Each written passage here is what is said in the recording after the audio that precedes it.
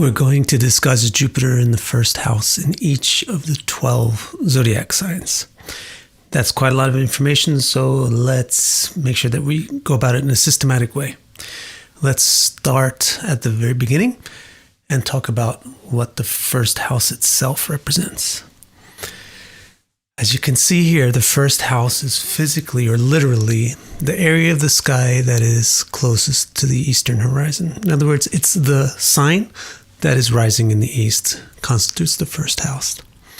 So all the symbolism of the first house stems from the fact that the east is where the sun rises. Sunrise represents the beginnings of things. And so that's why the first house represents the birth. Because it represents the birth, it represents the thing which is born, the body. And because it represents the body, it represents what the body makes tangible, which is the self. On that subject of tangibility, beginnings, really philosophically speaking, are not truly beginnings, but yet just the coming into visibility. And so the first house has that nature of making things manifest. It has to do with things becoming real and tangible.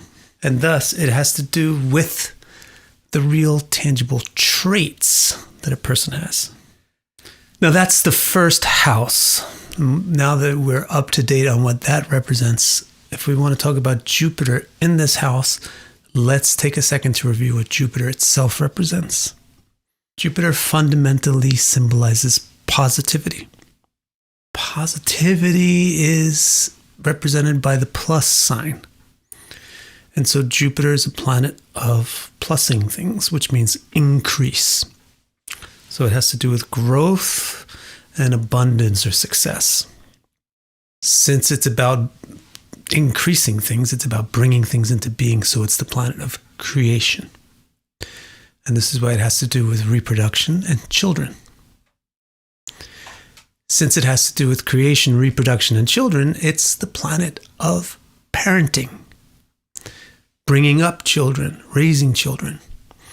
So it has to do not only with parents, but also with teachers and guides of all sorts, which can include gurus, priests, any kind of word you want to use for that. What do teachers and guides and parents give to the children in order to make them grow up? Actually, it's guidance, wisdom. So Jupiter is the planet of wisdom. This is why it's associated with philosophy or religion. Another sense of the concept of positivity is optimism. Optimism is basically the trust that things will be good. And so Jupiter is the planet that signifies trust and faith. Optimism is basically a generous outlook. And so Jupiter is a planet of generosity. Hence it has to do with charity and therefore your virtue or your ethics. And because it has to do with your virtue and your ethics, it symbolizes your honesty and your lawfulness. Now that we are kind of refreshed about what the first house represents and what Jupiter represents, we can put the two of them side by side and see where they link up. For example, we said that Jupiter has to do with positivity. The first house has to do with your character traits. Positivity is a character trait. So putting in Jupiter in the first house links up, or it like highlights the positivity as a character trait. Another thing is that Jupiter has to do with increase, bringing things into being. And the first house has to do with things coming into being, manifestation. Another thing is that Jupiter has to do with children, and the first house has to do with birth. So these are the three pillars or key points or seeds of a good interpretation of Jupiter in the first house. If you let these seeds grow, or if you build on these pillars or flesh out these key points, you'll get good, reliable, solid interpretation for what Jupiter represents in the first house. Let's do that a little bit now. So Jupiter represents positivity, and the first house represents the character trait of positivity, right? So what does it mean then for a person who has Jupiter in the first house? Well, basically they have a positive nature. So we'll call that an auspicious nature because that's what auspiciousness means. So in other words, we would expect the person to be gracious, generous, helpful, smart, beautiful, wealthy. These are different options of what positivity or abundance can look like as a character trait. The exact way that it will look in an individual depends on all the rest of the conditions in that individual's chart. We also said that Jupiter has to do with increase and the first house has to do with manifestation. So they both have to do with bringing things into being. So what does that mean to a person with Jupiter in the first house? It means you will do good things. So there's two senses to that. One sense is that you're moral and the other sense is that you're successful. Moral means you do good things, like you don't do bad things. And successful means you do things good. You don't do things bad. You do things well.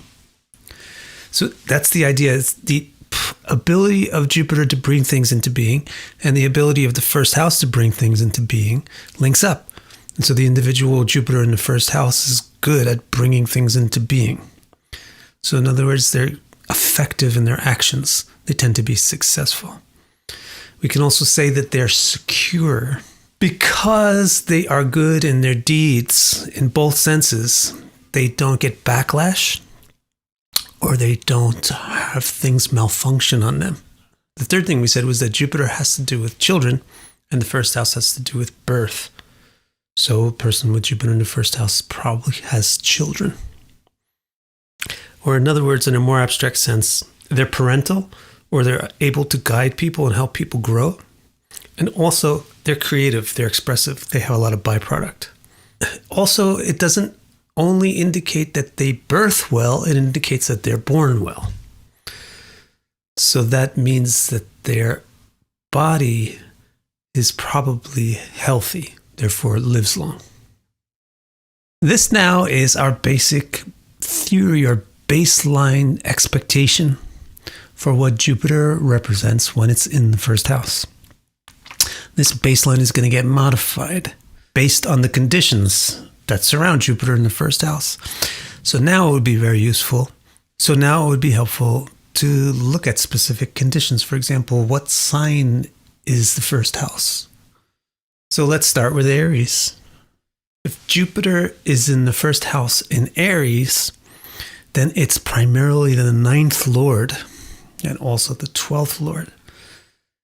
So what that's going to do is that's going to increase the philosophical nature or the educational nature more than the baseline of Jupiter in the first house. So for example, we have that basic idea of positivity and character means they have auspiciousness, so probably they have good things. Now, on this list, if it's Aries first house, then we have to add, they probably have more learning. But now we should also include the nature of Aries itself.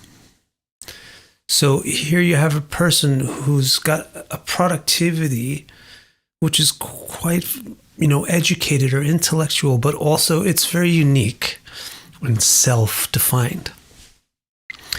An example of a well-known person with Jupiter and Aries in the first house is Johannes Brahms. Now, Brahms was a very philosophical and intellectual and ideological person. And what's very noteworthy about him is that he was agnostic in the face of great pressure towards being Christian.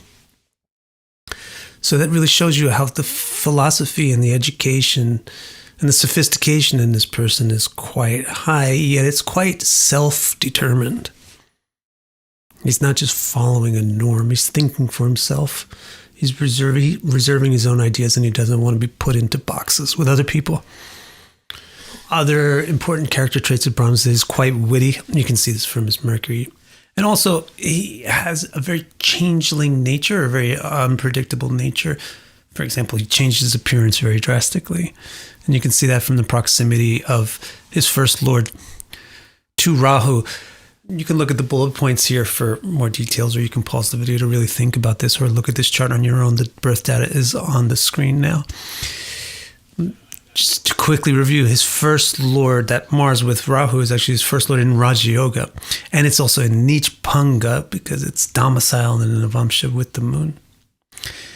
The ninth lord is on the ascendant, the benefics bracket, the ascendant, the moon is in the ninth house. So all of these things are really enhancing his ability to be famous. That's the context in which he has this placement of Jupiter in Aries' first house. And he's very artistic. From the rest of the context of the chart, his third and his ninth lords are on the ascendant. His Venus is in Rohini in the third house, and it's aspected by the 11th lord. The ninth lord is aspecting the fifth house. Now let's have a look at Jupiter in Taurus, first house. So now Jupiter is the 8th and 11th lord. So this Jupiter in the first house has a more sexy or attractive or appealing nature than the baseline stock interpretation of Jupiter in the first house. And since it's in Taurus, we can say that this individual's productivity will not only be attractive, but it's very compelling and sort of enduring. An example of a famous person with Jupiter in Taurus, the first house, is Martin Luther King Jr. Indeed, he's extremely attractive, also quite sexually active, very, very compelling, irresistible person. Besides just having Jupiter in the first house in Taurus, he has an exalted Venus with his moon in the 11th house. He is the second Lord Mercury on the 10th house cusp, second Lord Mercury on the 10th house cusp, so he's excellent with words. He has Rahu close to his ascendant, so he's not typical. He's revolutionary or rebellious. He has Mars and Saturn in mutual aspect, so he has a Raja Yoga of these two malefics, which means he's tough, he has strength, he can stand up against things. Now let's take a look at Jupiter in Gemini first house. Now, Jupiter is primarily the 7th lord and also the 10th lord. So what you're getting here is a clash between 7 and 10 being unstable houses, houses of movement, but the first house being a stable house, a house of manifestation. So this will decrease the stability from what we would expect otherwise of Jupiter in the first house, but will increase the attractiveness or allure. So we can say that this person is productive in a commercially attractive way because this is the Lord of the 7th and the 10th. And additionally, it's in Gemini, so they're communicative and interactive and commercial. They are, in other words, they're like popular. So an example of a person famous with Jupiter in Gemini first house is Greta Garbo. Indeed, she fits this bill very, very well. Her first lord and her moon are exalted, so that's increasing the context of fame. Her 5th lord Venus is in the 3rd house, while her moon is exalted, and her 11th lord aspects the ascendant. That's really giving a lot of talent. And her 9th lord is joined Ketu in the 9th house, while Mars aspects Jupiter in the ascendant. So this person is more kind of selfish and self-interested than you would otherwise expect from Jupiter in the first house.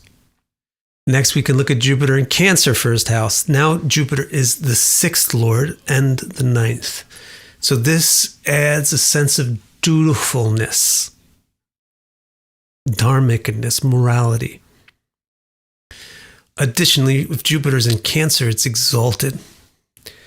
So we can say this person's productivity, their output, is very morally dutiful, and also it highlights the caring nature. A person who has this is Sri Ram, the famous Dharma avatar, the avatar who exemplifies political morality, dutifulness. Besides just having Jupiter in the first, it's also with the first lord in the first house. So all these effects that we expect from Jupiter in the first house are more magnified or more pronounced. Besides that, he's got a chart with 4 exalted planets. So it's just kind of like makes everything great. Next, let's talk about Jupiter in the Leo first house. Now Jupiter is the 5th lord and also the 8th lord. So again, it's becoming sexy or attractive, and it has this intellectual sense to its appeal. So we can say this person produces things in a smart way and with quite a bit of confidence. An example is Katie Holmes. She's quite an intelligent individual, and there are 3 things contributing to that besides just having Jupiter in the first house. She also has Mercury in the 5th. She has the first lord in the 5th, and she has a house exchange between the 1st and the 5th. She's also quite beautiful, and Jupiter in the first house has that potential to it. But besides that, she also has the moon in the first house. And besides that, she has Venus in Scorpio, which is very sexy or appealing. Katie Holmes is also a religious person, but got into religious difficulties with Scientology. So she has a 9th lord, which is exalted, yet it's in the 6th house. Now let's talk about Jupiter in Virgo first house. In this case, Jupiter is the 4th lord and also the 7th lord. So these 2 houses have to do with things being invisible or becoming invisible, 4 and 7. But the first house is about things becoming visible. So here, when you have the 4th and the 7th lord in the first house, you have this dichotomy between hiding things and showing things. So we can say that this person's productivity is complicated and quite dexterous, because that's the nature of Virgo. So overall, we would think they have a lot of dexterity in manifesting hidden things or hiding manifested things. An example of a famous person with Jupiter in a Virgo first house is the illusionist David Copperfield. Besides just having Jupiter in a Virgo first house, his Jupiter is with the 12th lord, who's the sun. The 12th lord as the sun is also a dichotomy between hiding and showing, and the 12th lord in the first house is also a dichotomy between hiding and showing. So he's really, really highlighting this ability of hiding and showing. And he's a magician, he's an illusionist. His inner planets are extremely bright, so he's pretty expert or intelligent. His 3rd and 8th lord Mars is in a mutual aspect with Jupiter. So 3rd and 8th lord, it's like mystifying or mystical talent, especially manual talent. And that's influencing his Jupiter in Virgo, which itself represents the ability to hide and show things dexterously. His 5th lord is in the 3rd house, while his Venus is in a mutual aspect with the 11th lord that indicates being artistic or being a performer. And then also, especially the Venus and 11th lord mutual aspect indicates great wealth. Now, how about Jupiter in a Libra first house? In this case, Jupiter is the 3rd lord and the 6th. So this will increase the talent aspect of auspiciousness, but it will decrease the generousness or ampleness or the ease or luxury that could be possible with Jupiter in the first house. So we can say that their productivity, the person is productive in a very talented or refined way and very sophisticated. And the example of a person with Jupiter in Libra first house is Jennifer Aniston, who is kind of noteworthy for not being able to have children. So why is that? We thought Jupiter in the first house indicates a person that does have children. Yes, she has Jupiter in the first house, but it's very close to Ketu. And it's not that close to the ascendant. Besides that, her 5th lord is debilitated, and that 5th lord is Saturn in Revati Nakshatra, which is the nakshatra of parenting. On top of that, her 12th lord is in the 5th house. Besides all those factors, also in the 5th house is Mercury, but it's deeply in Sandhi, or it's right on the border. And so that reflects in the educational challenges that she had, like dyslexia and so forth. She's a very artistic person, obviously. She's a capable actress. So the 11th Lord is on the 5th house cusp. That's very important for talent. The 10th Lord is in the 3rd cusp, and the 3rd Lord is in the 1st, aspected by Venus. Now let's turn our attention to Jupiter in a Scorpio 1st house. Jupiter here is the 2nd Lord and also the 5th. So Jupiter in Scorpio in the 1st house is more fertile and intelligent. So we're going to say the person's productivity is very ample, yet elusive or mysterious because it's scorpionic. An example here is Mata Hari, the spy exotic dancer. She has a lot of planets, 3 planets in Ashlesha, which is the nakshatra of mystique and allure and seduction. She has 2 Raja Yogas in her 5th house, so it's going to highlight the ability of Jupiter in the 1st to give education or intelligence. She's a spy. She works in intelligence and she has to be super intelligent.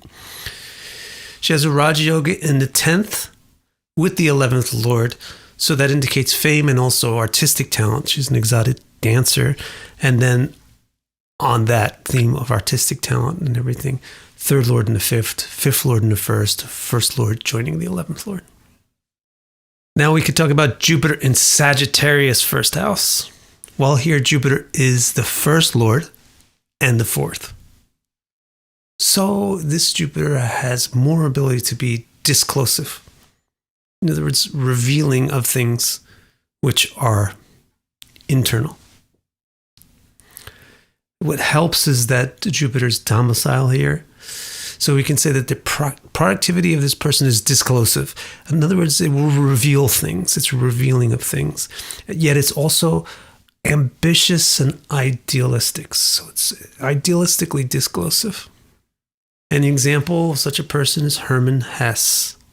Why is he so philosophical? Well, Jupiter in the 1st house indicates that a bit, right? In the sense of having auspiciousness means you have knowledge. But especially if it's in Sagittarius, now it becomes disclosive or able to show internal things. So it becomes philosophical or reflective. And his particular Jupiter is not just in Sagittarius, but it's Vargotama Sagittarius, which means that it's also in the Sagittarius subdivision, Navamsha. So it's very philosophical Jupiter in the 1st house. Besides that, this Jupiter is in a mutual aspect with a domicile Mercury forming a Raja Yoga, so that's adding intelligence into this picture. His 5th Lord is in Raja Yoga with Rahu in Pisces. So you can say that's also adding intelligence, but it's a specific kind of intelligence, which is quite spiritual or psychological. And finally, you can also take note that his moon is with all the malefics, really. It's with Mars and Saturn and then Rahu. And that reflects on how he has difficult personal life. Now, how about Jupiter in Capricorn 1st house? Jupiter here would be the 12th Lord and also the 3rd. So this is going to change this baseline interpretation of Jupiter in the 1st by adding a lot more toughness. In the baseline, we're thinking the person is very generous and giving, but not when Jupiter is in Capricorn in the 1st house. Transform that generosity into toughness. So we're going to say that this person's productivity is kind of desperate. They're trying hard to do something. And so they're intense about things. And they're very tenacious in how they work. So for example, Malcolm X, so his so-called debilitated Jupiter here is actually exalted in the Navamsha. And it's in a mutual Nichbanga Raja Yoga with Mars and aspected by Saturn. So this man is extremely strong in dealing with challenges. That's what all that is saying. Mercury is on his 5th house cusp, so he's intelligent. Mars is on the 7th house cusp.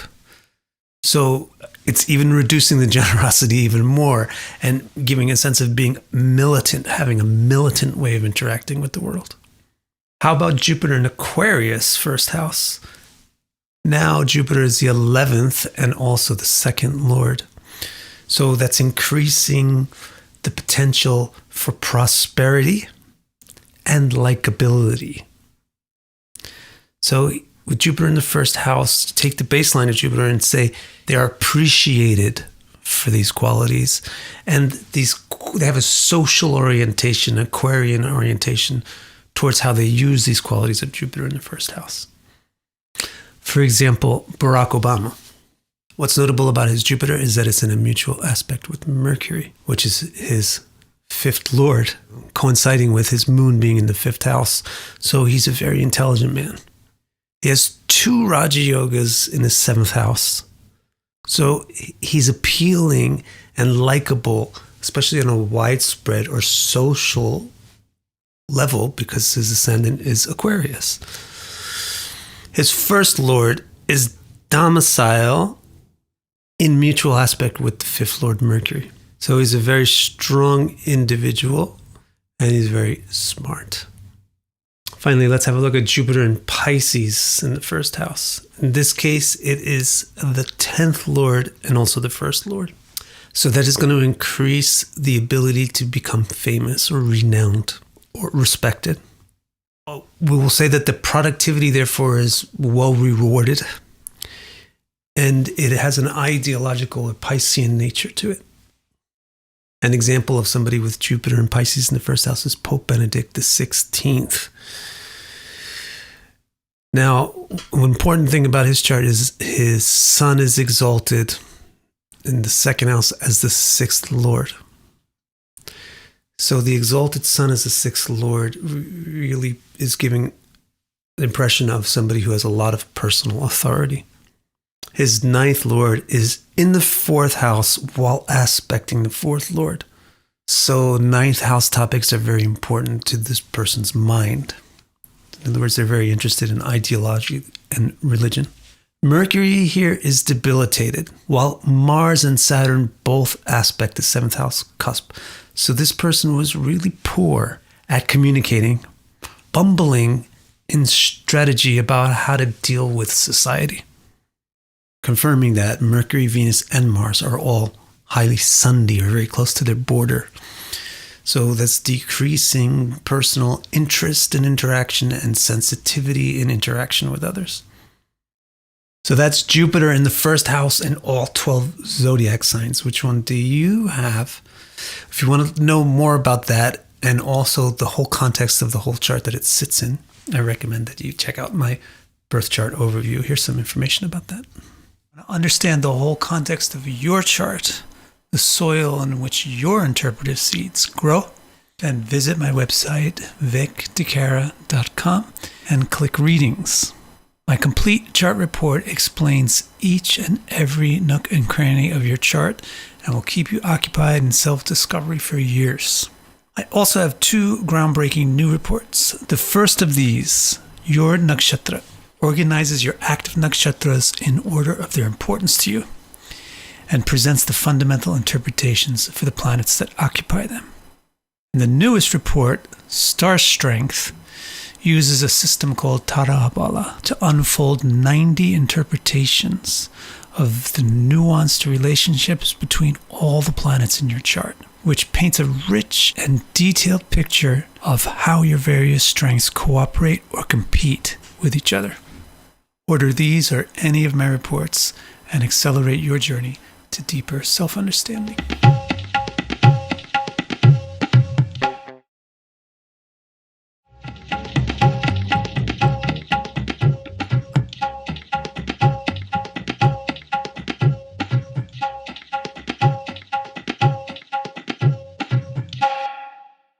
Let's discuss Jupiter in the second house in each one of the 12 zodiac signs.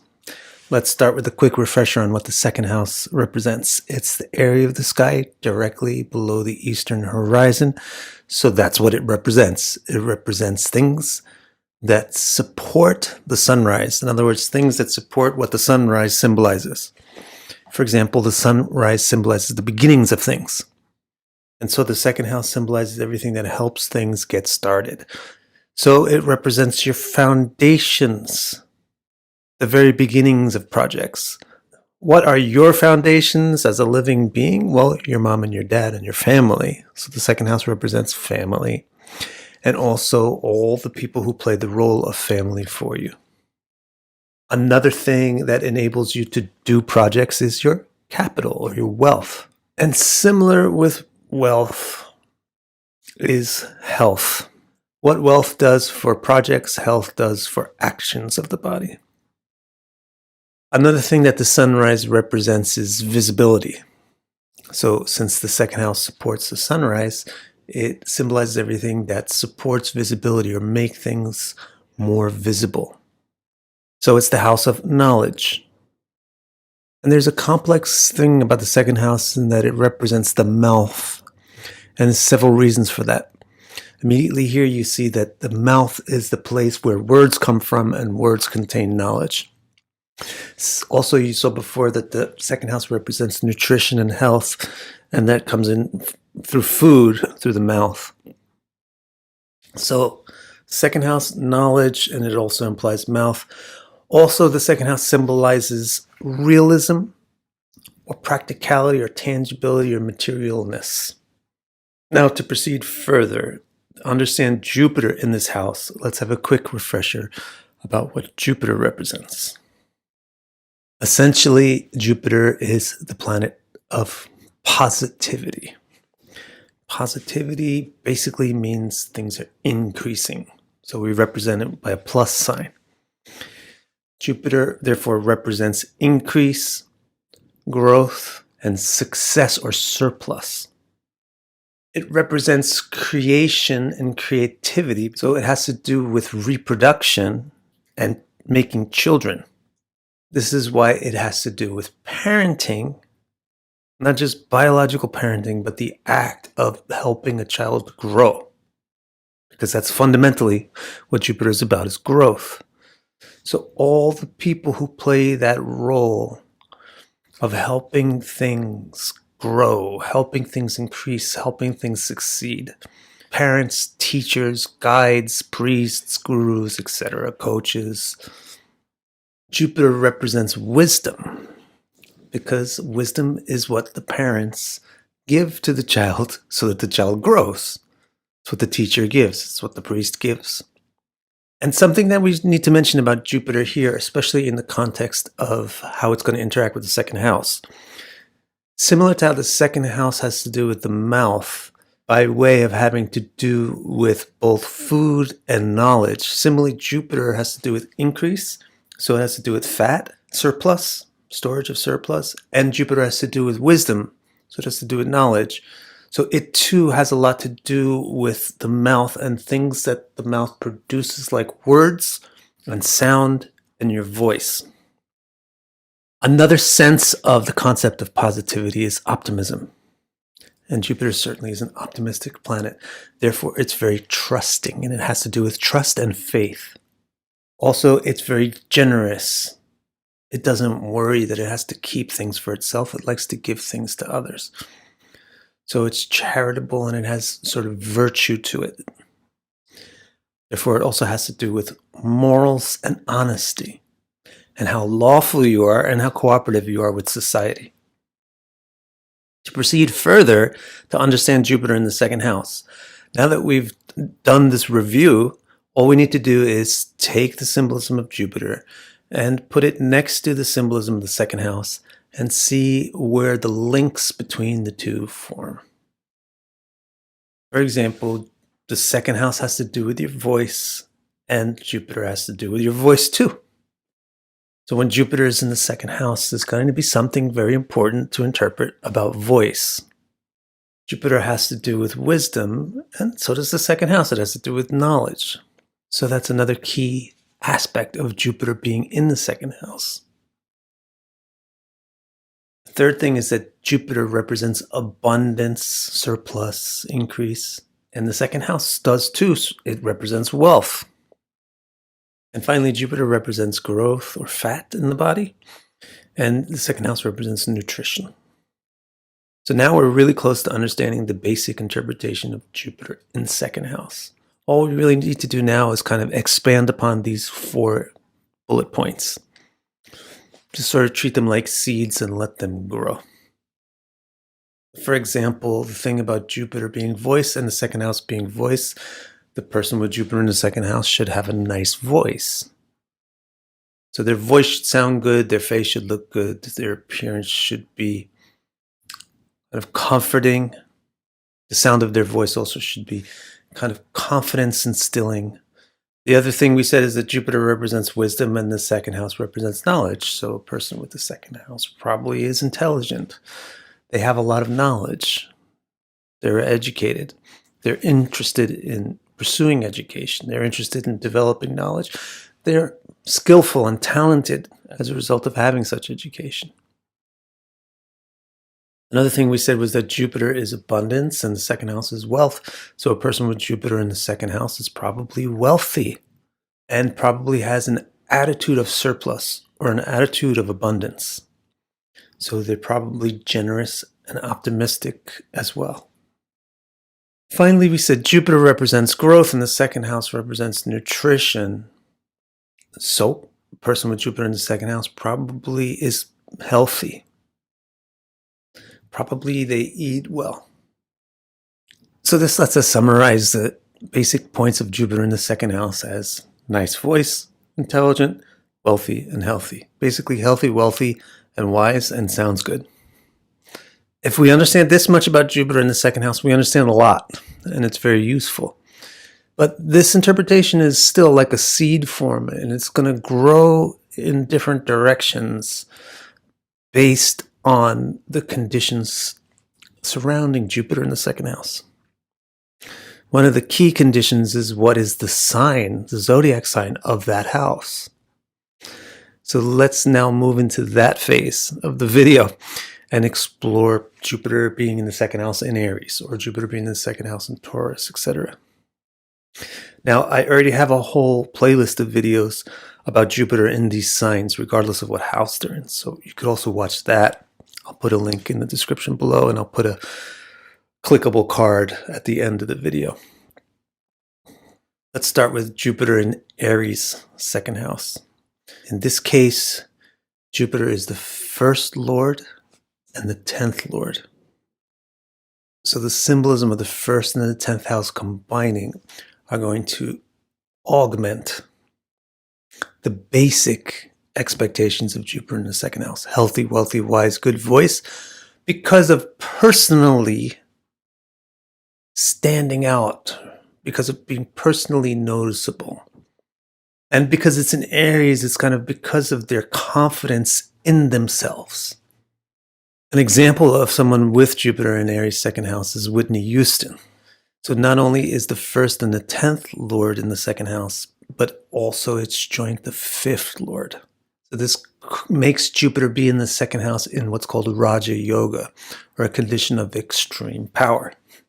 Besides that, she has an exalted Mercury very strongly aspecting the ascendant. So that's going to add to the ability to have good speech and to use words well and to articulate well. Furthermore, Mars is aspecting Jupiter and the moon in the second house. And this Mars is the 9th lord. So it's adding more Raja Yogas to the Raja Yoga, which is already in her second house.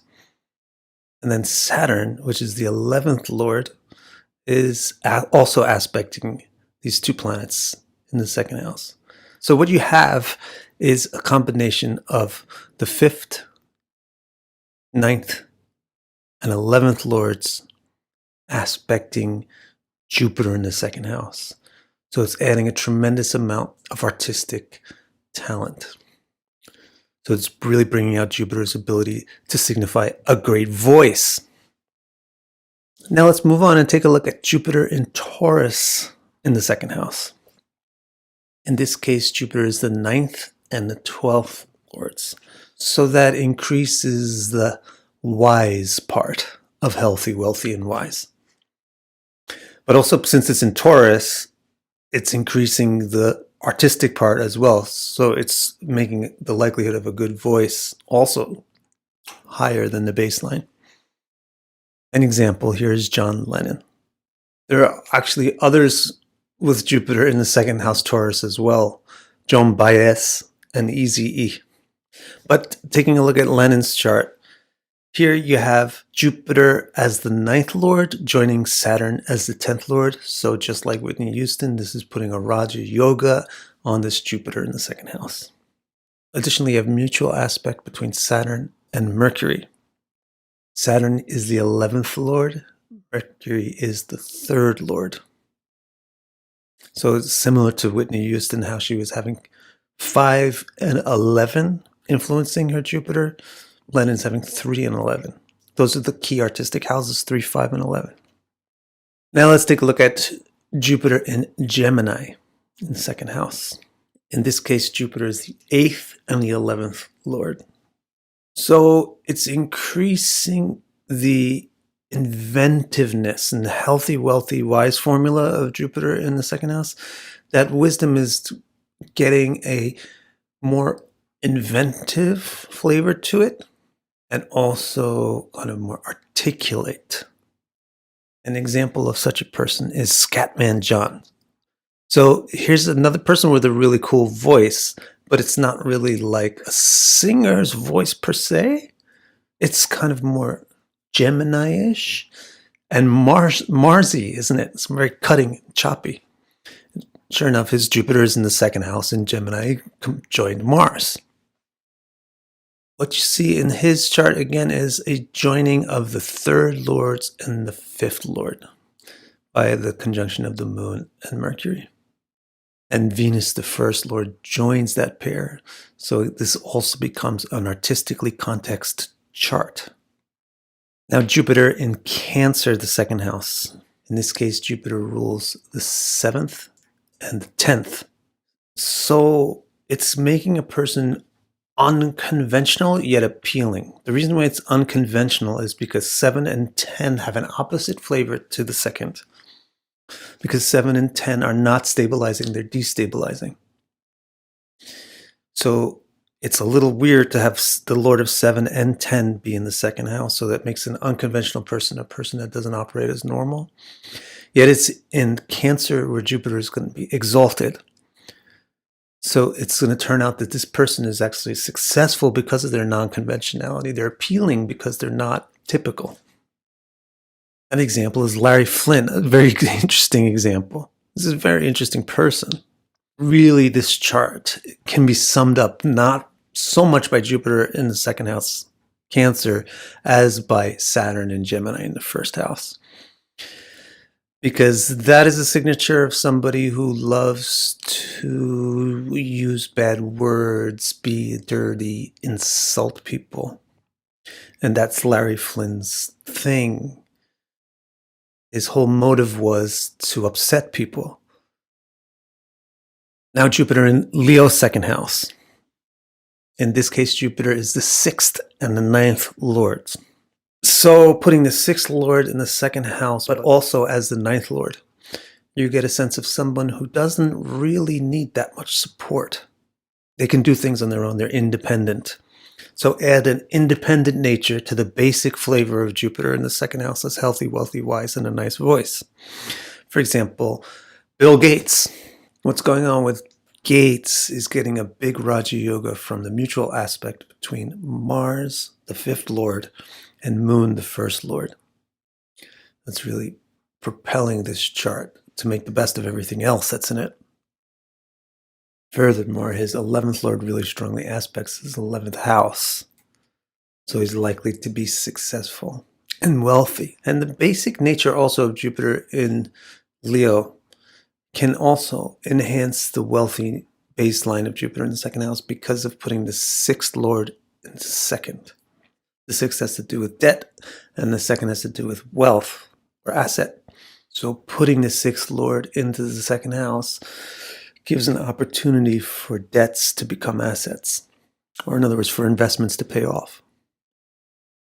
Now, Jupiter in a Virgo 2nd house. In this case, Jupiter is the 5th and the 8th lords. So here you get somebody that really knows how to use their intellect. So it's highlighting that aspect of healthy, wealthy, and wise because of their intellectual capacity and their ability to find information and utilize it. An example of such a person is Steve Martin. People don't really appreciate how intelligent you have to be a comedian, and how much. In Steve Martin's case, Jupiter joins Mercury. So what we have here is a juncture of the 5th and the 11th lords, which, as we've been seeing all along, is the signifier for somebody with artistic or creative talent. So that's why his Jupiter in the 2nd house becomes more artistic than Bill Gates. And how come it doesn't become as musical as like a John Lennon? Although you can't deny that he's very musical. He chose to really be most musical on a banjo, probably for its comedic value. But how come he's more known as a comedian? Well, the nature is Jupiter is in Virgo. It's more of a wordy, sort of nerdy, wordy sign than Aries or Taurus. Now let's talk about Jupiter in Libra 2nd house. In this case, it's the 4th and the 7th lord. So it's giving the ability to express and share with other people. I feel like this person knows how to explain things. This person knows how to express or portray. One example is Mozart. And one of the things about this chart, which is very important, is that we might not see right away, is that Jupiter and Saturn are in mutual aspect with each other. Jupiter is the 4th lord and Saturn is the 5th. So like Lennon, like Whitney Houston, this puts Jupiter in the 2nd house in a Raja Yoga.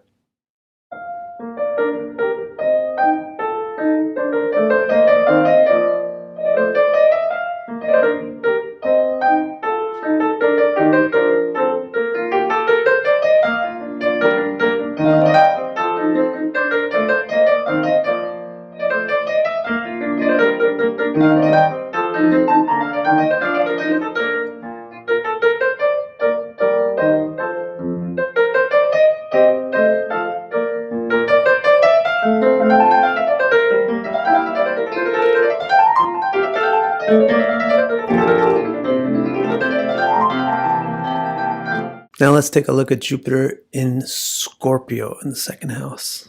In this case, Jupiter is the 3rd lord and the 6th lord.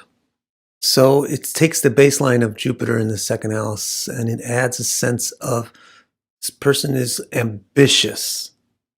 An example of someone with Jupiter in Scorpio 2nd house is Sally Field.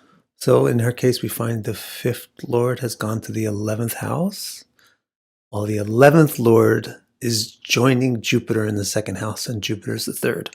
So here's another artist with the 3rd and 11th lords joining, while the 5th lord makes some connection to the 11th house. Now Jupiter in Sagittarius 2nd house. In this case, Jupiter is the 2nd lord itself and the 5th lord. So expect a lot more emphasis on the wise part of Jupiter being healthy, wealthy, and wise in the 2nd house. Pope Pius XII has Jupiter in Sagittarius 2nd house. He's not the only pope with Jupiter in the 2nd house. There's also Pope Pius IX, but his was in Libra. So what's going on with his Jupiter in the 2nd house is that it's in mutual aspect with the moon, who's the 9th lord.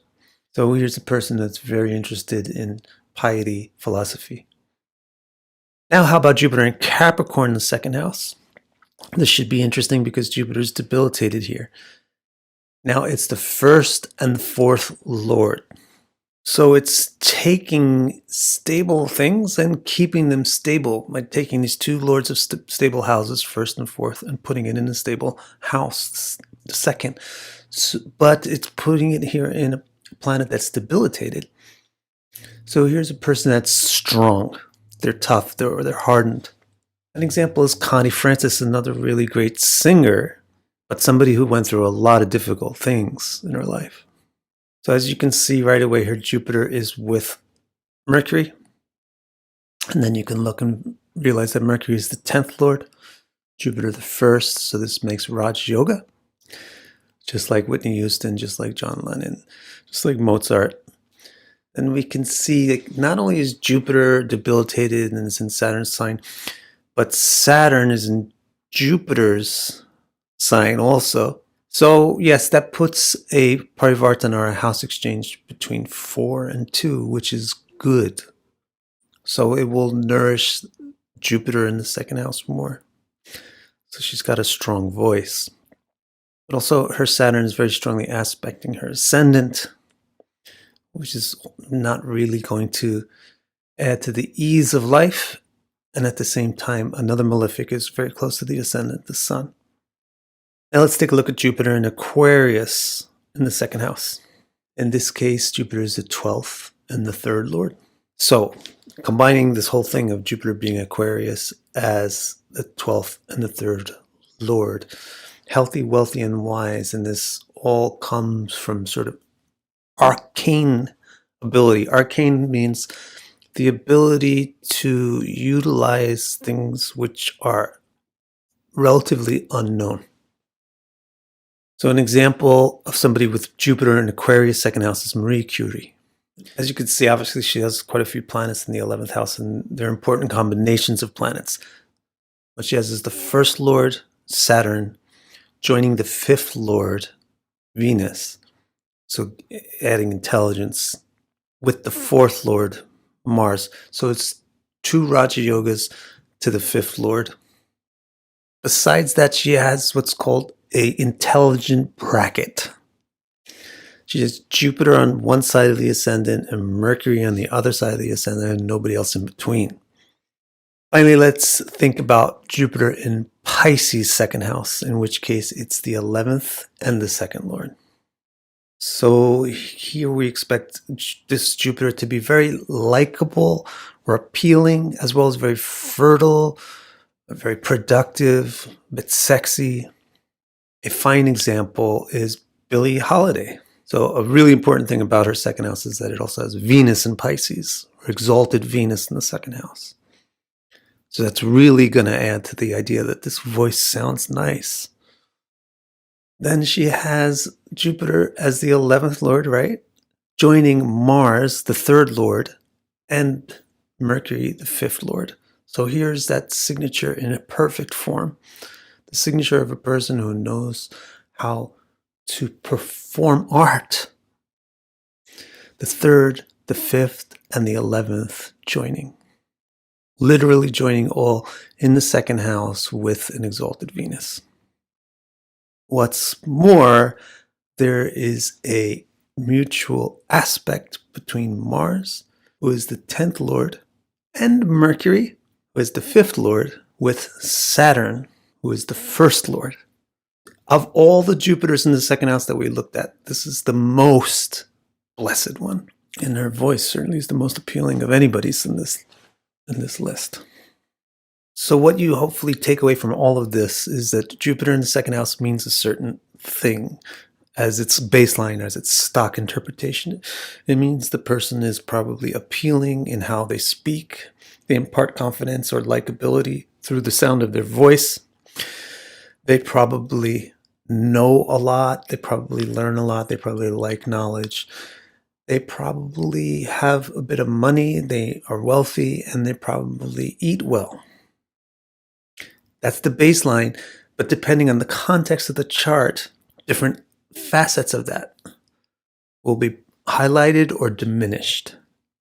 What you really see happening with Jupiter in the second house is it really has a fantastic ability to indicate singers. Whitney Houston, John Lennon, Joan Baez, Eazy-E, Scatman John, Dolly Parton, Holly Francis, and the great Billie Holiday.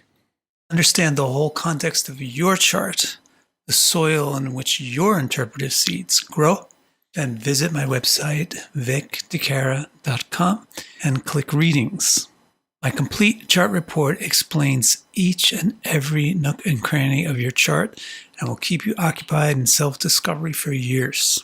I also have 2 groundbreaking new reports. The first of these, Your Nakshatra, organizes your active nakshatras in order of their importance to you and presents the fundamental interpretations for the planets that occupy them.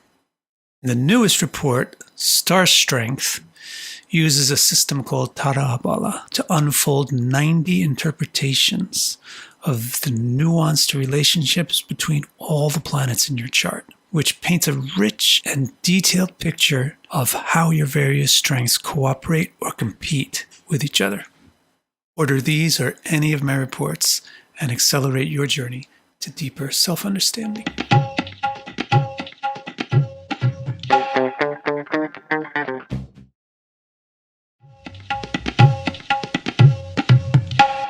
Let's discuss Jupiter in the third house, and let's illustrate it with the charts of 12 well-known people. Lionel Messi, Richard Pryor, Ron Howard, Donatella Versace, Osho, Pope Paul, Donald Trump, Ernest Hemingway, Jimmy Carter, Caitlyn Jenner, Michelangelo, and Jim Carrey. So let's start off by reviewing what the third house represents. As you can see here, it's the part of the sky that's below your feet, but towards the east. So it has to do with your inner feelings, but what it symbolizes is the way those feelings move towards yourself. So that is the basic nature of the third house. It represents self-focus. So it's very important for self-worth and self-love, but also if you screw up this house, it's very important for selfishness. It has to do with your ambition, what you want for yourself, what drives you, what are you hungry for. It has to do with your decision making or your bias towards what you want and away from what you don't want. So it's your decisiveness and your clarity. This house is very strong. It represents physical strength and discipline. In other words, it's about taking your inner things and moving them east or making them real. So it's about the exertion of force, the exertion of strength. Also, it's about skill or expertise, the kind of intellect which knows how to accomplish something. And this house symbolizes conflict and the people with whom you conflict, because it's a selfish kind of house. So when you put a bunch of third houses together, they all compete with each other, they clash with each other. So this house has to do with how well you cooperate or contest with the people in your same bracket, like your siblings or your peers or your rivals. Now that we understand what the third house represents, let's take a step forward and ask what Jupiter represents. Fundamentally, the most essential thing that Jupiter symbolizes is positivity. Positivity can be summarized in that little handy plus sign. Plus means increase. And that is the root of what Jupiter is all about, the increase of things, the growth of things. And so it has to do with abundance, and surplus, and success. Since it has to do with increasing things, it has to do with creating things, bringing things into being. So it's a very important planet for reproduction and childbirth and growth. That's why it's also a very important planet for parenting and parents and anyone who plays a parental role in society, like teachers, like priests. And since Jupiter represents the people who help the child grow up, it represents the way that they help the child grow up by giving them guidance and information and wisdom. So Jupiter is the planet of wisdom and guidance and things that guide us, like philosophical systems and religious systems. Another sense of positivity is to be optimistic, and Jupiter is the planet who trusts other people. Jupiter is optimistic about how things will turn out, so it has faith in the future. This is why Jupiter is a generous planet. It gives the benefit of the doubt, and it likes to give. It's charitable, and that's why it has to do with virtues. Since it has to do with the benevolence and the virtue, Jupiter also has to do with honesty and lawfulness. Now we can take the next step forward and compare Jupiter with the third house to find where their symbolisms link up. Because wherever the symbolism of the planet links up with the house, that's what you have to interpret as the primary effect of the planet being in the house. For example, Jupiter is generous, but the third house is greedy, it's selfish, it's ambitious for itself. So this is going to be something that we have to interpret. This is a focus point for understanding Jupiter in the third house. Jupiter represents helpfulness, whereas the third house represents combativeness. So this is another key point where the symbolism of the planet links with the symbolism of the house, but in a clashing way. This is another key thing to bear in mind to understand how we interpret Jupiter in the third house. Finally, there is one nice thing about Jupiter in the third house. Jupiter has to do with increase, and the third house has to do with ambition. So that gets along well because the third house wants more, and Jupiter can provide more. So this will be another focal point that we should focus on to understand Jupiter in the third house. Let's expand on these three focal points now. But before we do that, let's bring back these faces that we have of famous people with Jupiter in the third house so that we can kind of put a face on the interpretation. So we have Messi, Richard Pryor, Ron Howard, Versace, Osho, the Pope, the Trump, Ernest Hemingway, Jimmy Carter, Caitlyn Jenner, Michelangelo, and Ace Ventura. I mean Jim Carrey. So you might notice right away that there's not a lot of women on this list. And if you look back on the side of the screen that's showing the three fundamental traits of Jupiter in the third house, the clash between generosity and greed and that clash between helpfulness and combativeness, those two things are more difficult to utilize in a positive way when you're female. But they're easier to twist into kind of a positive or attractive male trait. The two females who are on this list are also interesting. One is Versace, who has Jupiter in Cancer, and the other is Caitlyn, who has Jupiter in Capricorn. The significance of that is here's Jupiter in two unusual circumstances in the third house, in one case exalted, in another case debilitated. So let's go ahead and think about how we should flesh out this first focal point of Jupiter being generous, but the third house being greedy. What does it result in? I don't want to be so blunt, but you have to be blunt, because just like when you have paint that you buy from the art store, it's gaudy, overly colored paint. It's not sophisticated paint. The artist makes it sophisticated by blending it with everything else. Similarly, Jupiter in third house is just the tube of paint that you will use to get an accurate picture of somebody's personality and life. Jupiter in the third house means a certain thing. But the way that symbolism works with the rest of the symbolism in the chart decides what the actual person is. You should definitely try to understand what Jupiter in the third house represents. But when you're looking at an individual with Jupiter in the third house, it won't represent exactly the out-of-the-box meaning of Jupiter in the third house. It will take that meaning and blend it with the rest of the out-of-the-box meanings of the rest of the things that are in the chart. But this tube of paint, because it's a clash between greed and generosity, it looks selfish. Other words that we might put up here are thrifty, and we might also say cunning. They want stuff, so they calculate how to get it, and when they do give a bit away, it's because they know they'll get more back in return. Obviously, from this list of faces, we have a great poster child for this selfish principle. It's Mr. Trump. Though if you look at anybody on this list, you can see how selfishness is a pretty significant motivator in driving them to their success. But also we have some questionable people like Ron Howard and the Pope Paul and Michelangelo. They weren't really known as being selfish, were they? In fact, they're kind of humble people. Okay, so look at the signs that Jupiter is in the third house in those three cases. Aquarius, Virgo, Gemini.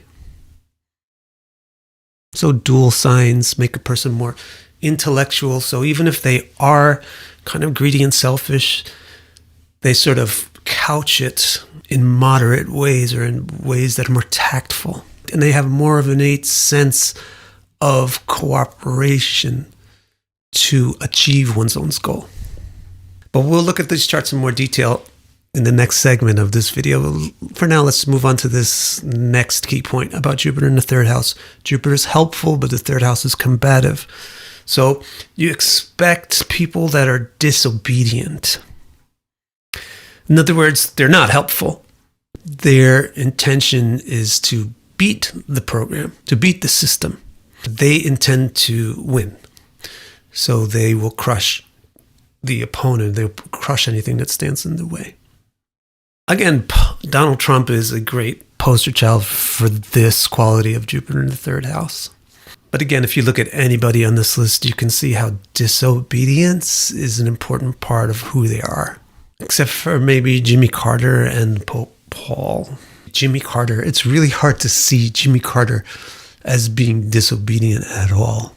Just look at the sign that Jupiter is in the third house. This is what I mean, how you have to mix the color from the tube with the rest of the colors from the rest of the tubes that are involved in a chart.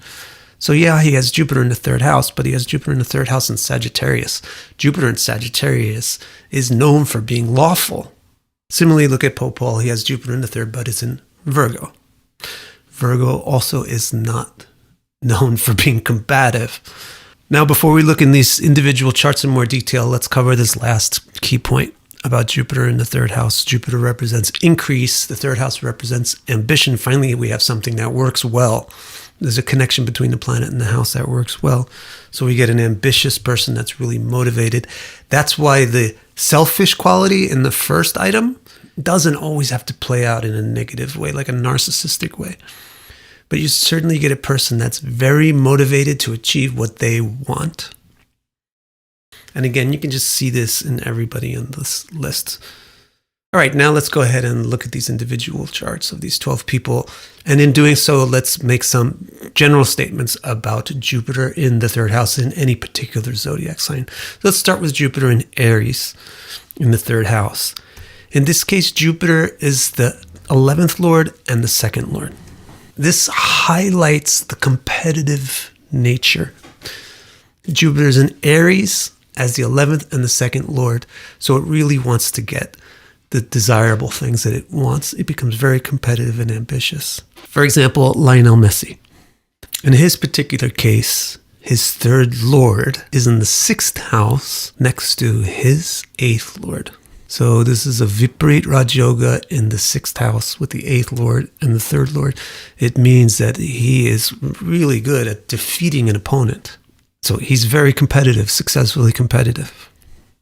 You also want to notice that both of the key malefics, Saturn and Mars, aspect his ascendant perfectly or nearly perfectly. And Saturn is the first lord aspecting the first house. So malefic nature gives the edge to be competitive and to win, not to cooperate, at least not to cooperate with people that are not cooperating with you, not to cooperate with your enemies, not to negotiate. In addition, Mr. Messi has a mutual aspect between Saturn and Moon. Now, the Moon is his sixth lord, and Saturn his first, and 12th, actually. So here's a person that is very oriented towards beating people. Jupiter in the third house in Aries is an important part of that recipe, and that recipe is really augmented a lot by these other factors that we just pointed out. Now let's go on to talk about Jupiter in a Taurus third house. In this case, Jupiter becomes the 10th lord and the first lord. So that highlights ambition, and it also highlights talents. The reason it highlights ambition is because it's the first and the 10th lord. So this is talking about what you want from society. And the reason it suggests utilizing talents to achieve the ambitions is because it's in Taurus. So for example, Richard Pryor. Now in his case, his 11th lord has joined his first lord Jupiter in the third house.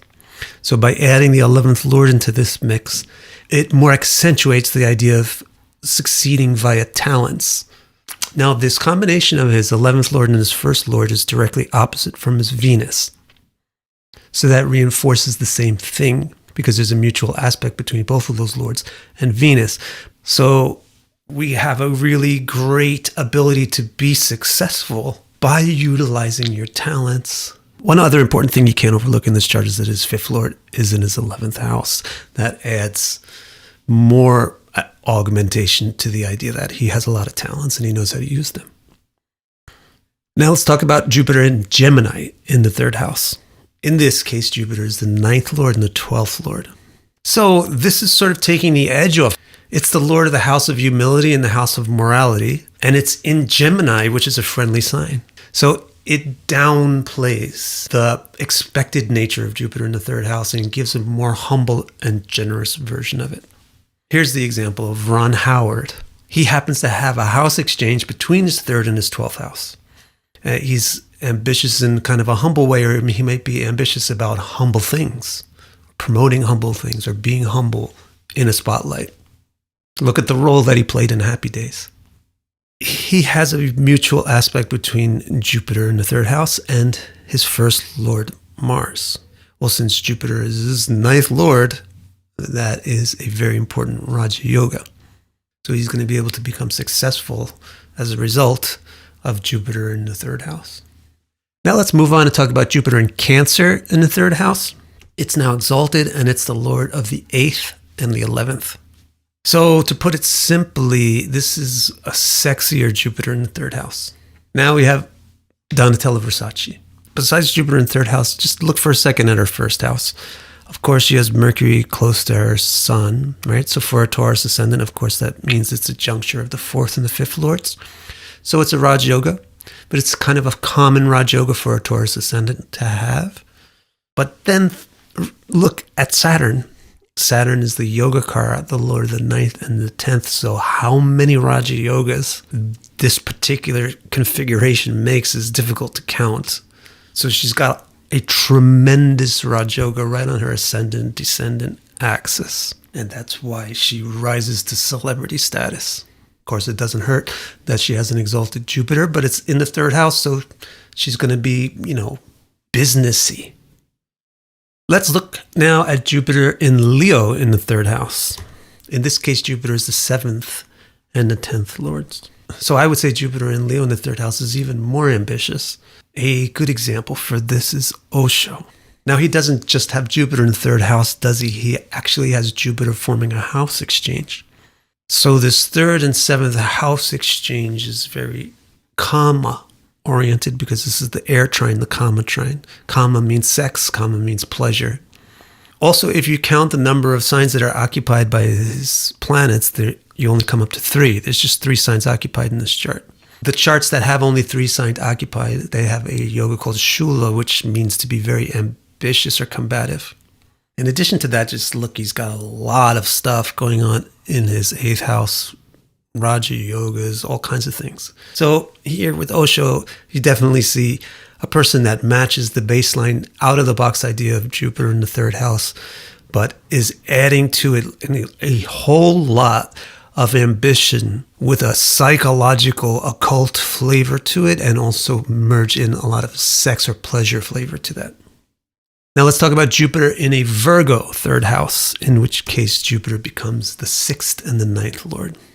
This person might be more strident than you would expect otherwise from Jupiter in the third house. Or in other words, they might have more very clear morals.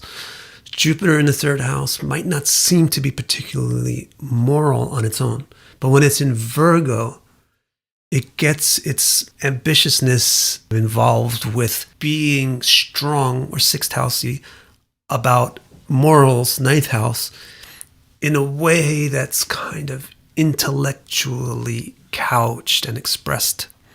The example here is Pope Paul, who really was very middle of the road in terms of being conservative or liberal. Very true to form of having Jupiter in Virgo. Like Osho, he's got all his planets in 3 houses. So there's ambition here, maybe more than you would expect from Jupiter in Virgo in the third house. So he's going to get himself involved in leadership positions in politics.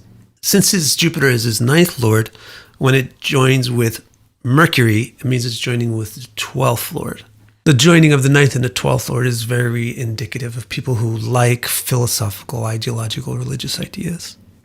Besides that, in his 4th house, his first lord, the moon, joins his 5th lord, Mars. So he has a Raja Yoga. And of course, for a Catholic priest and pope, it doesn't really hurt to have a debilitated Venus. And he has a debilitated Venus right on 0 degrees of its debilitation. And it's the 11th lord. So you get a person that can really be a celibate and a renunciate and a religious figure. Now let's move our discussion to Jupiter in Libra in the 3rd house, in which case Jupiter becomes the 5th lord and the 8th lord. And that's why we expect more cunning, because the 5th house is intellectual. The 8th house is kind of subterfuge. So they really understand how to achieve what they want without really getting caught or noticed at it. It's not surprising that Jupiter is in the 3rd house in this sign for Donald Trump. Besides his Jupiter in his 3rd house, just turn your attention for a second to his 12th house. So there you see Mercury, Saturn, and Venus together. Mercury is his 2nd lord and 11th lord.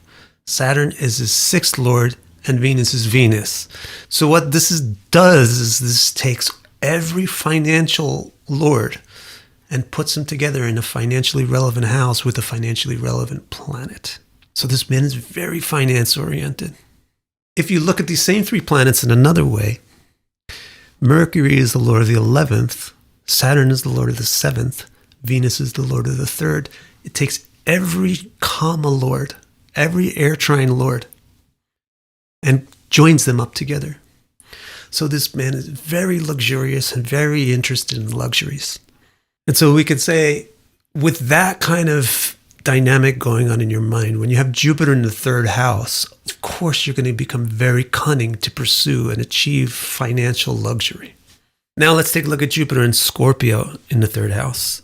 Now Jupiter is the 4th and the 7th lord.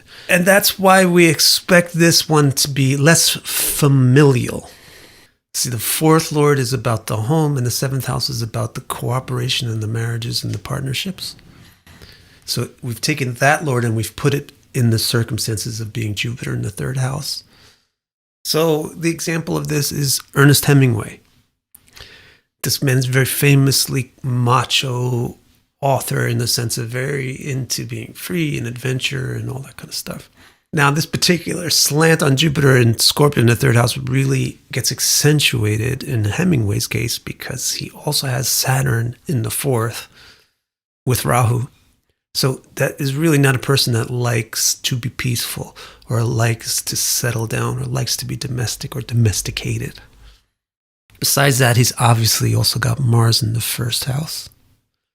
So Mars is not a planet that likes to be domesticated. Furthermore, Saturn is his 6th lord. So he's not really a cooperative person. He's much more of a combative person or a contestive person. Now, despite his otherwise very kind of macho or manly nature, he's actually very artistic. And you can see that by the fact that his 2 malefics that are in these prominent places are actually the 3rd lord and the 5th lord, and they're in mutual aspect with each other via their square aspects. So he does have a mutual aspect between the 3rd lord and the 5th lord, which tends to indicate a lot of skill and talent. On top of which his 11th lord is in the 5th house, which indicates the same. And don't forget, Venus is in his 11th. Now let's talk about Jupiter in Sagittarius in the 3rd house, in which case Jupiter is the 3rd lord and the 6th lord. So this is going to improve the flavor, and it's going to kind of amend the interpretation of Jupiter in the 3rd house. When Jupiter's in the 3rd house in Sagittarius, expect it to be more successful at what it does and isn't as uncooperative or rebellious. To give the example for this particular placement is Jimmy Carter. Move your eyes off of Jupiter in the 3rd house for a minute and notice that his 1st lord has gone to the 11th house and his 11th lord has gone to the 1st house, curing its debilitation by virtue of the fact that it's in house exchange with its lord. Besides that, take a look at the 2nd and the 5th house. The 2nd lord has gone to the 5th and the 5th lord has gone to the 2nd. So he has 2 house exchanges or parivartanas. This particular one, between 2 and 5, is also a Raja Yoga parivartana. because Saturn is the 5th lord and Mars is also the 7th. Furthermore, his Mars is exactly opposite, almost, his Venus. So there's a mutual aspect between Mars and Venus, which is the 1st lord and the 7th lord. That's another Raja Yoga, and that particular configuration implies very clearly a sense of ability to cooperate with others. Additionally, his moon being in the 2nd house as his 10th lord gives that Saturn yet another Raja Yoga.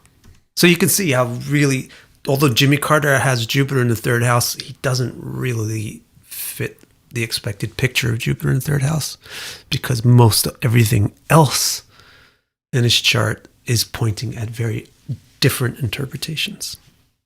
Now let's turn our attention to Jupiter in Capricorn 3rd house, in which case it's the 2nd lord and the 5th lord.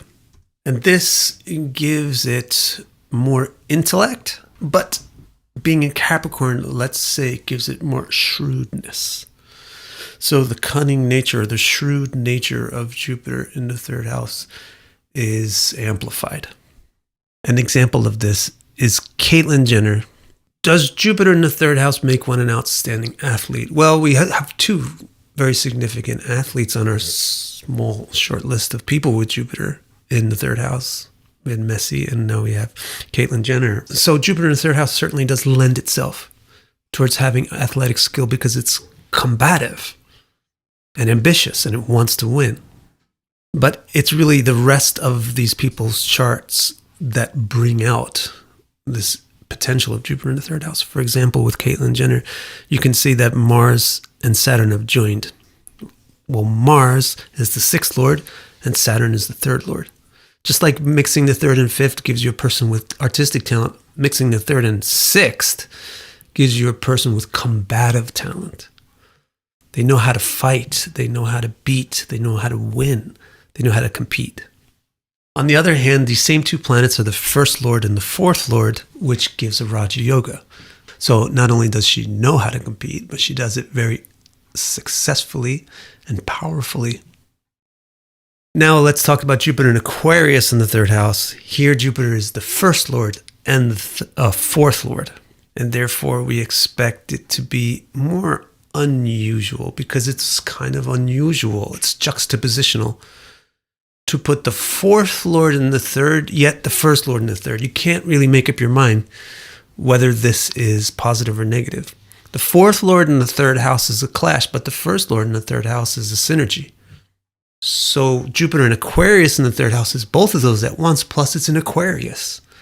Aquarius itself is eclectic and takes things from very divergent places and tries to harmonize them. So this Jupiter in Aquarius is not going to be a typical boilerplate Jupiter in the 3rd house. As an example, we have Michelangelo. As you can see, his 3rd house Jupiter has a housemate. It's Mercury. And that Mercury is the 10th lord. So that means Jupiter the 1st and Mercury the 10th lord have joined. That means they make a Raja Yoga. Also, what you have in his case is the 11th lord has gone exactly to the 5th house. You'll notice it's at the exact degree, or very close to the exact degree of the cusp. And therefore, it's very strongly influencing the 11th house. And that's a lot of artistic talent. Meanwhile, his 3rd lord, which is the other important member of the artistic triad, the 3rd, the 5th, and the 11th. So his 11th lord is in the 5th house, aspecting the 11th, and it's being aspected by the 3rd lord. Finally, let's discuss Jupiter in Pisces in the 3rd house. Here, Jupiter is the 12th lord and the 3rd lord itself. So this is also kind of unusual, or I would say bipolar, for the similar reasons to what we discussed with Jupiter in Aquarius. The 3rd lord in the 3rd house is great. It works well together, of course. The 12th lord in the 3rd house doesn't seem to work together, because 12th is humility and 3rd is selfishness. Yet here's Jupiter in its own sign, so it should be good. Yet it's Pisces, which is equivocal by nature, or bipolar by nature. So this Jupiter in the 3rd house has the qualities of Jupiter in the 3rd house, but in a more fluctuating nature, more dramatic extremes. As an example of this, we find Jim Carrey. Very bipolar. Moving our eyes off Jupiter in the third over to his seventh house, we find a conjunction of Mercury, Saturn, and Mars. Mercury is his ninth lord, Saturn is his first lord, and Mars is his 11th. So what we've done is we've given a Raja Yoga and involved the 11th lord in it. So we've given a lot of ability to entertain others. So there you have it, Jupiter in the 12th house. Hopefully you understand it out of the box and also how it works in various different signs and various different charts. If you want to understand the whole context of your chart, the soil in which your interpretive seeds grow, then visit my website, vicdecara.com, and click Readings. My complete chart report explains each and every nook and cranny of your chart and will keep you occupied in self-discovery for years. I also have 2 groundbreaking new reports. The first of these, Your Nakshatra, organizes your active nakshatras in order of their importance to you and presents the fundamental interpretations for the planets that occupy them. And the newest report, Star Strength, uses a system called Tarabala to unfold 90 interpretations of the nuanced relationships between all the planets in your chart, which paints a rich and detailed picture of how your various strengths cooperate or compete with each other. Order these or any of my reports and accelerate your journey to deeper self-understanding.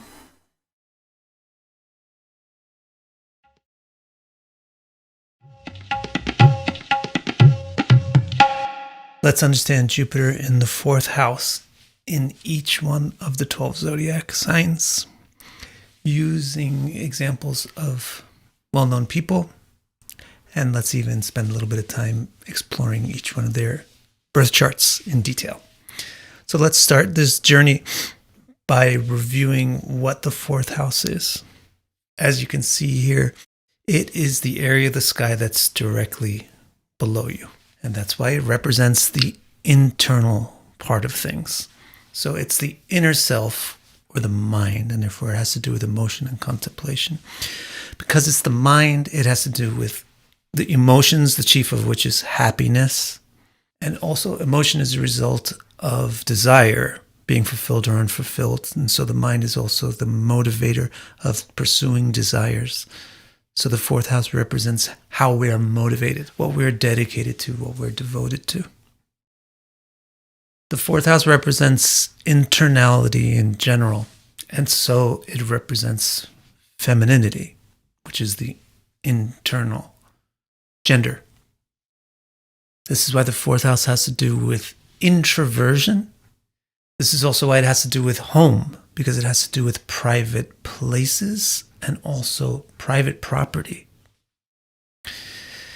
This is also why it has to do with ancestry, the people who are in your home, your family, where you come from, especially your mother. And finally, this is why it has to do with stability or the foundations of a person.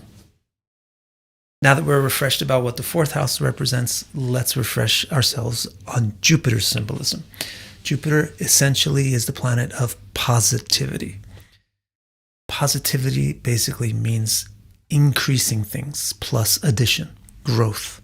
And so this is why Jupiter represents creation, because it's all about increasing things.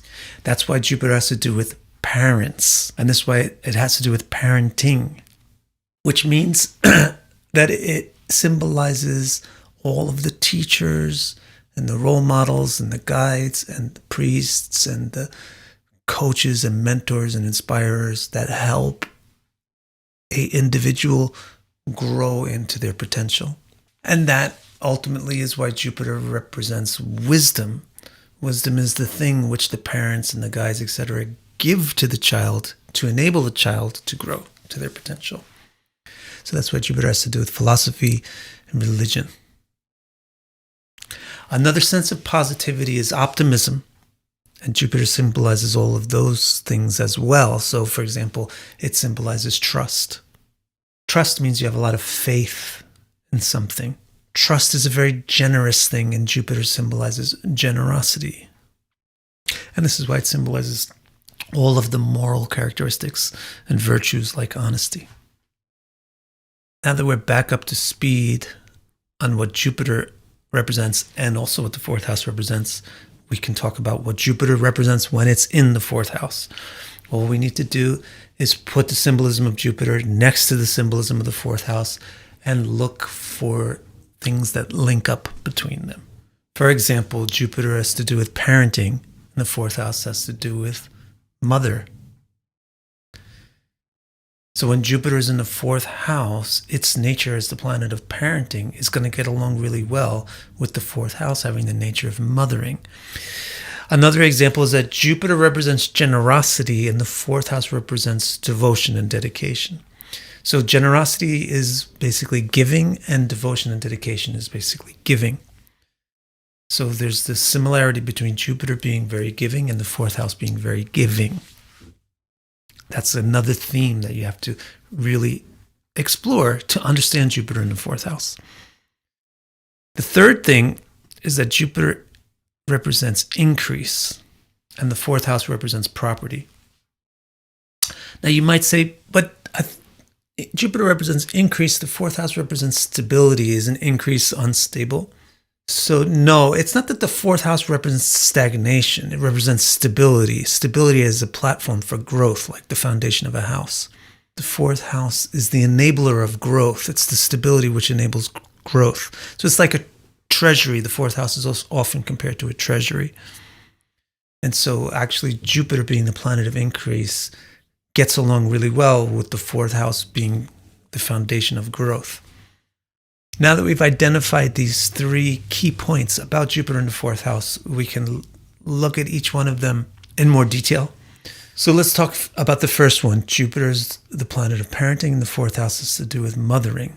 So people with Jupiter in the fourth house probably got good parenting, good mothering. They got good nurturing. And they will have the result of good nurturing as well, which means they have a peaceful heart. They have inner happiness, inner content, and they have a good heart. And that segues into the second key point, which was that Jupiter is all about giving, and the fourth house is all about giving. So Jupiter in the fourth house represents a good nurturer. Not just someone who got good nurturing, but also someone who gives good nurturing. And the two of those generally go hand in hand, although it is possible to separate them and have one and not the other. Usually they go hand in hand. So people with Jupiter in the fourth house have qualities that lend themselves well to nurturing others and helping others grow. So they tend to be virtuous, faithful, and optimistic or encouraging. The third point is that Jupiter is about increase and that the fourth house is property and the foundation for increase. So what you should get here is a lot of good potential for increase or success. So people probably have good wealth and they have steady increase in their prosperity. Considering all this, it is possible to make a pretty simple generic statement about Jupiter in the fourth house, which is just that the fourth house is a really nice place for Jupiter, and it tends to just magnify Jupiter's own qualities. So it will magnify the parenting, magnify the ability to have guidance, and magnify the prosperity. Now, let's match some faces to this story and see if it actually matches up. Who are some well-known people who have Jupiter in the fourth house? Russell Brand has it in Aries, Audrey Hepburn in Taurus, Alexander Graham Bell in Gemini, Billy Graham in Cancer, Charles Bukowski in Leo, Lana Turner in Virgo, Jack Black in Libra, Ted Bundy and O.J. Simpson in Scorpio, Nicholas Copernicus in Sagittarius, Hitler and Dahmer in Capricorn, Robin Gibb in Aquarius, and Leonardo da Vinci in Pisces.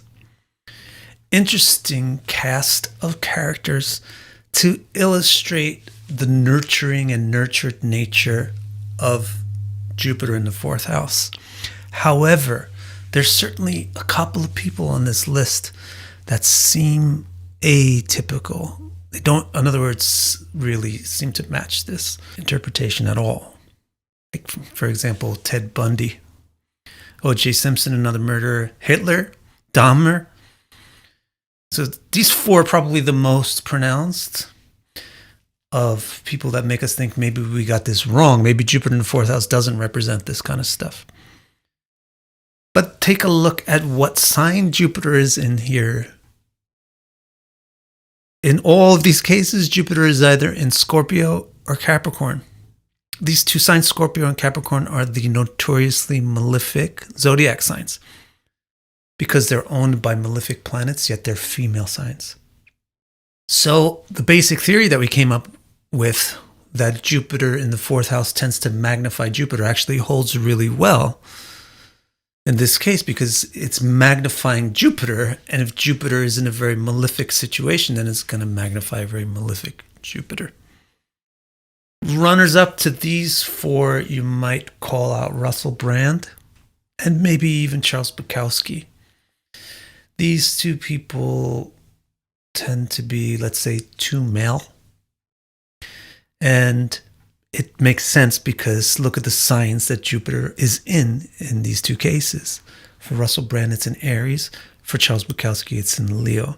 Both of them are fire signs owned by malefics. There's another group of people on this list that are kind of obvious too. This list has some real intelligent people to it. Alexander Graham Bell, Nicholas Copernicus, and Leonardo da Vinci. Look what those three have in common. The sign of Jupiter in the fourth house is dual, and dual signs are extremely intelligent. That does leave Virgo, but Virgo has another thing going for it. If you notice, the two really beautiful people in this list are Lana Turner and Audrey Hepburn. Lana Turner has Jupiter in Virgo, and Audrey Hepburn has it in Taurus.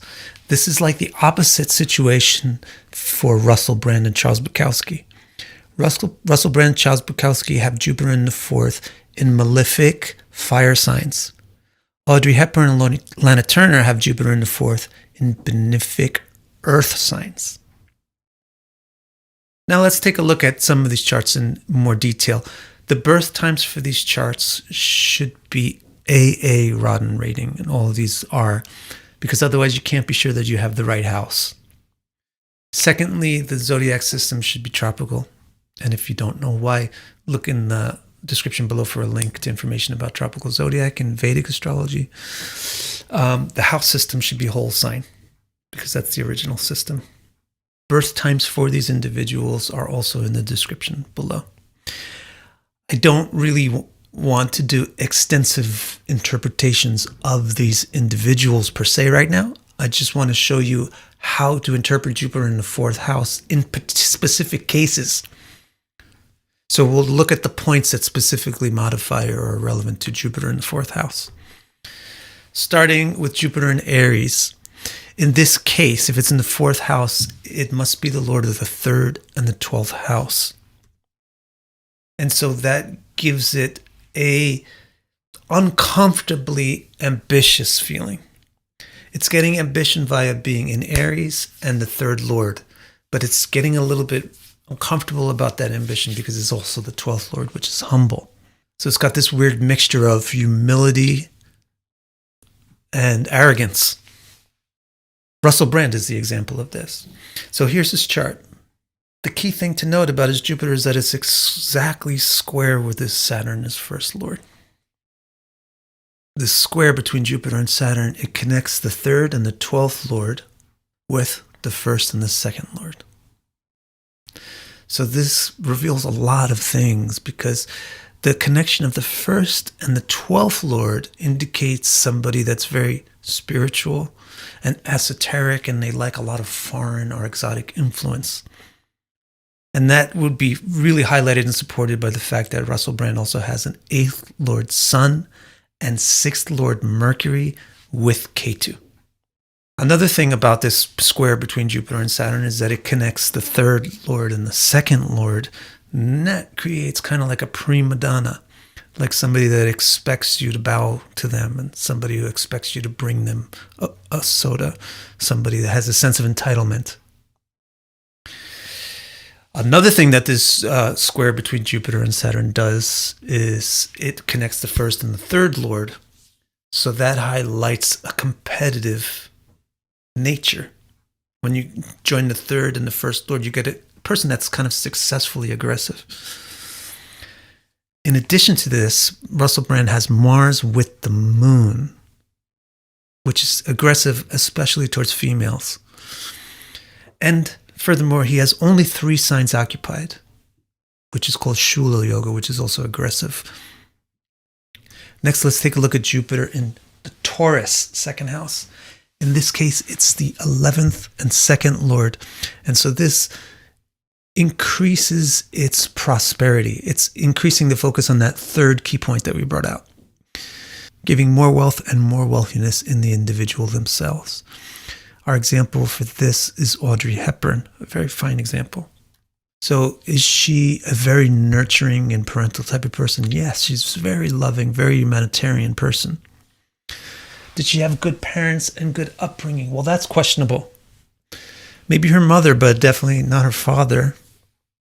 And so if you look, you see her Jupiter in the 4th house is super close to Rahu.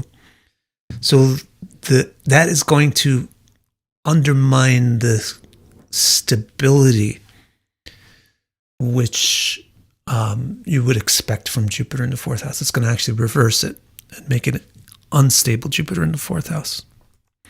Her 10th lord, signifying the father, is debilitated in the 6th house, the house of enemies, and aspecting the ascendant. So it's having a profound impact on her.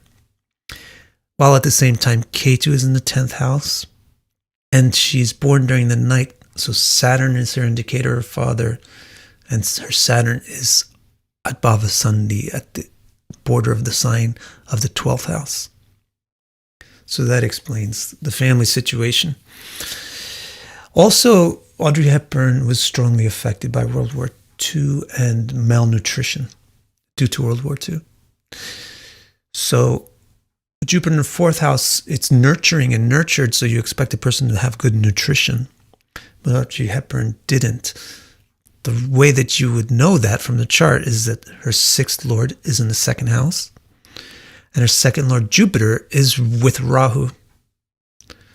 So you wouldn't always expect the conditions to be good. They would vary widely, and they could sometimes be quite unhealthy.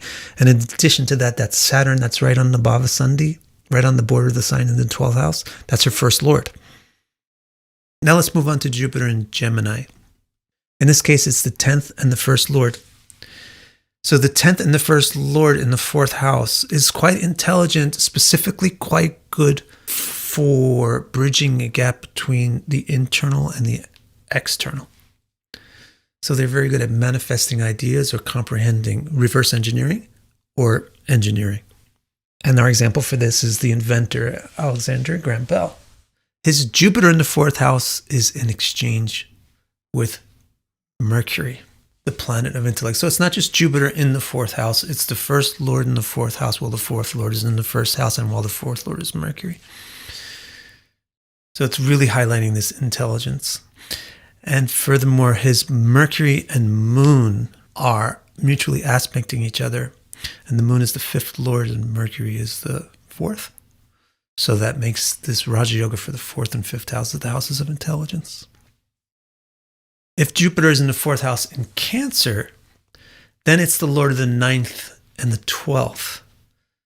This adds more spiritual and religious flavor to the interpretation.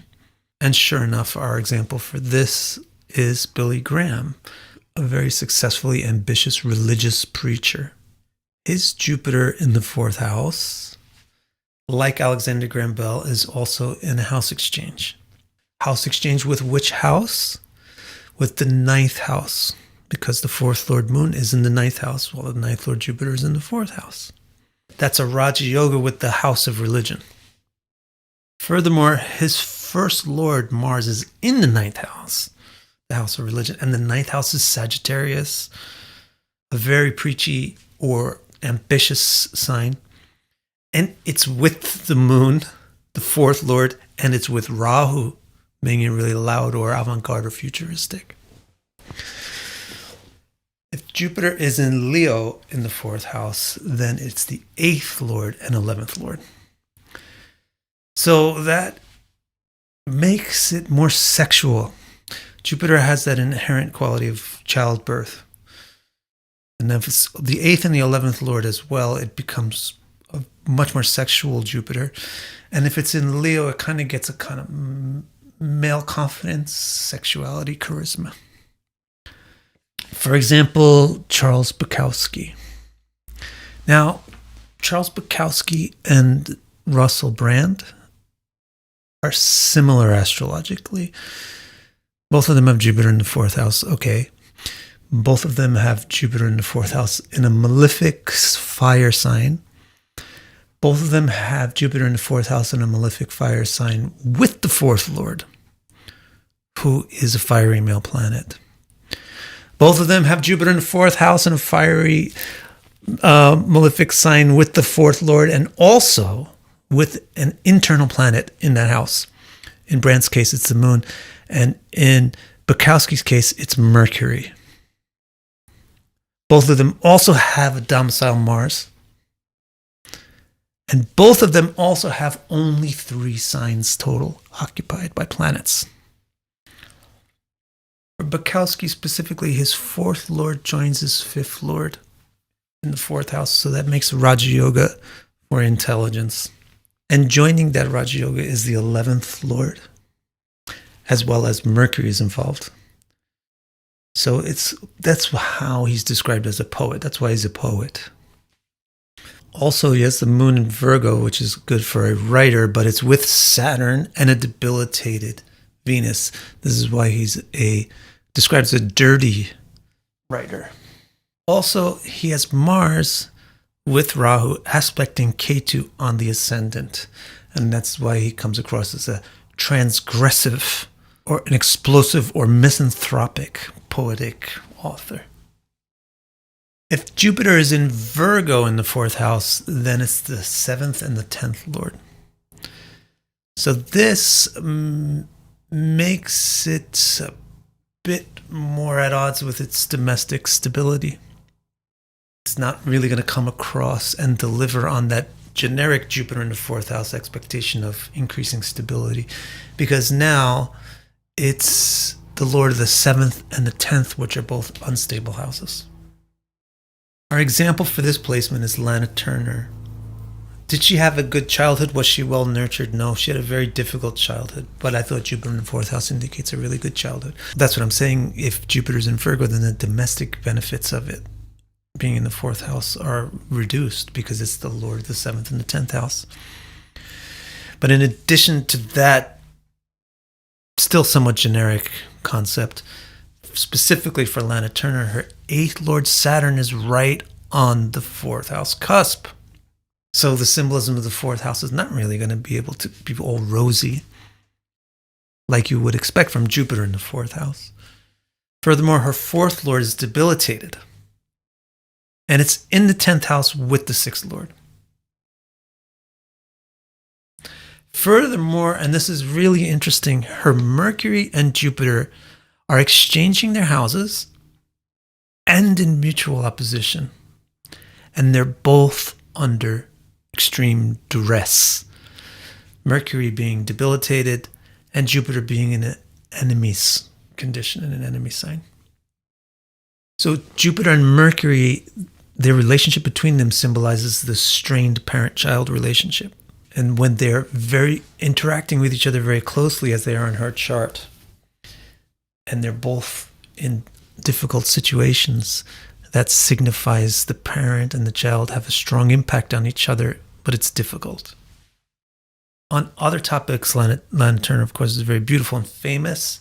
So her first lord Mercury is in the 10th house in mutual aspect with the 10th lord Jupiter. So the same Jupiter-Mercury thing also is making a person very famous because it's a Raja Yoga. Additional to that, she also has the 9th lord Saturn joining the 10th lord Jupiter in the 4th house, making another Raja Yoga indicating fame. Also, similar to Audrey Hepburn, she has Venus in Aries, which is very important for sexually attractive women. And she also, like Audrey Hepburn, has Mars in a water sign. If Jupiter is in Libra in the 4th house, then it's the lord of the 6th and the 9th. So this makes Jupiter's connection to religion and morality a little bit more strained. Not that it will become immoral, but that it will be sort of revolutionarily moral or counter-moral or subversively moral.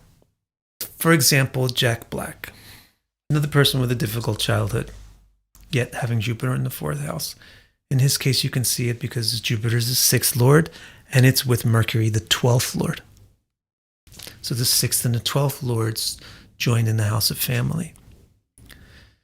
Yet Jack Black, just by looking at him, you can tell that he's kind of like a generous, nice guy, which is very illustrative of the basic nature of Jupiter in the 4th house, to be a good person, to be a good nurturer. And that's because he's got, besides having Jupiter in the 4th house, he's got Venus in the 1st and 1st lord in the 9th in Pisces. Now, what if Jupiter is in Scorpio in the 4th house? Then it's the lord of the 5th and the 8th. So similar to when it's in Leo, it's getting a more sexual nature to it. But now because it's in Scorpio, it's getting kind of a critical nature as well. So it's kind of like a critical sexuality. And this kind of throws it off from what is otherwise expected of Jupiter in the 4th.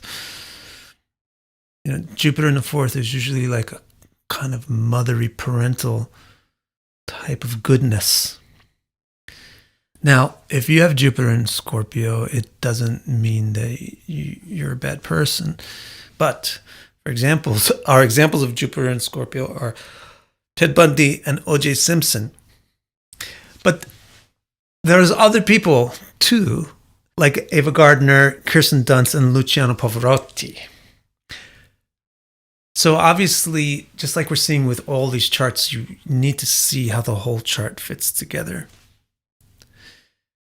Taking a look at Ted Bundy's chart, you can see it's not really just that he has Jupiter in Scorpio in the 4th house.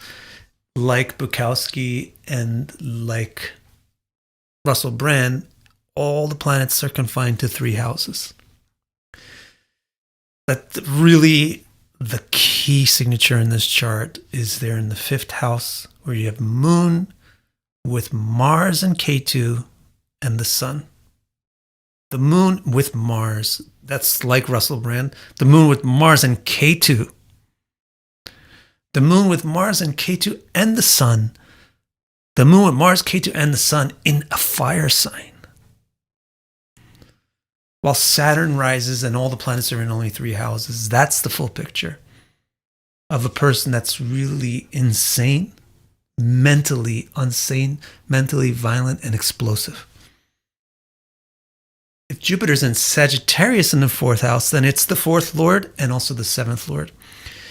So this should be great, and it would even give more of a sense of knowledge of how things work. Specifically, it should give a good knowledge of how things relate to each other.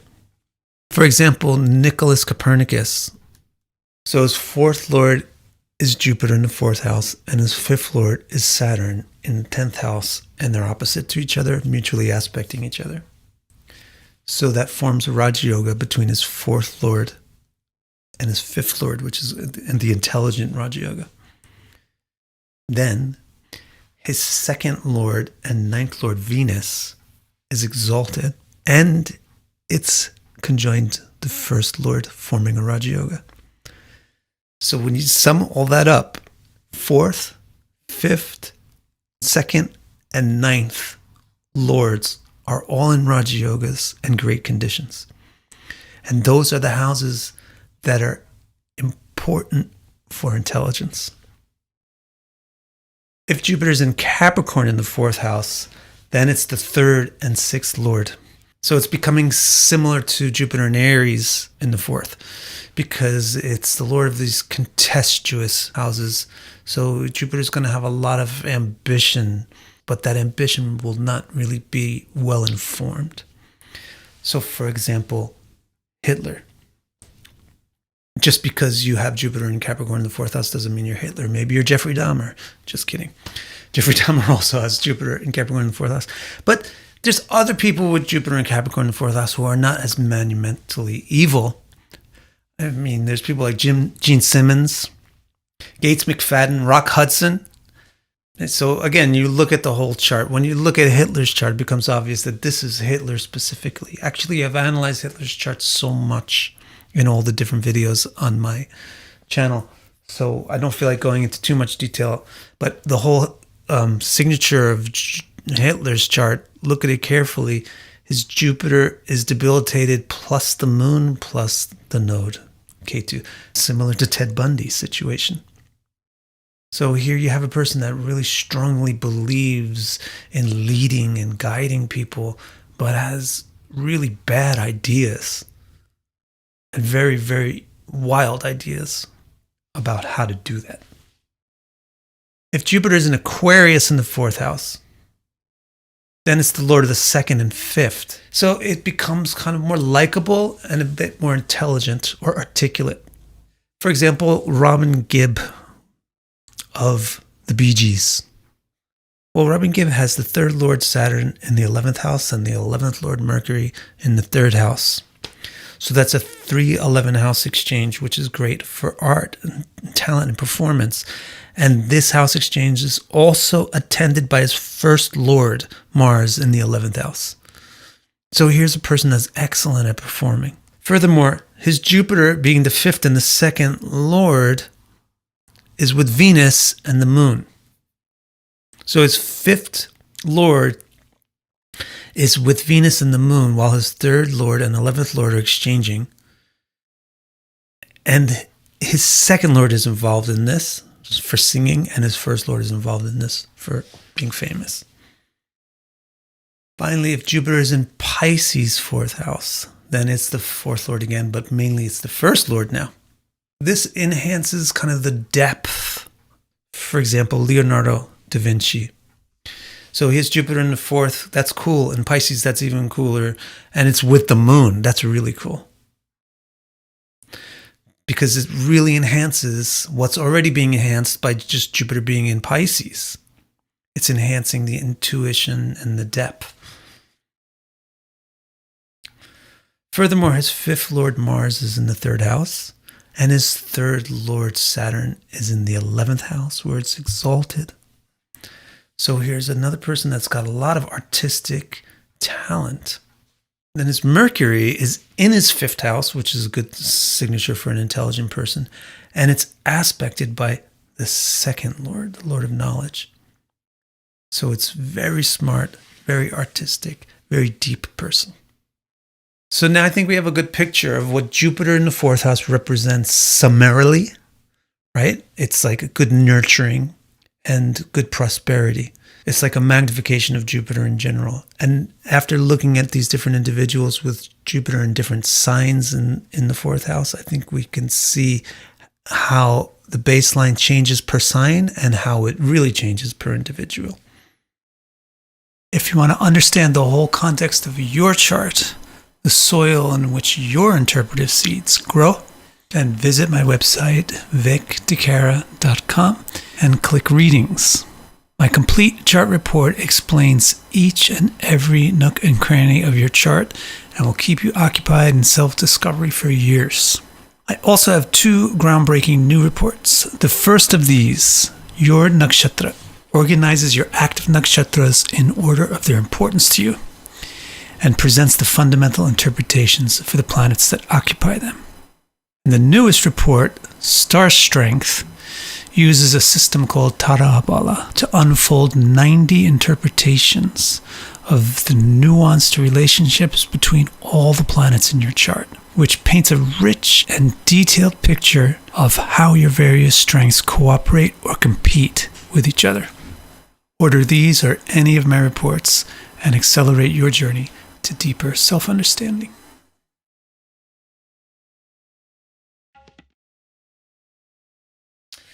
In this video, we're going to talk about Jupiter in the 5th house. So we're going to learn about, first of all, the 5th house, and then Jupiter, and then we'll talk about how to understand Jupiter in the 5th house. So we'll divide that in 2 sections: how to find the interpretive seeds and how to grow those seeds into full interpretations. Then we'll also look at the 5th house Jupiter in each zodiac sign, using famous people's charts. So first we'll do an overview of that, and then we'll get into details per the zodiac sign.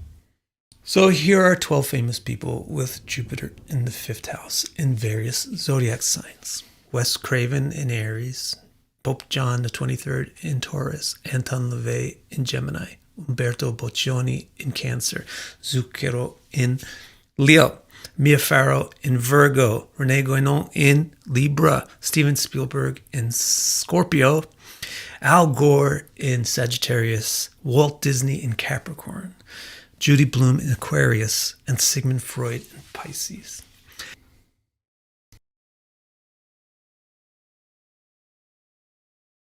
Starting our discussion with the 5th house.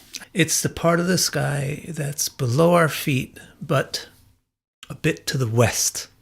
And so it signifies how our inner mind and feelings, etc., intelligence moves towards and interacts with other people. So this has a lot to do with ideas and intelligence, because intelligence is about the sharing and the comprehension of ideas. So since it's about sharing of ideas, it's also about communication. And since it's about communication, the 5th house is also about expression, and this is why it has a huge impact on creativity and art. It's not just about the sharing of ideas, but also about the sharing of feelings. So the 5th house has to do with our empathy, how we have sympathy and compassion and empathy with other people, and therefore it's the house of love and affection. And all of these things come down to the production of children. Now we can move on to talk about what Jupiter symbolizes. Basically, Jupiter is the planet that symbolizes positivity. Positivity can be summarized by a plus sign, and therefore Jupiter is the planet of increase. Since it's the planet of increase, it's the planet of creating things, bringing things into being. And since it's the planet of bringing things into being, it's the planet of parents, people who bring things into being, and people who increase what they've brought into being. They grow the thing they brought into being. They raise children. So it has to do with parents and all people who play parental roles, like teachers, guides, priests, etc. Finally, Jupiter has to do with the wisdom, which is what the parent gives to the child to enable them to grow. So Jupiter has a lot to do with philosophy and religion. Another sense of positivity is like optimism, and optimism is essentially trust or faith in things. Because of this, Jupiter has to do with generosity and trustworthiness. So now we have the key traits of Jupiter and the key traits of the 5th house. We have those all clearly organized, and all we have to do to understand Jupiter in the 5th house is look for obvious connections between the two. For example, Jupiter has to do with children, and the 5th house has to do with children. So this is going to form the first seed of how we will interpret Jupiter in the 5th house. Jupiter has to do with wisdom, and the 5th house has to do with intelligence, so that forms the second seed. And also Jupiter has to do with increase, and the 5th house also has to do with productivity and increase. So those are the 3 seeds. To expand on these seeds is pretty simple and intuitive. Since Jupiter represents children and the 5th house represents children, Jupiter in the 5th house probably represents many children. Classic texts tend to say that people with Jupiter in the 5th house are worried about their children. And this can be misread by the modern mind, the modern reader, to mean something negative about children. But parenting correctly means being worried about your kids, and it means taking trouble for your kids. So, although there is one sense that maybe Jupiter in the fifth house causes troubles from kids, what it's really primarily saying is it makes you a parental type of person, a good parent, a parent that actually takes troubles for your children. For now, let's go on to the second C, that Jupiter has to do with wisdom and the fifth house has to do with intelligence. So therefore, people with Jupiter in the fifth house must be pretty smart.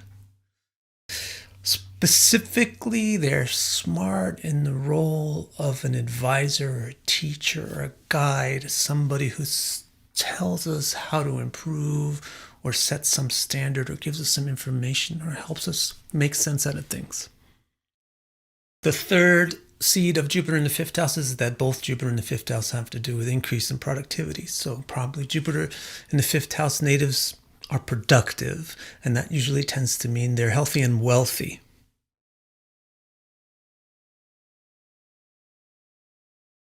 Let's test out this idea.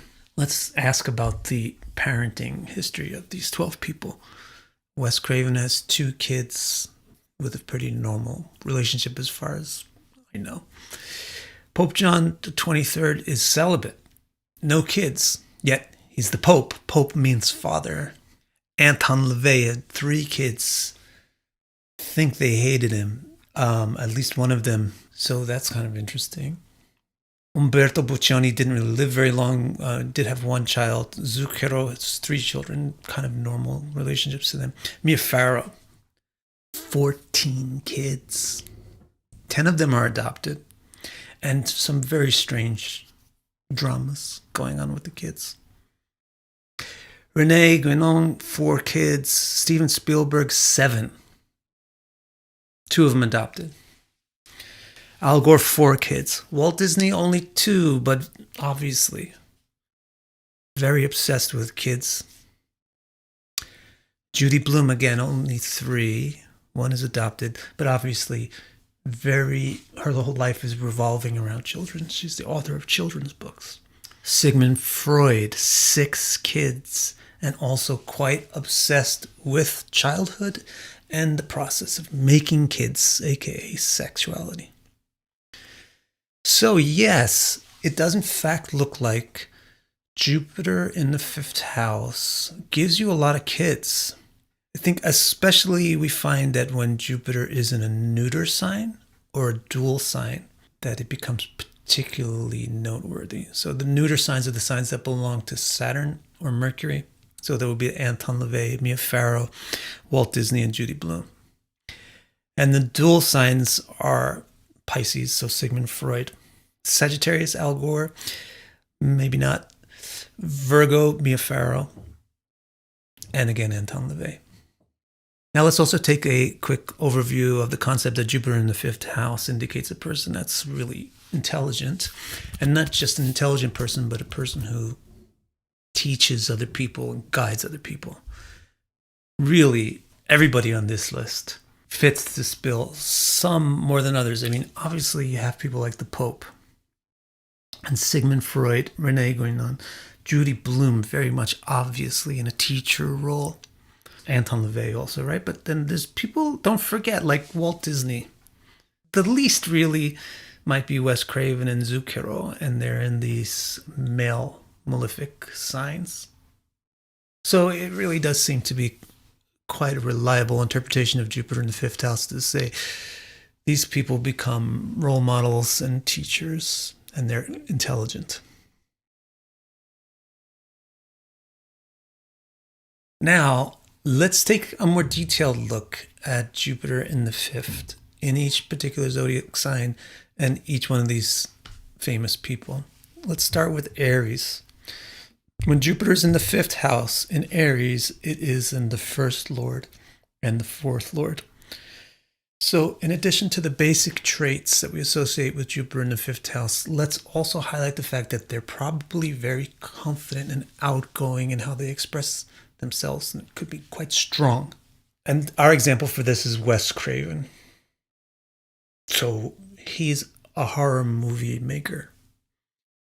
It might not be so obvious why he's a horror movie maker unless you look at the nakshatra, and his ascending nakshatra is Mula, which is a very favorable nakshatra for that genre. Now, if Jupiter is in Taurus in the 5th house, then it's the 12th and the 3rd lord.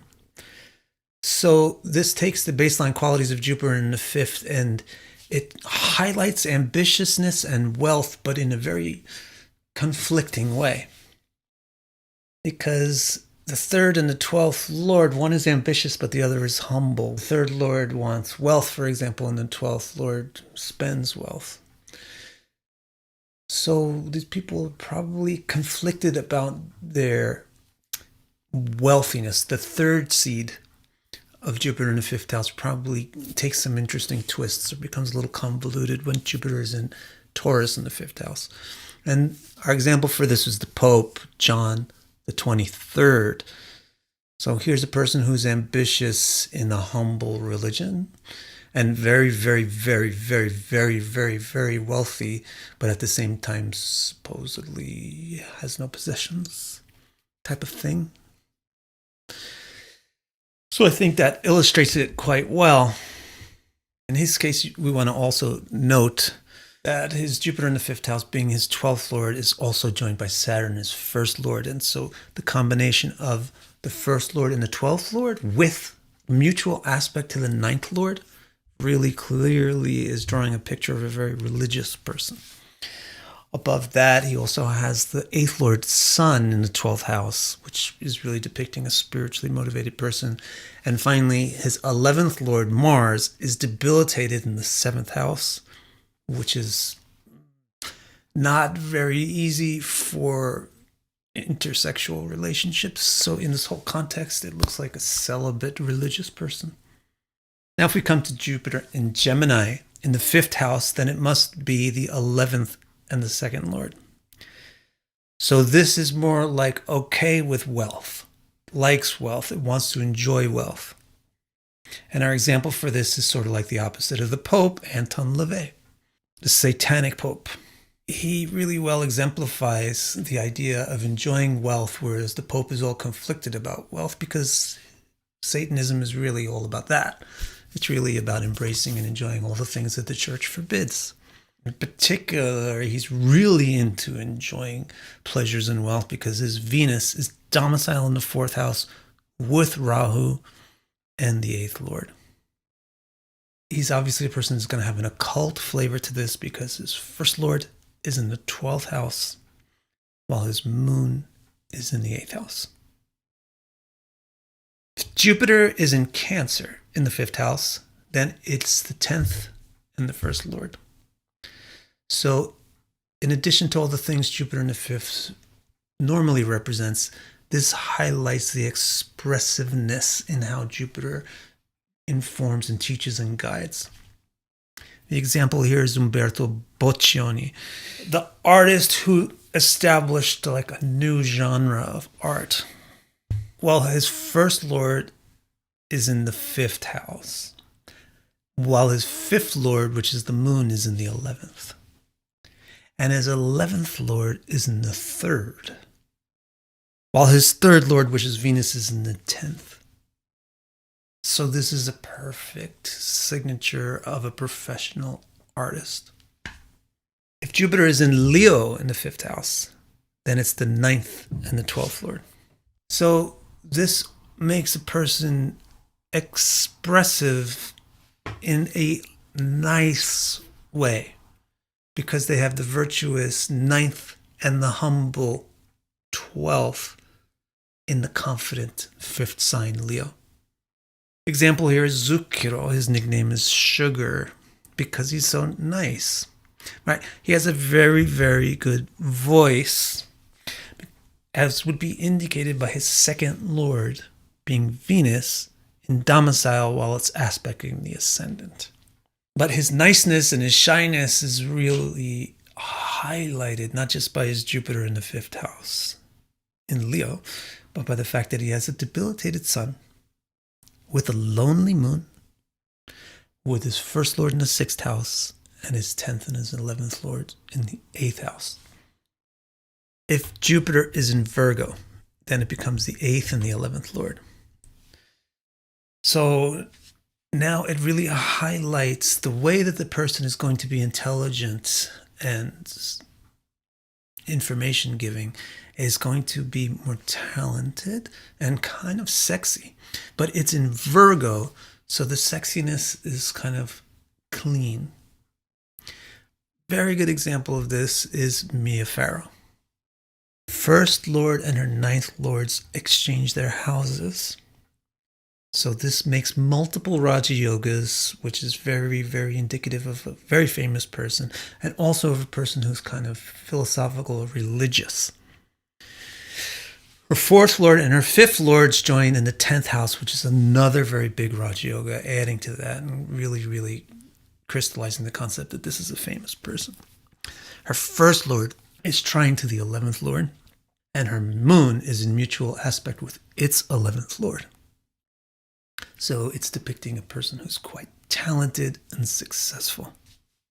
If Jupiter is in Libra in the 5th house, then it's the 7th and the 10th Lord. So here Jupiter is very communicative or sophisticatedly expressive about how it shares its ideas and teaches others. And our example here is Rene Guénon, the philosopher.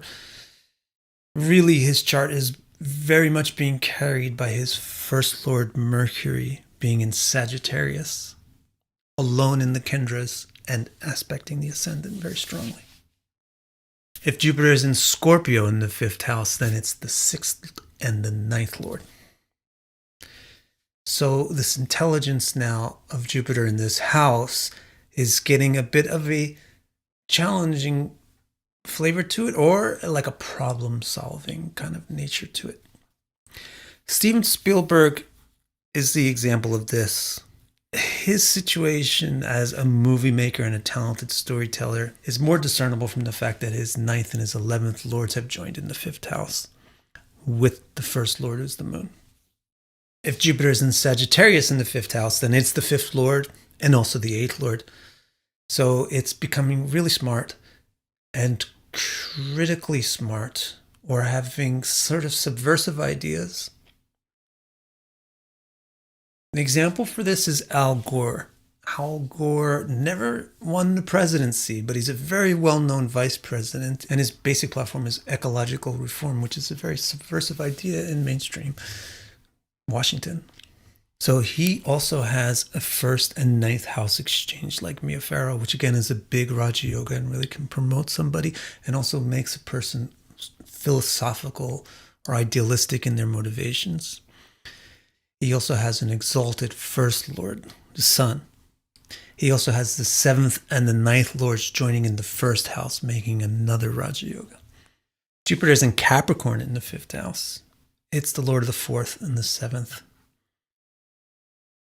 So it's good at expressing things in a very concrete way, but it may become kind of brute, blunt about how it expresses things. Example for this is Walt Disney. And indeed, he is very, very opinionated and blunt.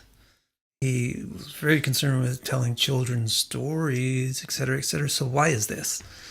Well, look at his chart carefully, and that Jupiter that is debilitated in his 5th house also has a lot of very good conditions. So in spite of it carrying in him the traits of a debilitated Jupiter in the 5th house, just like that bluntness and that rudeness and that negativity and inflexibility, it also carries a lot of good things with it because, for example, Jupiter is the 4th lord, but it's joined with Venus, the 9th lord, which makes a Raja Yoga with the 9th house, the house of morality.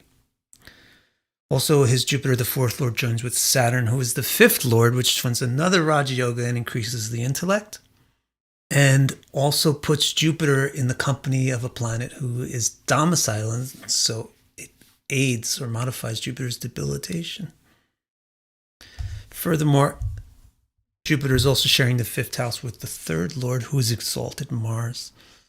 So to have the third lord exalted in the fifth house, while the fifth lord is domicile in the fifth house, is a very artistic indication. If Jupiter is in Aquarius in the fifth house, now it's the third lord and the sixth lord. So yes, it's still very intelligent and teachy, but it is now kind of taking an opposing view. It's expressing and it's sharing diverse viewpoints that are not always mainstream established, opposing viewpoints. It could be debative as well. So we have Judy Blume, a very amazing author of children's books that really discuss adult concepts, real meaningful concepts. In her case, her 11th lord joins her third lord in the fifth house with the first lord, Venus and Mercury. So obviously she's talented artistically. She can be a writer, but what is she expressing? What ideas is she expressing?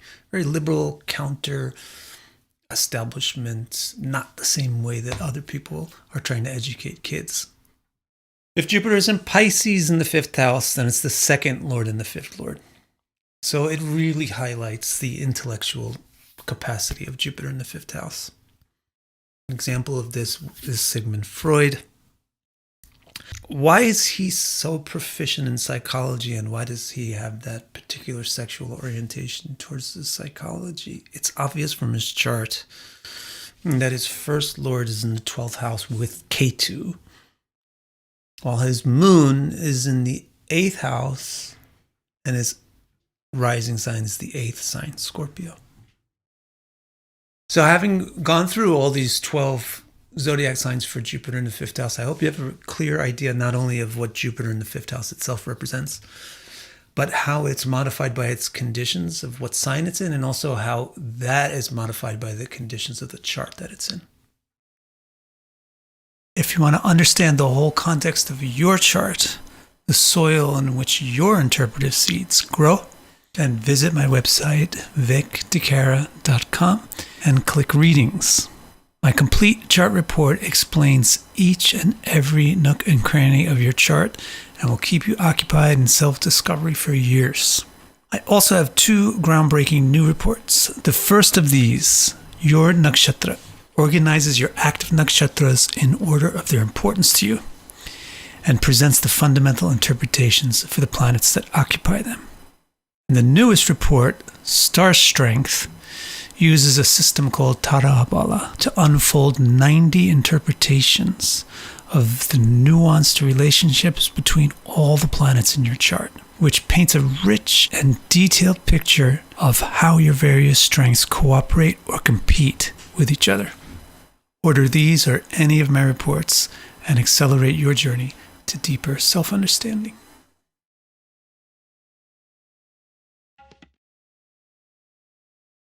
Let's discuss Jupiter in the 6th house in all 12 zodiac signs. We'll kick it off with a quick reminder of what the 6th house itself represents, and then we'll do the similar thing for Jupiter. Then we'll move on to talk about Jupiter in the 6th house, show you how to identify the basic seeds that we need to interpret when Jupiter is in the 6th house, and then we'll flesh that out into the fundamental baseline interpretations of Jupiter in the 6th. From there, however, we'll move on to talk about the 12 zodiac signs that Jupiter could be in while in the 6th house. And we'll tailor the interpretation to each one of those 12 using 12 example charts of 12 famous people. The 6th house is in the western part of the sky, but it's below the ground in the west. And so it symbolizes everything that holds up and supports whatever the western horizon symbolizes. The western horizon is where the sun sets, so it symbolizes disappearance and death. This is why the 6th house, by supporting that, symbolizes illness, disease, or even injuries, things that lead to death. In turn, this is why the 6th house signifies things that we dread, things we don't like, things that give us anxiety, things that put us in fear. And in turn, this is why the sixth house symbolizes things that subordinate us or defeat us or threaten to subordinate and defeat us. Another thing the sunset represents is other people, because sun represents self. So when it sets, other people become prominent. By supporting that, the sixth house represents the people who support other people. In other words, people that don't support us. In other words, the sixth is the house of enemies. And this is why it also symbolizes conflict, the way that we relate with enemies. So it has to do with the way that we'll fight and struggle, etc. Finally, the sixth house represents our debts, what we owe to other people. Now, let's get up to date on what Jupiter symbolizes. Jupiter is the planet of positivity, and positivity means addition. So that's why Jupiter represents increase, and all things associated with increase like growth and success.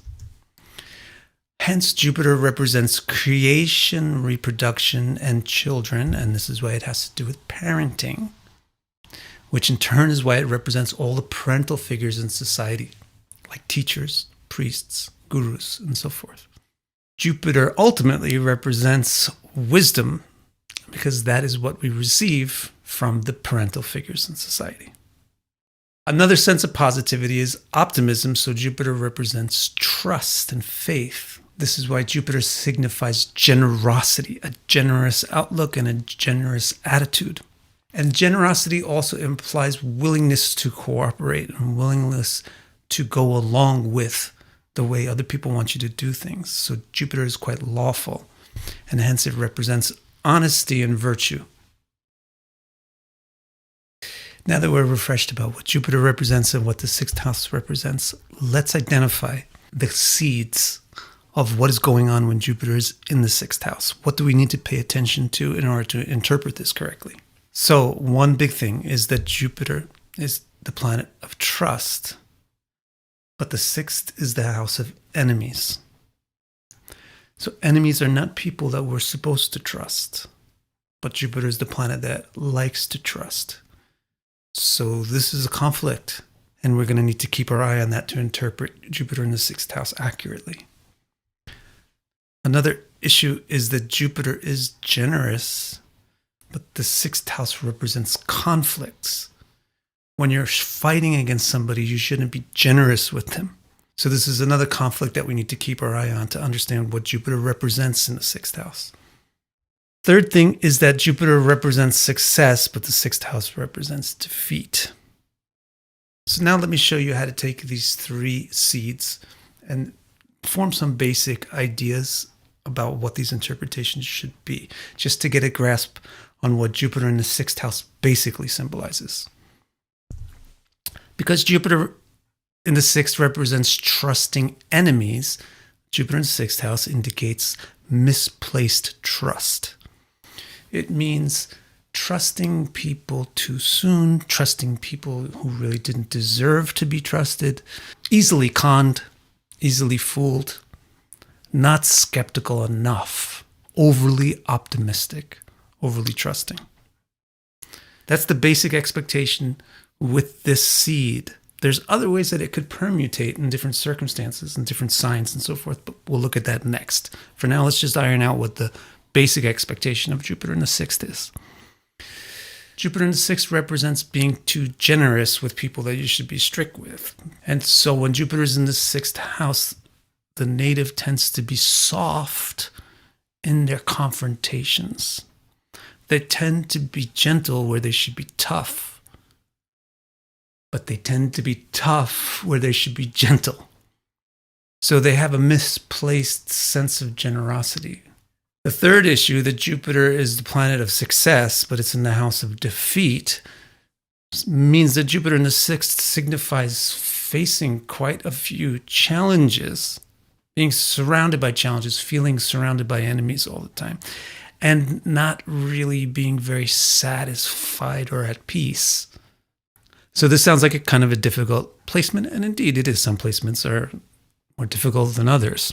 But now let's turn our attention to how Jupiter's placement in the 12 zodiac signs might adjust or permutate this baseline concept. Let's start with Jupiter in Aries in the 6th house. So we have the basic idea that Jupiter in the 6th in general is overtrusting, soft on enemies, and surrounded by challenges. Now, how about the fact that it's in Aries? Well, Jupiter in Aries tends to indicate a person who's quite ambitious and quite confident in how they assert themselves, or they lead others confidently, and they have kind of trust in their individuality. This is an interesting juxtaposition with the baseline of Jupiter in the 6th, isn't it? If we also take into account the lordships that Jupiter has when it's in Aries in the 6th house, it's the lord of the 2nd and the 5th. So the 2nd lord and the 5th lord going into the 6th house adds a sense that the problems that Jupiter has in the 6th house will be targeted mostly towards how one expresses oneself and a bit in how one expresses affection. Helen Keller had Jupiter in Aries in the 6th house. So clearly she matches this whole description really well. Why is she so challenged? She's obviously much more challenged than most people with Jupiter in Aries in the 6th house. Why? First of all, notice that Jupiter in Aries in the 6th is right next to Saturn, and Saturn in Aries is a debilitated Saturn. So it's highlighting the challenging nature. Yet it's also a Raja Yoga because Saturn is the 4th lord and Jupiter is the 5th. So it's indicating heightened challenges with the ability to deal productively with them. But for a real clincher, take a look at her Mercury. It's exactly at 0 degrees, which is a big deal, but it's also at 0 degrees between a water sign and a fire sign, which is an even bigger deal. It really incapacitates a planet. So the planet of expression and communication is very challenged by being at Gandanta, or 0 degrees between water and fire sign. On top of that, the debilitated Saturn is with Jupiter in the 6th. Now let's take a look at Jupiter in Taurus in the 6th house. We'll take the baseline that Jupiter in the 6th tends to mean overtrusting, soft on enemies, and surrounded by challenges. Now, how about Jupiter in Taurus? That indicates a person who's quite talented, quite sexually attractive or charismatic, beautiful, prosperous. In this situation, also Jupiter is the 1st and the 4th lords. The 1st and 4th lord in the 6th indicates a difficulty being happy with oneself. Raquel Welch has Jupiter in Taurus in the 6th house. So she really exemplifies somebody that's very beautiful, very attractive, very prosperous, very talented. Why is it that she's so attractive? Other people with Jupiter in Taurus in the 6th house are probably also attractive, but not everybody with Jupiter in Taurus in the 6th is Raquel Welch. So what is it about her? Well, it's actually quite an interesting thing. Her 8th lord, which is very important for sexiness, is in the 12th house, which is also related with sexiness, in Scorpio, which is very related to sexiness. And it is the moon, which is very related to beauty and attractiveness and desire and desirability. And that puts it in a position where it's directly aspecting Jupiter in Taurus. Secondly, occupying her 8th house is Venus in Cancer, watery Cancer, as the 11th lord, the lord of pleasure. Now let's turn our attention to Jupiter in Gemini in the 6th house. Starting with the basic idea that Jupiter in the 6th is overtrusting, soft on enemies, and surrounded by challenges. And now thinking about Jupiter in Gemini, indicating somebody who's likable, who's good at expressing themselves. They're expressive, and they're quite inventive. Jupiter here is the 12th and the 3rd lord. So to have the 3rd lord and the 12th lord in the 6th counteracts the basic idea that Jupiter in the 6th should be soft on enemies. Because the 3rd lord in the 6th is very strong, and the 12th lord in the 6th is also very strong and hard on enemies. So when Jupiter is in Gemini, it really doesn't have a typical Jupiter in the 6th house nature to it. Tippy-Hedron has Jupiter and Gemini in the 6th house. Why is she so successful when Jupiter in the 6th is supposed to be surrounded by enemies and kind of defeated? Well, her first lord is there in her 1st house, and it is with her 4th lord exalted, forming Raja Yoga. And they are also with the 10th lord and the 5th lord, forming more Raja Yogas. So the 1st house is really, really packed with strong planets that are domicile and exalted and in Raj Yoga. About Tippy, we can also ask, why was she so artistic and attractive? Well, Jupiter in Gemini tends to be attractive or likable, but why so much in her case? Again, look at what she's got going on in her 1st house. The 11th lord is in the 1st house, exalted, so that's going to make a person very pleasant. The 5th lord joins the 11th lord there, so that's going to make her quite artistic. And the 8th lord joins this mix, adding the sexy factor. On top of that, she has the 1st lord there in the 1st house, giving strength to the 1st house, which represents the appearance. And on top of that, she has the moon in the 10th house in Libra. The moon is very beautiful, and the 10th house is very obvious. Before we move on from Tippy, we can also ask about this activism. Because Jupiter in the 6th house tends to be soft on enemies. Well, she's very moral because of Mercury in her 2nd house as the 6th and 9th lords, in a degree which puts it in exact trine with Jupiter in the 6th and Moon in the 10th.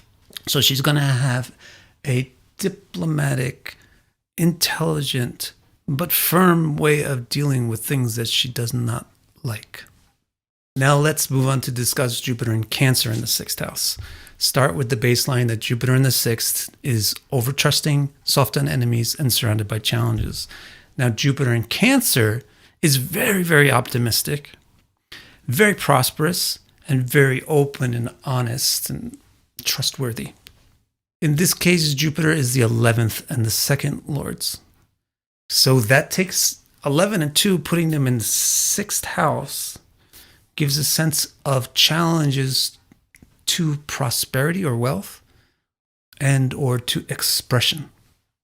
Janis Joplin has Jupiter in Cancer in the 6th house. Why is she so expressive? Well, one reason that we really shouldn't overlook is that if Jupiter's in Cancer, it's exalted, and if it's the 2nd lord, it's exalting the lord of voice, especially because Jupiter itself is the planet of sound. And then it's the 11th lord too. So it's going to give it artistic, exalted voice.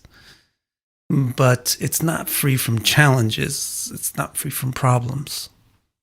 Don't overlook the fact that the 3rd lord for Janis Joplin is in the 11th house. That's very important for people with artistic skills.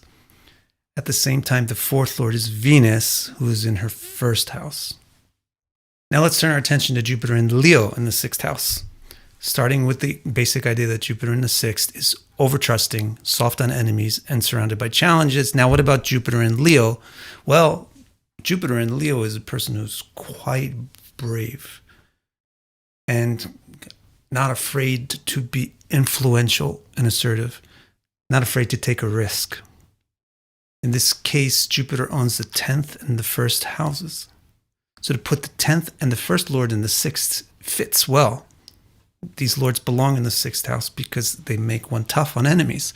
So again, Jupiter in Leo in the 6th, like Jupiter and Gemini in the 6th, counteracts the baseline idea that Jupiter in the 6th is too soft.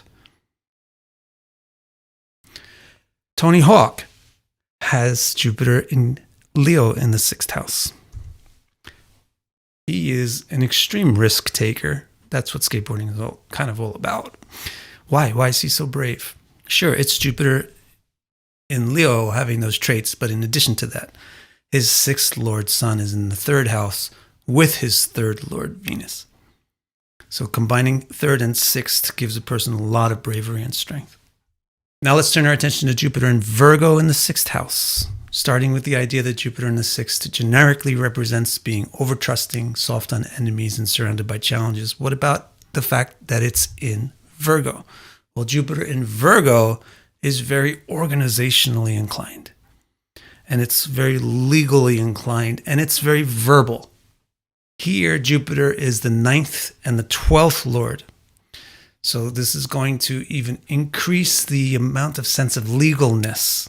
And it's also going to put the person a bit like they operate behind the scenes. Joseph McCarthy, he's got Jupiter in Virgo in the 6th house.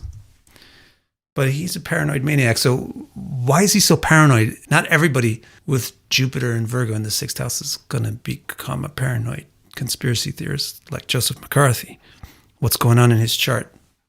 First of all, he's got a debilitated Saturn in his 1st house. That's problematic in general and gives one an outlook on life like things are wrong. I should not be trusting to anybody.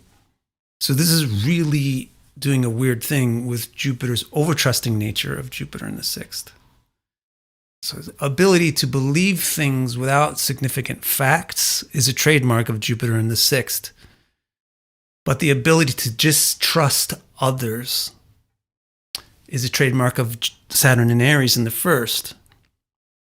So you put the 2 and 2 together, distrusting particular people without really significant factual evidence.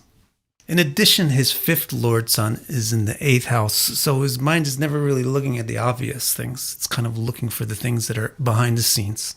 Meanwhile, his 8th lord Mars is in the 7th house, where it's aspecting his ascendant. So it's quite influential 8th house. So he's always thinking about conspiracies or espionage. Now let's turn our attention to Jupiter and Libra in the 6th house. We start off with the basic baseline that Jupiter in the 6th is overtrusting, soft on enemies, and surrounded by challenges. And now let's add in what Jupiter is like when it's in Libra. Jupiter in Libra is intellectual, democratic. It likes power to be distributed and shared, and fair. It likes justice. In this case, Jupiter is the 8th and the 11th lords. So having the 11th and 8th lords in the 6th house makes Jupiter less soft again, less soft than you would usually have, especially because of the 8th lord. The 8th lord in the 6th house will tend to find problems with the enemies instead of ignoring those problems. George Washington had Jupiter in Libra in the 6th house. Obviously, he's neither soft nor defeated. He's an army general, successful army general, and he's the first president of the United States. So why? Well, one thing is that his 1st lord is exalted in the 11th house, and it's not just exalted, but it's Vargotama exalted, which means that its subdivision, the Navamsha subdivision or the 9th subdivision of its sign, is also its exaltation sign. So it's very, very, very exalted. His 1st lord is very, very, very exalted. So you don't expect such a person to be easily defeatable or very wishy-washy. Secondly, he has Mars from its own sign, domicile Mars, aspecting his ascendant, so you don't expect this person to be wimpy or soft. Now let's think about Jupiter and Scorpio in the 6th house. The baseline idea of Jupiter in the 6th is overtrusting, soft on enemies, and surrounded by challenges.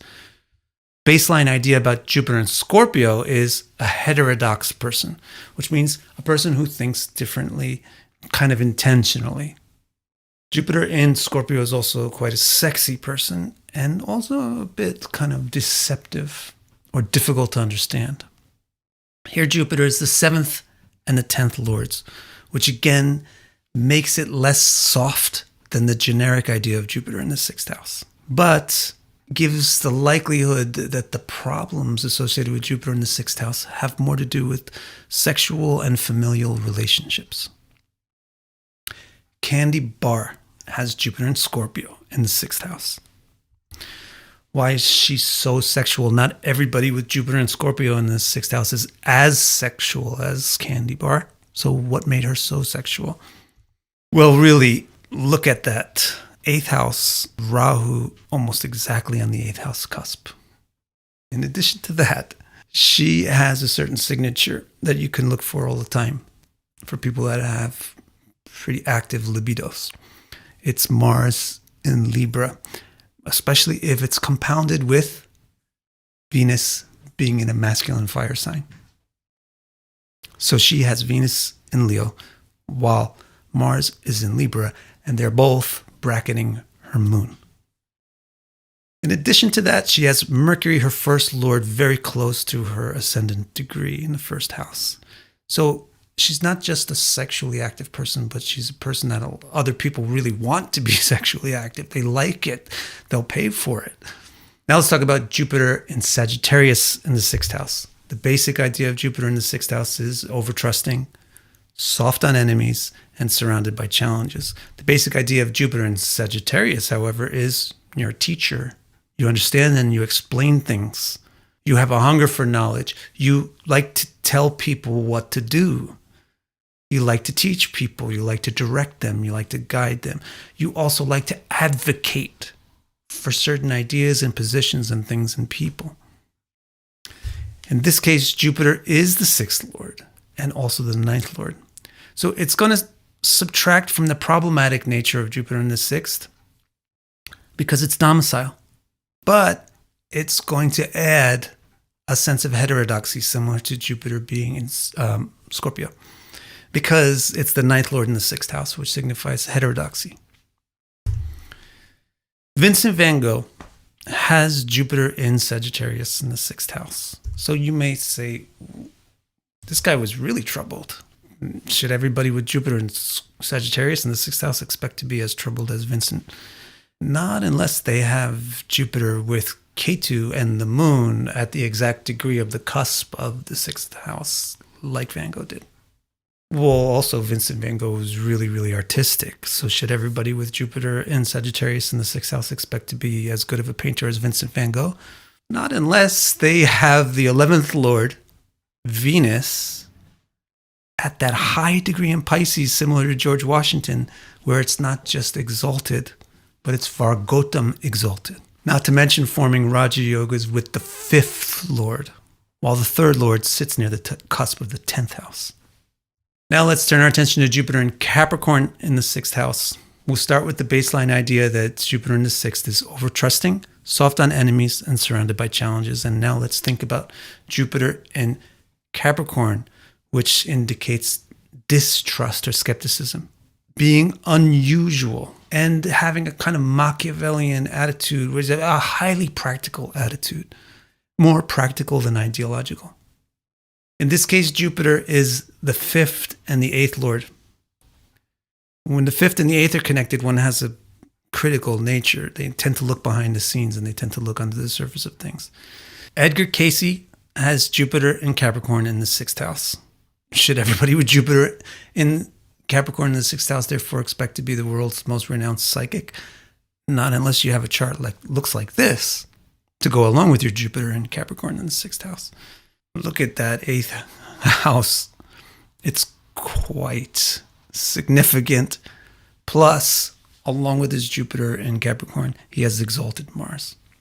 Now let's talk about Jupiter in Aquarius in the 6th house. Start with the idea that Jupiter in the 6th generically represents being overtrusting, soft on enemies, and surrounded by challenges.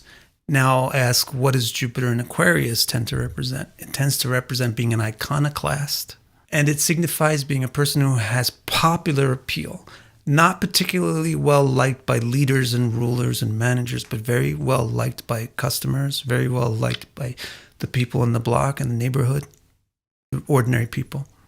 And also, Jupiter in Aquarius has a good potential to gain wealth. In this case, it's the 4th and the 7th lord. So the problems with Jupiter in the 6th will tend to express themselves towards relationships and family. Hugh Hefner has Jupiter in Aquarius in the 6th house. Hugh Hefner obviously matches many of these things. But why is he so successful at what he does? Well, his chart is extremely successful. First of all, his first lord is in the 8th house, the sexy house, with an exalted planet, the sun. So it's very successfully in the 8th house. And not only is his first lord with an exalted planet in a sexual house, but so is his moon. His moon is in the 7th house with an exalted Venus. His 6th lord, Saturn, is in the 3rd, while the 3rd lord, Mars, is in the 6th. So don't expect him to be a pushover. Expect him to have a lot of drive.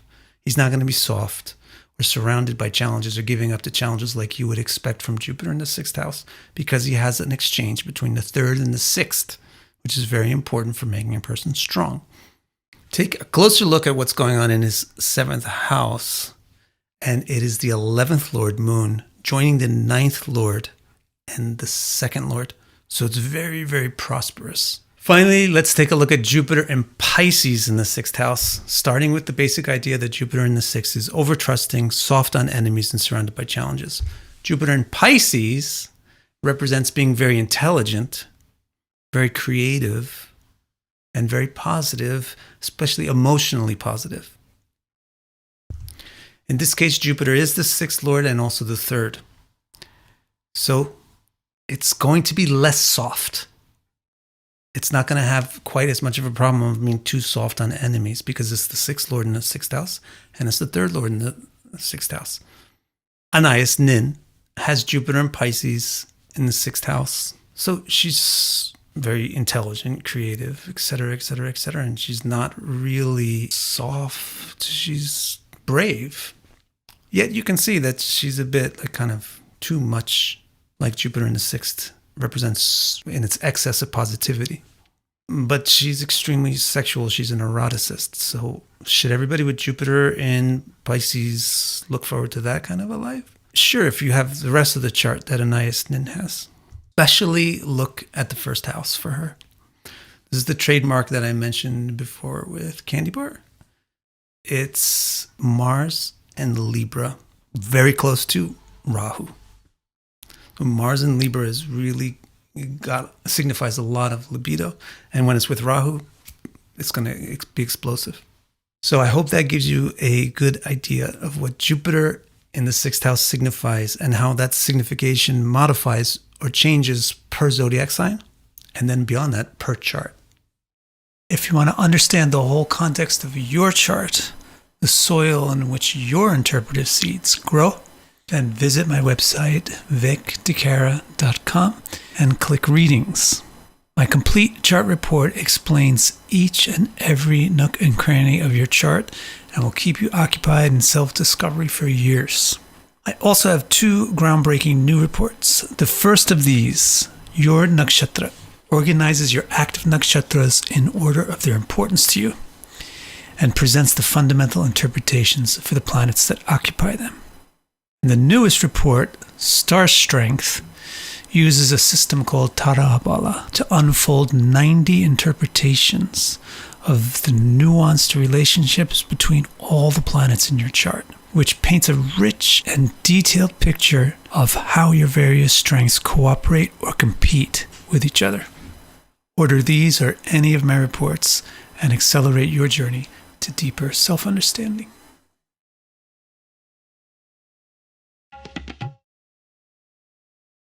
Jupiter in the 7th house in each zodiac sign. Well, Jupiter is basically the planet of positivity, and that's why it represents increase. And because it's about increasing things, it's about creating things, and that's why it has to do with reproduction and children. And because it's about reproduction and children, that's why it represents parenting. And that's why it has to do with all kinds of parental figures like teachers, guides, and so forth. Now, because it has to do with teachers and guides, that's why it symbolizes wisdom. And as a result of that, that's why it has to do with philosophy and religion. And because it has to do with philosophy and religion, this is why Jupiter symbolizes ethics, and that's why it has to do with honesty and lawfulness. One other way of looking at the concept of positivity is optimism, and Jupiter indeed symbolizes trust or faith or optimism, generosity of opinion. Now, we're clear about Jupiter. Let's get clear about what the 7th house represents so we can understand Jupiter in the 7th house. The 7th house is the area of the sky in which the western horizon lies. What's special about the western horizon? The sunset. And what does the sunset mean? It means less visibility. So the 7th house symbolizes less visibility. This is why it has to do with the endings of things, including death, things becoming invisible.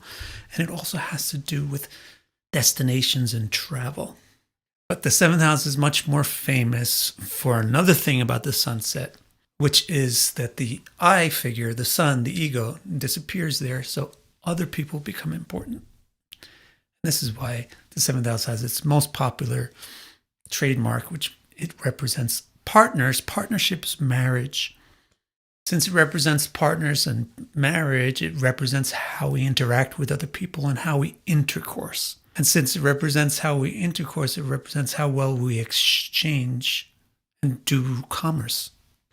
Now we're up to speed about what Jupiter itself represents and what the seventh house itself represents. Now we can put them together, Jupiter in the seventh house. To understand what Jupiter in the seventh house represents, just listen for where Jupiter's symbolism is harmonizing or contrasting directly with the seventh house's symbolism. For example, Jupiter has to do with parenting, and the seventh house has to do with marriage. So if Jupiter is in the seventh house, this symbolizes a good marriage and children, which is a bit jumping the gun to say. What it actually symbolizes is this person is attractive. Because they're attractive, the ramification is they attract a lot of mates. And because they attract a lot of mates, the opportunity to select the desirable one or the preferable one increases. So there's a higher likelihood of being able to select the mate of your choice when Jupiter is in the seventh house, because the root meaning of Jupiter in the seventh house is you're attractive. Here's a couple of famous people with Jupiter in the seventh house: Chaka Khan, Nat King Cole, Jim Morrison, Dirk Benedict, Ricky Martin, and Marilyn Monroe. And then there's also this guy, Charles Manson, who's also a very attractive personality. Now we'll look at all these charts in more detail in this video, but first let's look at another point about Jupiter in the seventh house. Jupiter has to do with trust, and the seventh house has to do with cooperation. So these two are very essential because we don't cooperate with people we don't trust. So when Jupiter is in the seventh house, we have a person who tends to engender trust or faith. In other words, we feel like we can relate with this person. We should relate with this person. We should do business with this person. We should intercourse with this person. So that's pretty much the same as being attractive, but it's a little bit more in a friendship realm, whereas the attractive thing is more in a romantic realm. So you could use any of the celebrities that we already put up on the screen as faces for this aspect of Jupiter in the seventh house, but look at these two: Oprah Winfrey and Pope Francis. Very relatable and faith engendering, trust engendering. Again, we'll look at their charts specifically in a second, but there's one more important fundamental thing about Jupiter in the seventh house I want to bring up. Jupiter represents growth, but the seventh house is about death or decline or invisibility. So when you have Jupiter in the seventh house, you get a person who is giving and growing towards some kind of invisible ending without hope of arriving at the goal. Or if it works out well, we can say without the need for their efforts to actually bear fruit, still they dedicate themselves to the chance that the effort may bear fruit. So we can call these people untiringly giving. You can look at someone like Oprah in that light, or especially someone like Pope Francis in that light. But here's three more people. Wilhelm Grimm, dedicated to collecting myths. Carlo Rubbia, dedicated to discovering things that barely exist. And also dedicated to a hopeless cause almost, which is climate change. And Cesar Chavez. So now I think we have a good clean overview of what Jupiter in the seventh house represents. It represents being attractive, trust-evoking, and hopelessly dedicated to a cause. But Jupiter could be in the 7th house in any one of 12 zodiac signs, and that is definitely going to make a difference. So let's turn our attention to that now, starting with Jupiter in Aries in the 7th house. Let's line up what we know about Jupiter in the 7th and Jupiter in Aries, and the fact that if Jupiter is in Aries in the 7th house, it must be the 3rd and 6th Lord, if you're using a whole sign house system, which I highly recommend. So if you look at that set of meanings, you can see hopelessly dedicated has a lot to do with the 3rd and the 6th Lord in the 7th house, which is very, very dedicated and very, very work-oriented. So when Jupiter is in Aries in the 7th house, let's say that this particular zodiac sign highlights that 3rd aspect of Jupiter in the 7th, which is to be very, very dedicated to something. And our example of this was Wilhelm Grimm. Why was he such a tireless worker? Well, it does help that he has his moon in Capricorn. It also does help that he has a domicile Saturn. Don't overlook the rest of the chart and how it might accent or downplay what you particularly have your eye on at the time.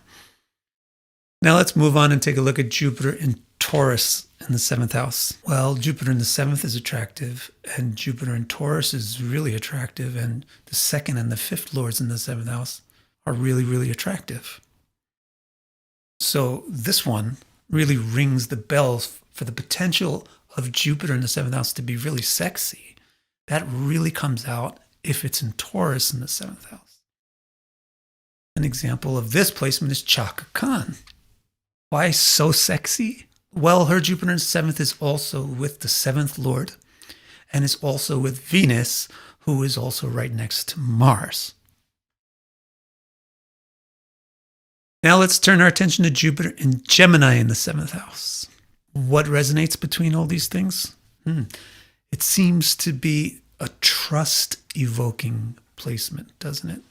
Because that's inherent in Jupiter in the 7th, and it's also very inherent if the 1st and the 4th lords are in the 7th house, because that symbolizes being expressive or communicative. When Jupiter in Gemini on its own also represents being expressive and likable about how you express yourself.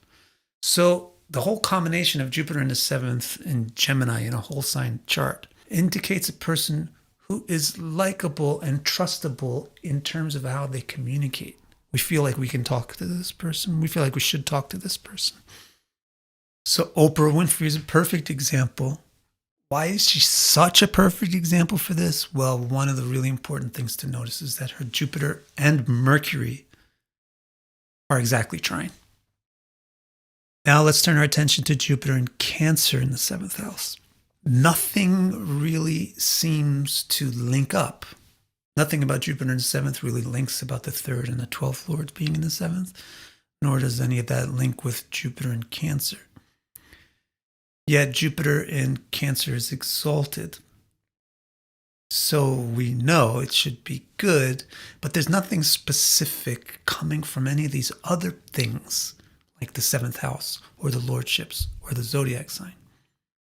So what we do in this case is we just use Jupiter itself as the flavor, the main flavor adder to what we're going to interpret with Jupiter in the 7th house. So we're going to get things like this: people listen to this person. This person can guide other people. People want to hear this person's voice. They have a good voice. Nat King Cole, for example. So why does he, however, have such a good singing voice? Like literally people want to hear his voice. Of course, the basis for it, the foundation for it, is in this exalted Jupiter in the 7th. But in his case, it's even more significant that his 2nd Lord is exactly aspecting his 2nd house. Meanwhile, the moon and Mars are exactly aspecting each other, and Mars is the 11th Lord. Now let's turn our attention to Jupiter in Leo in the 7th house. So in this case, it's the 2nd and the 11th Lord in the 7th. And what matches up? Well, it's the attractive thing, really. Jupiter in the 7th is attractive. The 11th Lord in the 7th is very attractive, and so is the 2nd Lord in the 7th. And Jupiter in Leo is attractive in its sense of confidence. It's charismatic. So Jupiter like Taurus, really highlights the sexiness of Jupiter in the seventh house. For example, Jim Morrison, another perfect example, really. Jim Morrison, however, wasn't very sexy for very long, and that is mostly due to Ketu. Also, from seeing Ketu on his ascendant, we can determine that he's not exactly a popular figure like mainstream. He's kind of countercultural or underground, but yet somehow his sex appeal was so strong that it elevated him up into mainstream level success. Now let's turn our attention to Jupiter in Virgo in the seventh house. In this case, we're finding a resonance between Jupiter in the seventh being attractive and the first and the 10th lords in the seventh signifying popularity.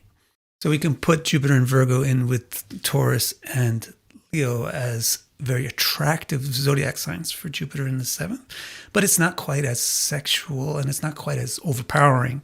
Our example for this placement is Dirk Benedict. He's got it going on more than just a generic out-of-the-box Jupiter and Virgo in the seventh, because he actually has a house exchange between the first and the seventh lords. Now let's turn our attention to Jupiter in Libra in the seventh house. So what resonates here is that Jupiter in the seventh is trust-evoking. The 12th and the 9th lord in the seventh represents morality. And Jupiter in Libra represents democracy and fairness, justice.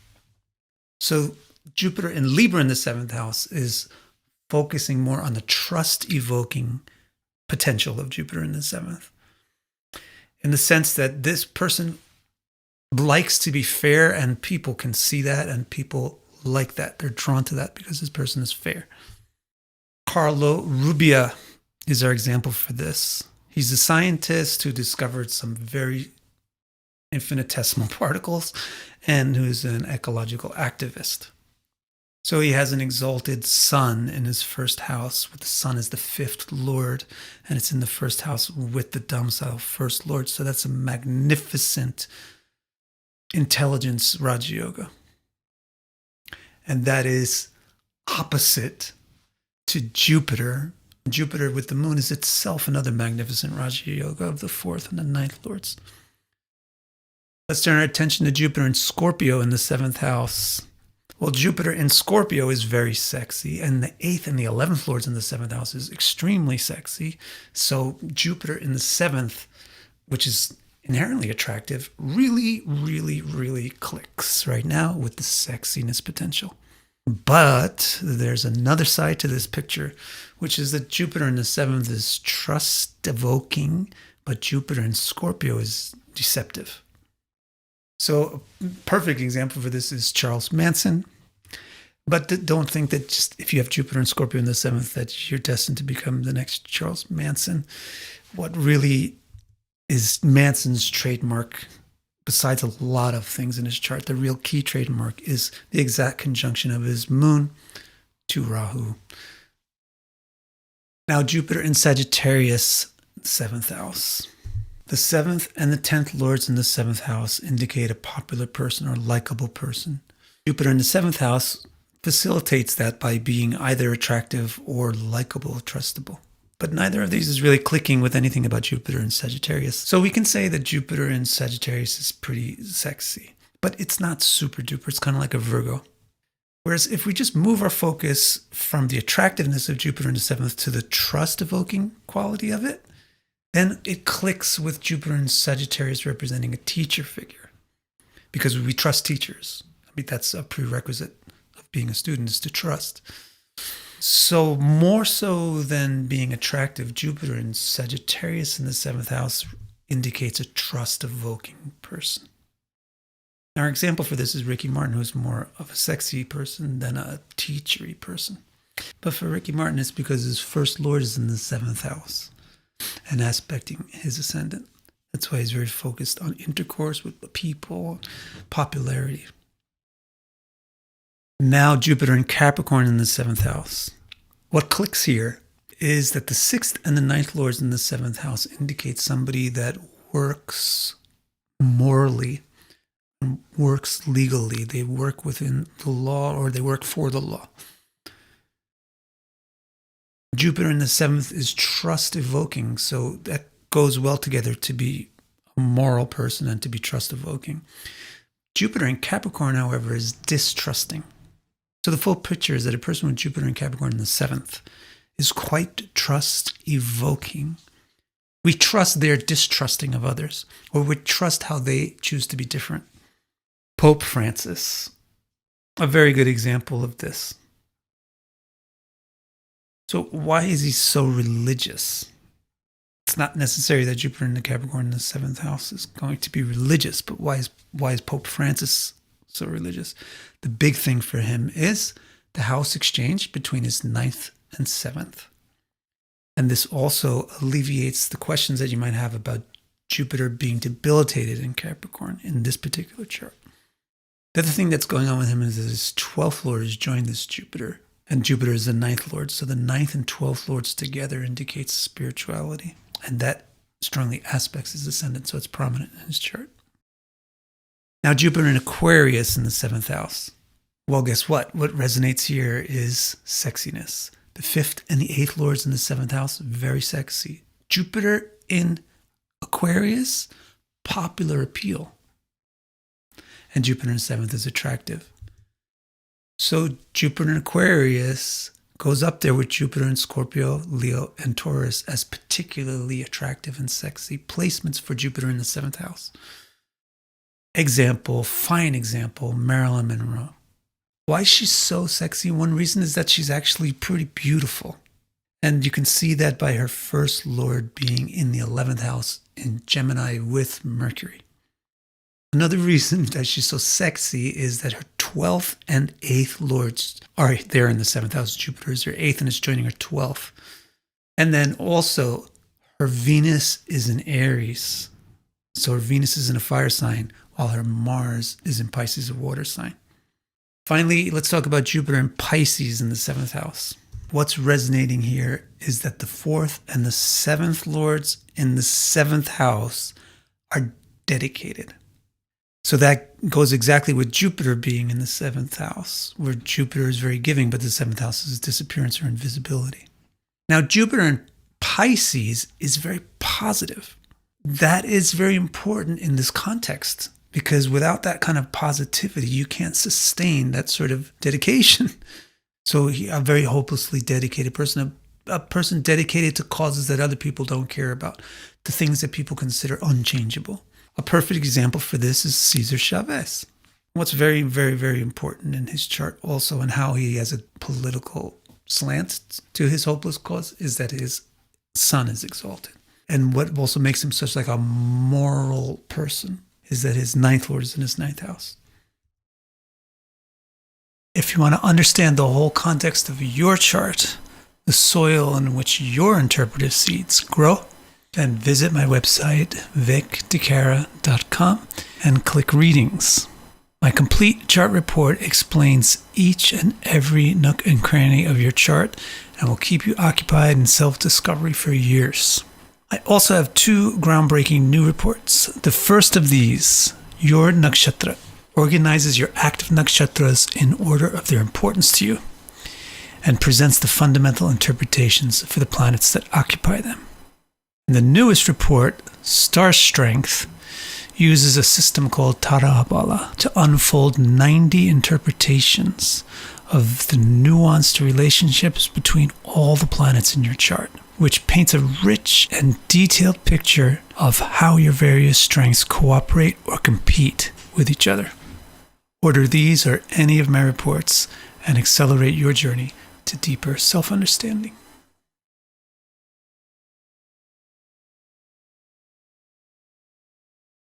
Jupiter in the 8th house in all 12 zodiac signs. Let's start off with a refresher about what Jupiter itself represents. Basically, it's the planet of positivity. Positivity basically is a plus sign. So Jupiter represents everything that a plus sign represents, like increase. That's why it has to do with growth, and that's why it also has to do with prosperity or success. Because it represents increase, it represents creation. And that is why it has to do with reproduction and children. And because it has to do with reproduction and children, it represents parenting. And that's why it has to do with role models and parental figures like teachers, priests, gurus, and so on. And that in turn is why it has to do with what we get from teachers and priests and parental figures. Wisdom, which is why Jupiter is all about philosophy and religion, or in other words, ethics. Another sense of positivity is optimism. And that's why Jupiter has to do with trust and faith. Now that we're refreshed about Jupiter, let's refresh ourselves on the 8th house. The 8th house is the section of the sky that is just above the western horizon. So it represents the wind and the rain that weathers or erodes the west. Whatever the west symbolizes, the 8th house is going to symbolize the erosion of it. So for example, the west, because it's the place of sunset, it signifies disappearance. And so the 8th house is fundamentally anti-disappearance. This is why it represents insight, the ability to see things that are difficult to detect. And that's why it also has to do with mysticism, the occult, the ability to see things that other people don't see, invisible things, intangible things. Another sense of being anti-disappearance is to be anti-death. And so the 8th is the house of life force. Because it's the house of life force, it has to do with your lifespan, your longevity, and the way that you're going to die. Because it has to do with life force, it has to do with the way that we generate life force, which is sexuality. Another thing about the western horizon is that it represents other people, because the sun setting represents the ego setting and the importance of other people rising. And so therefore the 8th is sort of anti-others. So in other words, it's not for the benefit of others, but for the benefit of us. So the 8th house has to do with personal gain, the way that we benefit from others, gifts that people give us, inheritances that we get. And also anti-others means nonconformity or individuality. So the 8th house has a defiant nature to it. Now that we are refreshed about what the 8th house represents and what Jupiter represents, it's not difficult to make sense out of what Jupiter means when it's in the 8th house. All you have to do is put the two symbolisms side by side and see where they are on the same topic. For example, Jupiter represents religion and the 8th house represents mysticism, which are very, very similar things. So when Jupiter is in the 8th house, it signifies a person who is quite spiritual. Now, the type of spirituality is going to depend on the rest of the factors that are surrounding Jupiter in the 8th house. It can range from anything to being a spiritualist, to being a religious type of person, or to just being otherworldly. It doesn't necessarily have to be theistic spirituality. So, for example, look at these people with Jupiter in the 8th house. Paramahamsa Yogananda, a great spiritualist. Bhaktivedanta Prabhupada, a great spiritualist. Stephen Arroyo, an important astrologer. And Albert Einstein, a scientist, a theoretical scientist, basically a philosopher. Another thing about Jupiter in the 8th house is that Jupiter represents honesty, but the 8th house represents personal gain. So Jupiter in the 8th house symbolizes openness or transparency in areas in which people usually are not. So we can say that Jupiter in the 8th house signifies a person who's principled. We can call this being principled, in the sense that they don't really hide what they're doing. Also, they will tend to even sacrifice their personal gain, something that they believe in, something that they value. So these people that we already looked at also really illustrate this very well. These people are living for a cause. Paramahamsa Yogananda, Prabhupada, Stephen Arroyo, Albert Einstein, they're sacrificing, they're dedicated. And take a look at another batch of people with Jupiter in the 8th, quite a few politicians or political activists. Gandhi, Joe Biden, Jacques Chirac, and Ron Kovic. Another thing about Jupiter and the 8th is that Jupiter represents trust, but the 8th house is about critique. Critique relies on distrust. The reason why we critique is because we don't trust that it's okay. So a person with Jupiter in the 8th house is not particularly trusting. They tend to be skeptical. Therefore, they are not suckers. They're not easy to fool. They are kind of pessimistic about what you're telling them. They're going to check to see if it's really true. So these people that we've looked at already really well signify this, especially a person like Ronkovich. Finally, a fourth important thing about how Jupiter reacts with the 8th house. Jupiter represents reproduction, and the 8th house represents sex. So Jupiter in the 8th house represents having a lot of vitality, a lot of potency, virility, and therefore also being quite charismatic or attractive.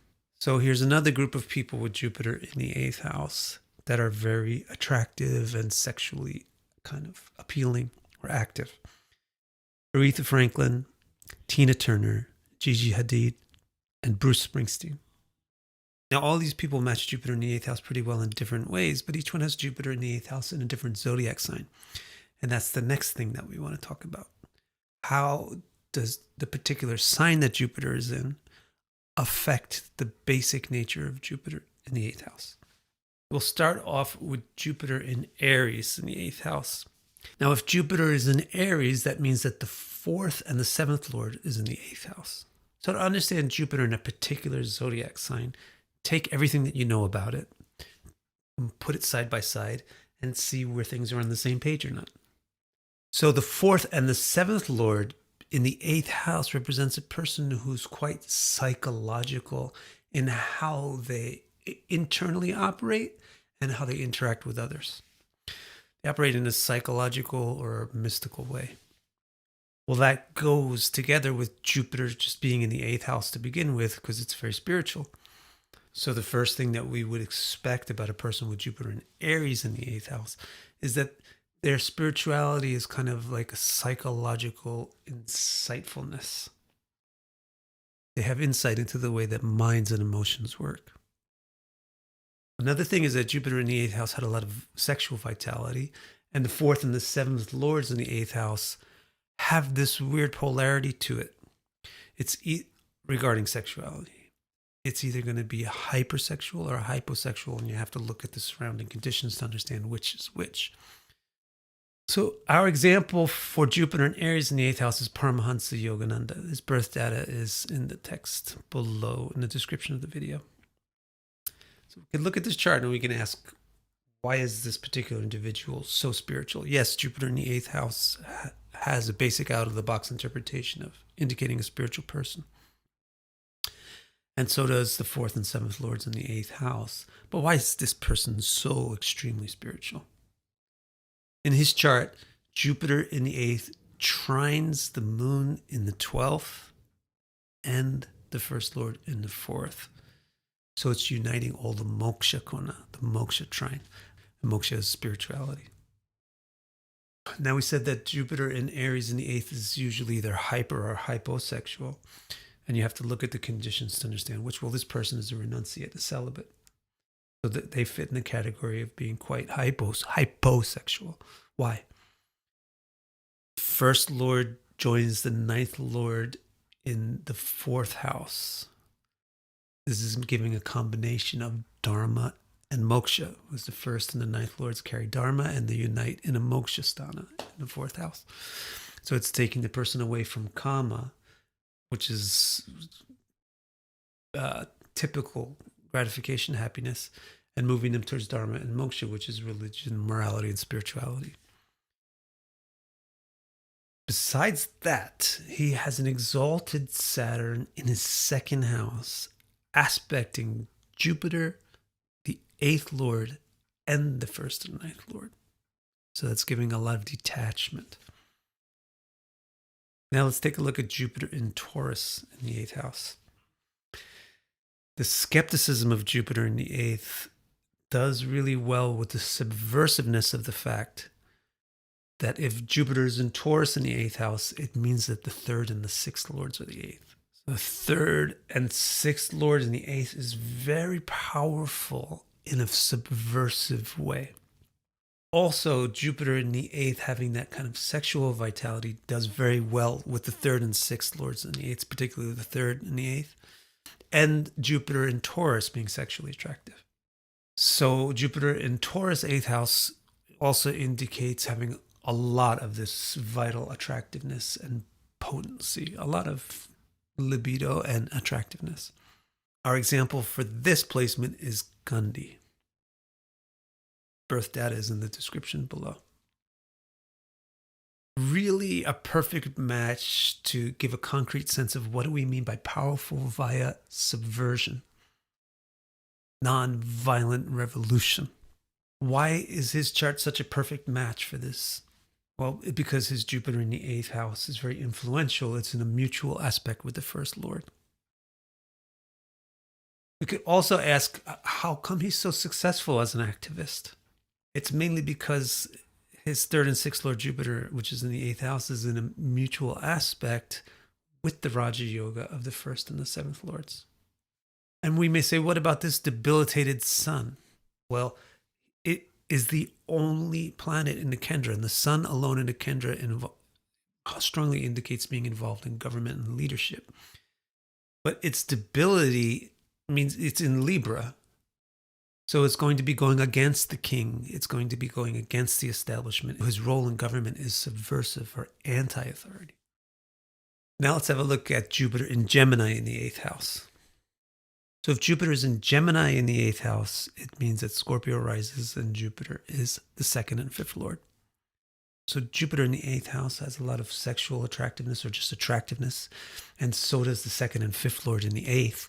And so does Jupiter in Gemini. All three line up to indicate a very likable or attractive person, particularly in a Gemini sort of way, attractive in how they express themselves. Also, the skepticism of Jupiter in the 8th goes quite well with the research potential of the 5th lord being in the 8th house and the inventiveness of Jupiter being in Gemini. So Jupiter in Gemini indicates somebody that's skeptical of old patterns and tries to invent new approaches to things. Our example of this is Aretha Franklin. Her birth data is in the description below this video. How come she's such a great singer?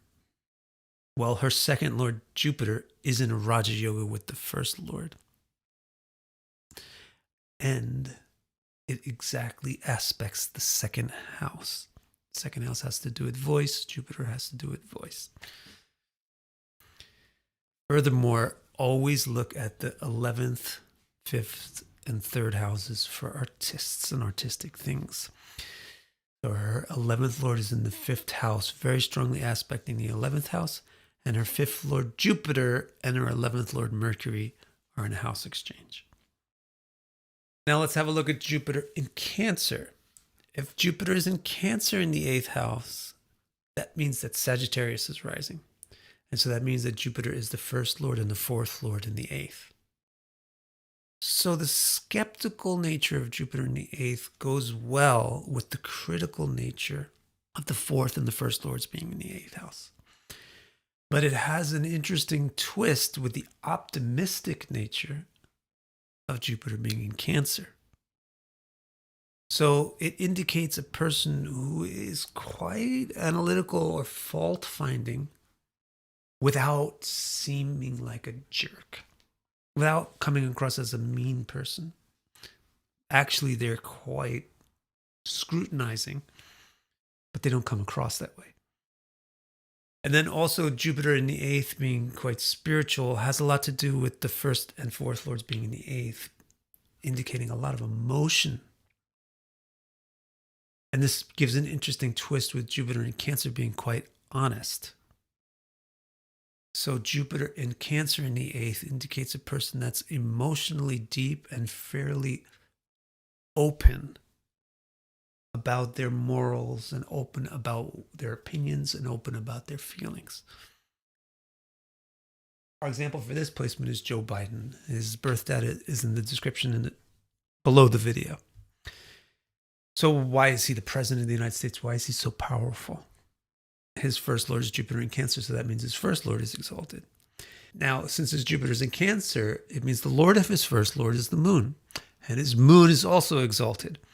So his first lord is exalted, and his first lord's lord is exalted, and that is extremely significant. Furthermore, they're not pushed under the rug somewhere. They're in very important placements relative to the rest of his planets. They're both aspecting his other planets. And his other planets include the Sun and Mercury in Raja Yoga as the 9th and the 10th lords. Now let's take a look at Jupiter in Leo. If Jupiter is in Leo in the 8th house, that means that Capricorn is rising. And that in turn means that Jupiter owns the 3rd and the 12th houses. So Jupiter in the 8th already indicates a spiritually active person.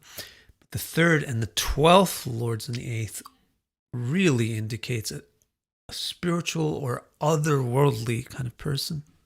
So Jupiter in the Leo 8th house is a very unusually spiritual person. Furthermore, Jupiter in the 8th is very principled and tends to be hardworking and sacrificing. Same thing with the 3rd and 12th lords in the 8th. They're very passionate about things. So they're going to really give themselves to their ambitions. And the same thing about Jupiter in Leo. It's very brave about its morals, and it wants to influence other people with its morals. So Jupiter in Leo in the 8th house indicates a person who works hard and has a lot of passion to convey their opinions and their ideals to other people. Example of this is Bhaktivedanta Swami Prabhupada. His birth data is in the description below. Why is he so spiritual? He's a sannyasi. He's the founder of the Hare Krishna movement. Well, his Jupiter in the 8th house, look closely. It's exactly conjoined Ketu. Furthermore, he has a lot of indicators in his chart for renunciation, or in other words, not really caring about typical things. His 4th lord, 7th lord, and 11th lord are all in the 6th house. His Venus is debilitated in the 9th house.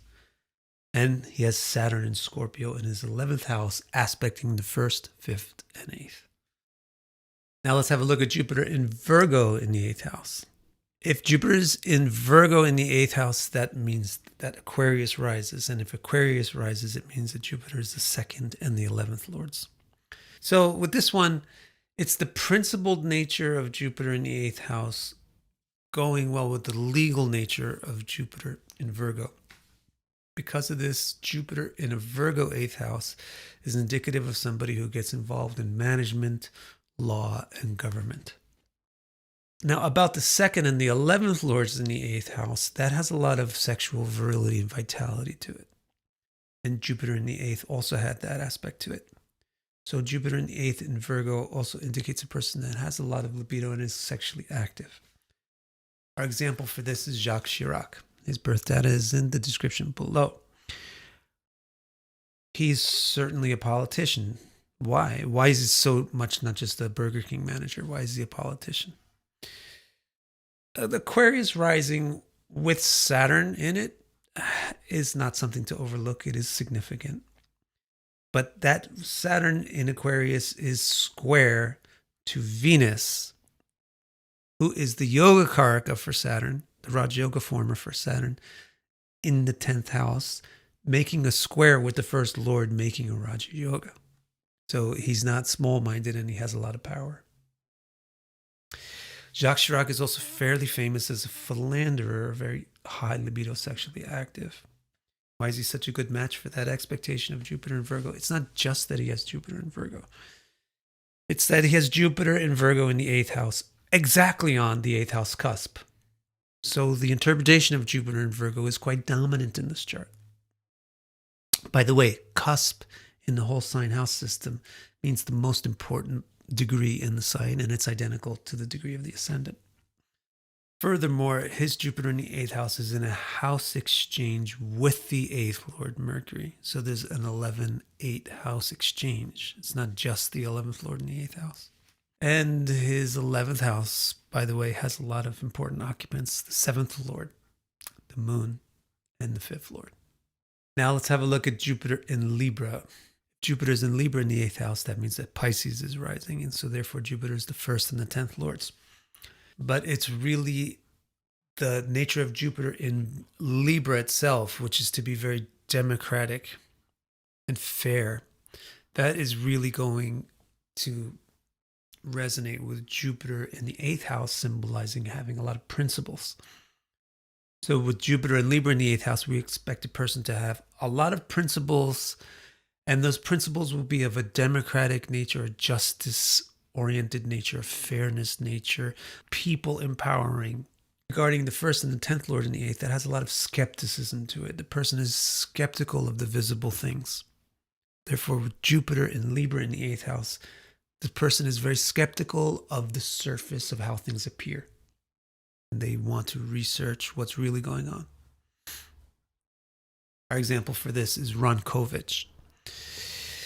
His birth data, born on the 4th of July, is in the description below. So why is he a soldier? Well, he has Mars alone in the Kendra, and it's strongly aspecting the ascendant, so you really can't overlook that. Otherwise, besides that, he's obviously a really good match for the basic out-of-the-box Jupiter in Libra in the 8th house. Now let's talk about Jupiter in Scorpio. If Jupiter is in Scorpio in the 8th house, it means Aries must be rising. And if Aries is rising, it means Jupiter is the lord of the 9th and the 12th. So the spiritual potential of Jupiter in the 8th is being accentuated by the fact that the 9th and the 12th lords are in the 8th house. But also, the skeptical nature of Jupiter in the 8th is getting along very well with the heterodox nature of Jupiter being in Scorpio. So Jupiter in Scorpio in the 8th house is very spiritual, but not in a very orthodox way. And also the sexual vitality of Jupiter in the 8th goes well with the sexiness of Jupiter in Scorpio, so these people are probably sexy and attractive. Our example for this is Stephen Arroyo. His birth data is in the description below. Stephen Arroyo is a very successful astrologer who was very skeptical of pre-existing astrological norms, calling them old-fashioned and fatalistic. Why is this person an astrologer? Is it necessary that Jupiter and Scorpio in the 8th house produces an astrologer? Not necessary, but it's very easy for it to do so because it's supporting being spiritual in an unorthodox way, in a non-mainstream way. But in his particular case, he has the 8th lord in the 8th house with the 12th lord. And he also has the 1st lord and the 12th lord in the 8th house. So his 8th house not only is very empowered, but it's got the key players in it to get one interested in mysticism, occult, and astrology. Now, what if Jupiter's in Sagittarius? If it's in Sagittarius in the 8th house, that means that Taurus is rising, which therefore means that Jupiter is the 8th and 11th lords. So the sexiness of Jupiter in the 8th gets really highlighted by the fact that the 8th and the 11th lords are in the 8th house. So what do we think about Jupiter and Sagittarius in the 8th house? Very attractive people. Now add the flavor of Sagittarius into that. So not only are they very, very attractive, but they kind of come across as role models of beauty or teachers or advocates of beauty and arts and so forth. Our example is Gigi Hadid, and her birth data is in the description below. Okay, that fits really well, very attractive. Should everybody with Jupiter in the Sagittarius in the 8th house expect to be as beautiful as Gigi Hadid? No, of course not. So what is it particularly about her chart? Just look at the 1st house, the house of the body, the house of the appearance. Her 4th lord, the sun, is joining Ketu in the 1st house, which makes a Raja Yoga, and it's exactly on the ascendant. Her 5th lord, Mercury, with Ketu in the 1st house, also makes a Raja Yoga exactly on the ascendant. And her fourth Lord Sun joining the fifth Lord Mercury makes a Raja Yoga that brackets the ascendant. So this ascendant is just surrounded by Raja Yogas. Furthermore, her eighth Lord Jupiter in Sagittarius is aspecting the first Lord and also the seventh Lord. And it does not hurt to have the moon alone in the 10th house, nor does it hurt to have Venus in Aries when you're a woman. Now let's discuss Jupiter in Capricorn. If Jupiter is in Capricorn in the 8th house, that means that Gemini is rising, which in turn means that Jupiter is the 7th and 10th lords. So the principled, hardworking potential of Jupiter in the 8th house is getting highlighted by the fact that the 7th and the 10th lords are in the 8th house. And also highlighting it is the fact that Jupiter in Capricorn is very Machiavellian, meaning it will do whatever it needs to do to get whatever it wants done. So Jupiter in Capricorn in the 8th house indicates a person that is very hardworking, even when the odds are against them. Furthermore, Jupiter in the 8th house is quite skeptical, and the 7th and 10th lords in the 8th house is also quite critical of appearances. And that is also accentuated by the fact that Jupiter in Capricorn is quite distrusting. So Jupiter in Capricorn in the 8th house, the people are quite skeptical in a sense of being very tough and disbelieving. Our example for it is Bruce Springsteen. His birth date is in the description below. Why, though, is he a singer? As I said before, always watch the 11th, 5th, and 3rd houses for artists. Springsteen's 11th lord is in his 3rd house, while his 3rd lord is in his 5th house. And his 1st and 4th lord Mercury joins Ketu in the 5th house, creating a Raja Yoga there. Now let's discuss Jupiter in Aquarius in the 8th house. If Jupiter is in Aquarius in the 8th house, it means Cancer is rising. And if Cancer is rising, it means Jupiter is the 6th and 9th lords. So the skeptical nature of Jupiter in the 8th is getting highlighted by the fact that the 6th lord in the 8th is super skeptical or problem solving. And the 9th lord in the 8th house is also quite skeptical of patterns, existing patterns, traditions. Furthermore, Jupiter in Aquarius is very iconoclastic.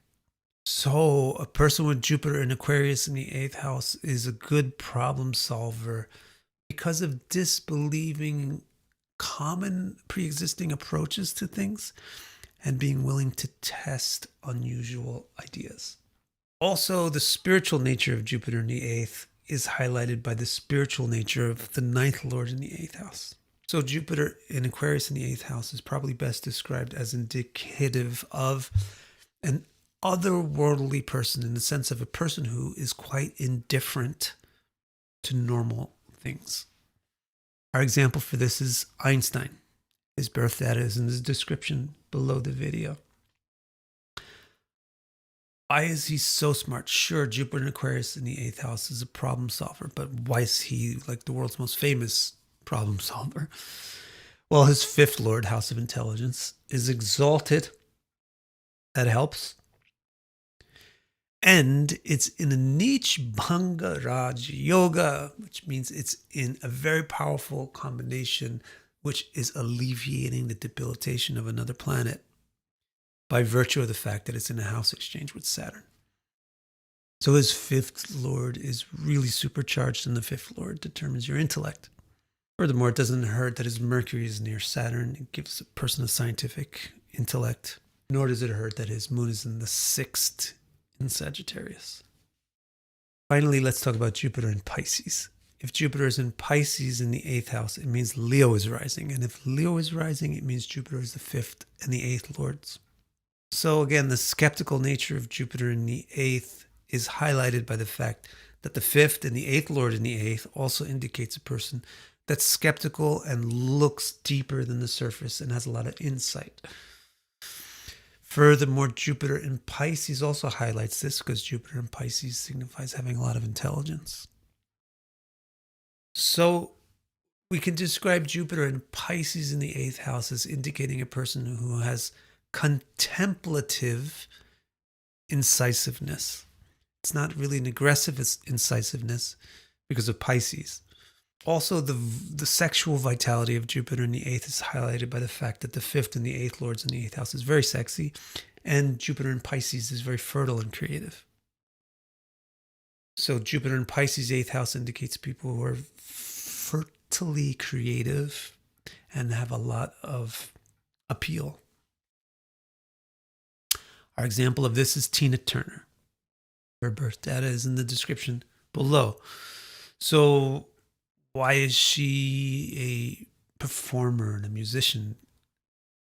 Okay, Jupiter in Pisces in the 8th house gives you sex appeal, but doesn't give you any musical skill. Sure, it comes from other things in her chart. As I say, always watch the 11th, 5th, and 3rd house for musicians. In her case, her 11th Lord Venus and her 3rd Lord Mercury join in the 5th house with the 1st Lord. And it doesn't hurt that her moon is also in the 11th house. Tina Turner was also not just a performer, but very sexy and charismatic. Why? How would you see that in this chart? Her Jupiter in the 8th is in a Raja Yoga as the 5th Lord joining the 9th and the 4th Lord, Mars. So it's giving power to that house of sexiness and that house of charisma. And by the way, this also affects or is expressed in her voice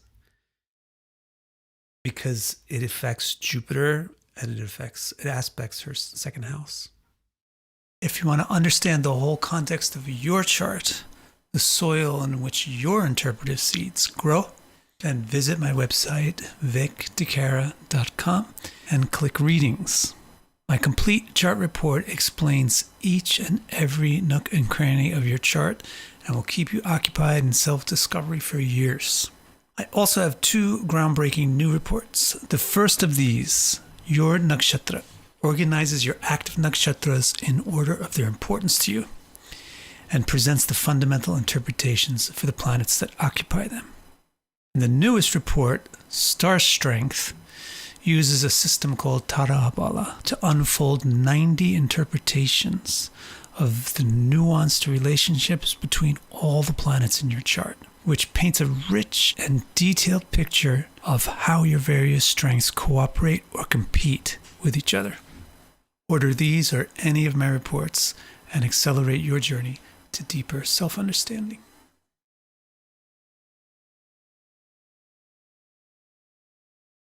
This begins my series on Jupiter in the 9th house in each zodiac sign. Now, Jupiter in the 9th house sounds like one of those classical jackpots, and it is pretty great.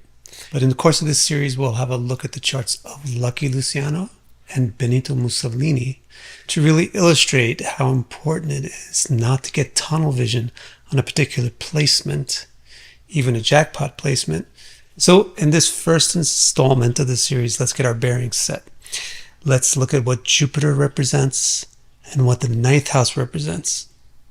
And then let's talk about how to put the two together to figure out a basic interpretive template for Jupiter in the 9th house. So Jupiter is essentially the symbol of positivity. That's the one symbol that's at the root of everything that Jupiter symbolizes. Positivity basically means plus or increase.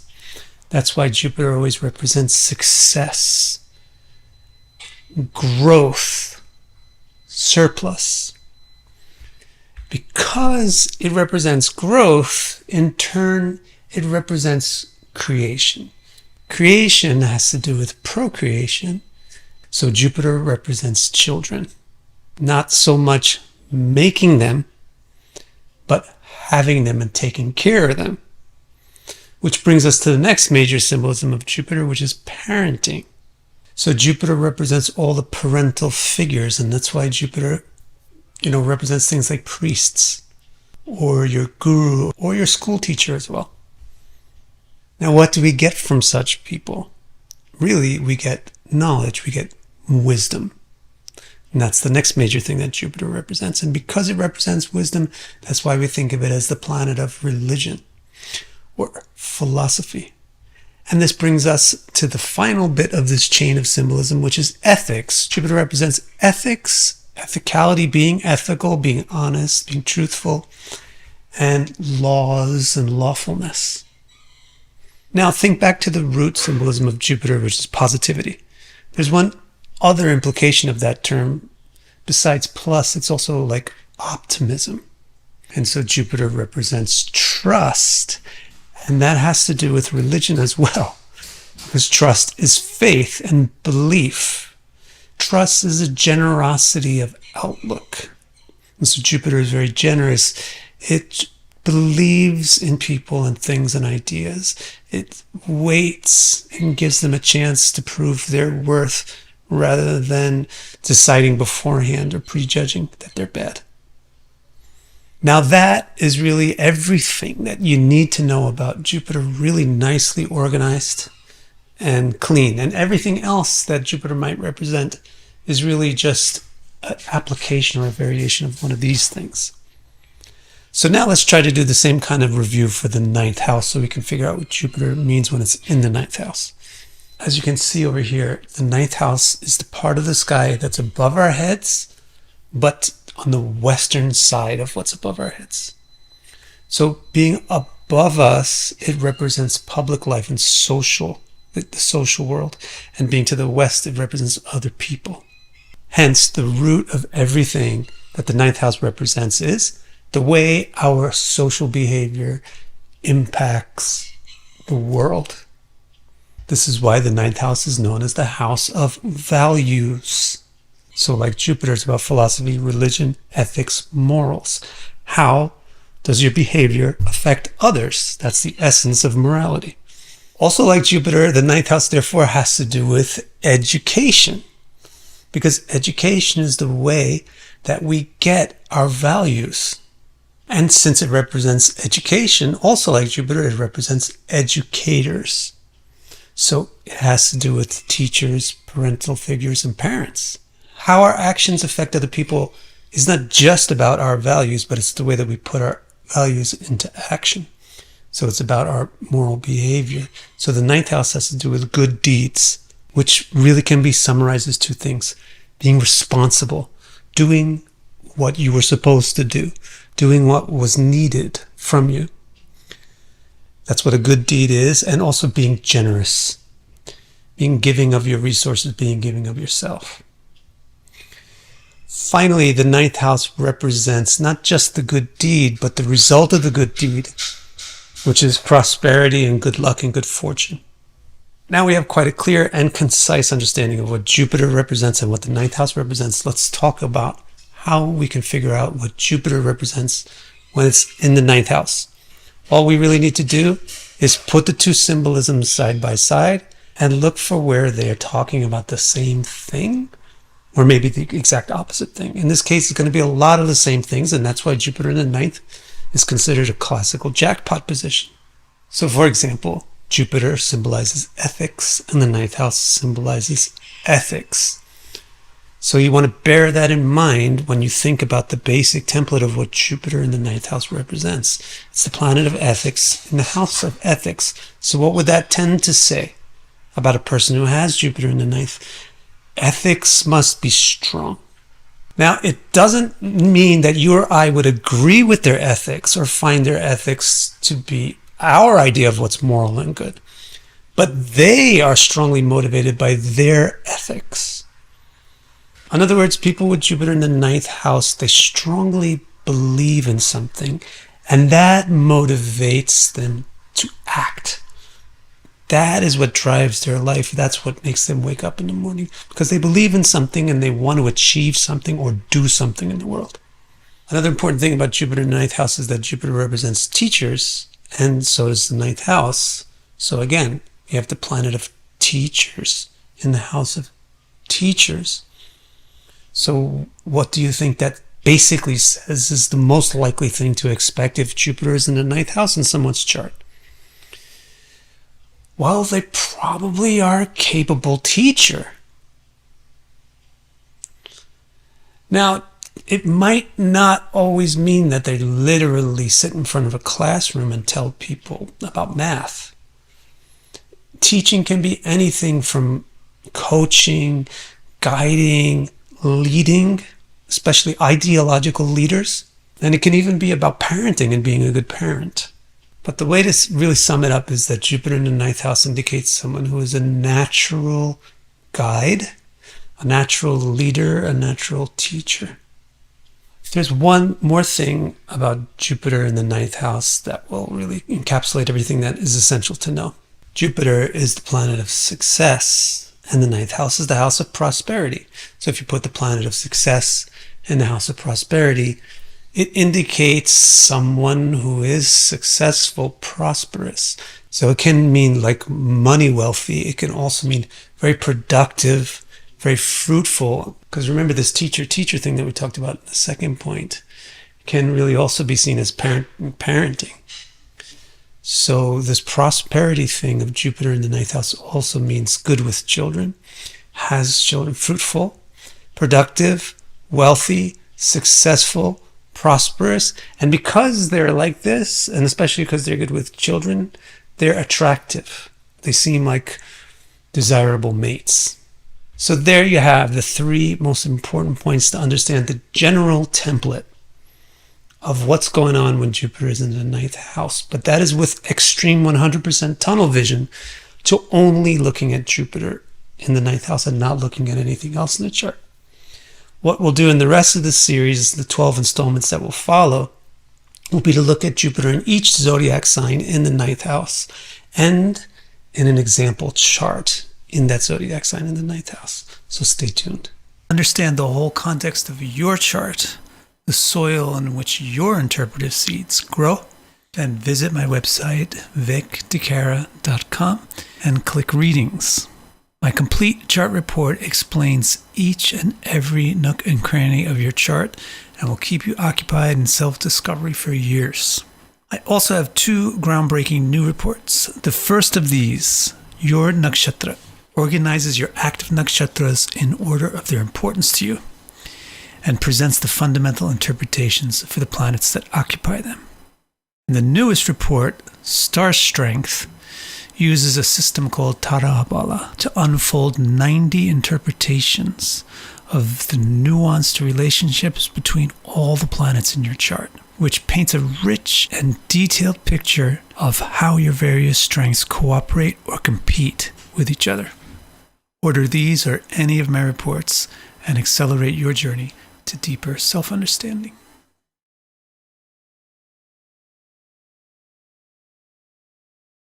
Hello and welcome to Jupiter in the 10th house. This is the first episode in the series. We'll get the big picture on the essential fundamentals of what Jupiter in the 10th house itself is all about. So let's start with a quick review of what Jupiter represents. The most fundamental root of all of Jupiter's symbolisms is positivity. So that's why Jupiter has to do with optimism and trust, and that's why it always symbolizes things like faith and belief, and also the generosity of one's nature. Optimism is a generous outlook. Positivity is a generous outlook, and similarly, Jupiter is a generous, optimistic, trusting planet. Another sense of positivity, or even a more basic sense of positivity, is just the plus sign itself, which means increase, and that's why Jupiter symbolizes growth and abundance and surplus. Now, because it symbolizes growth, it has to do with creation.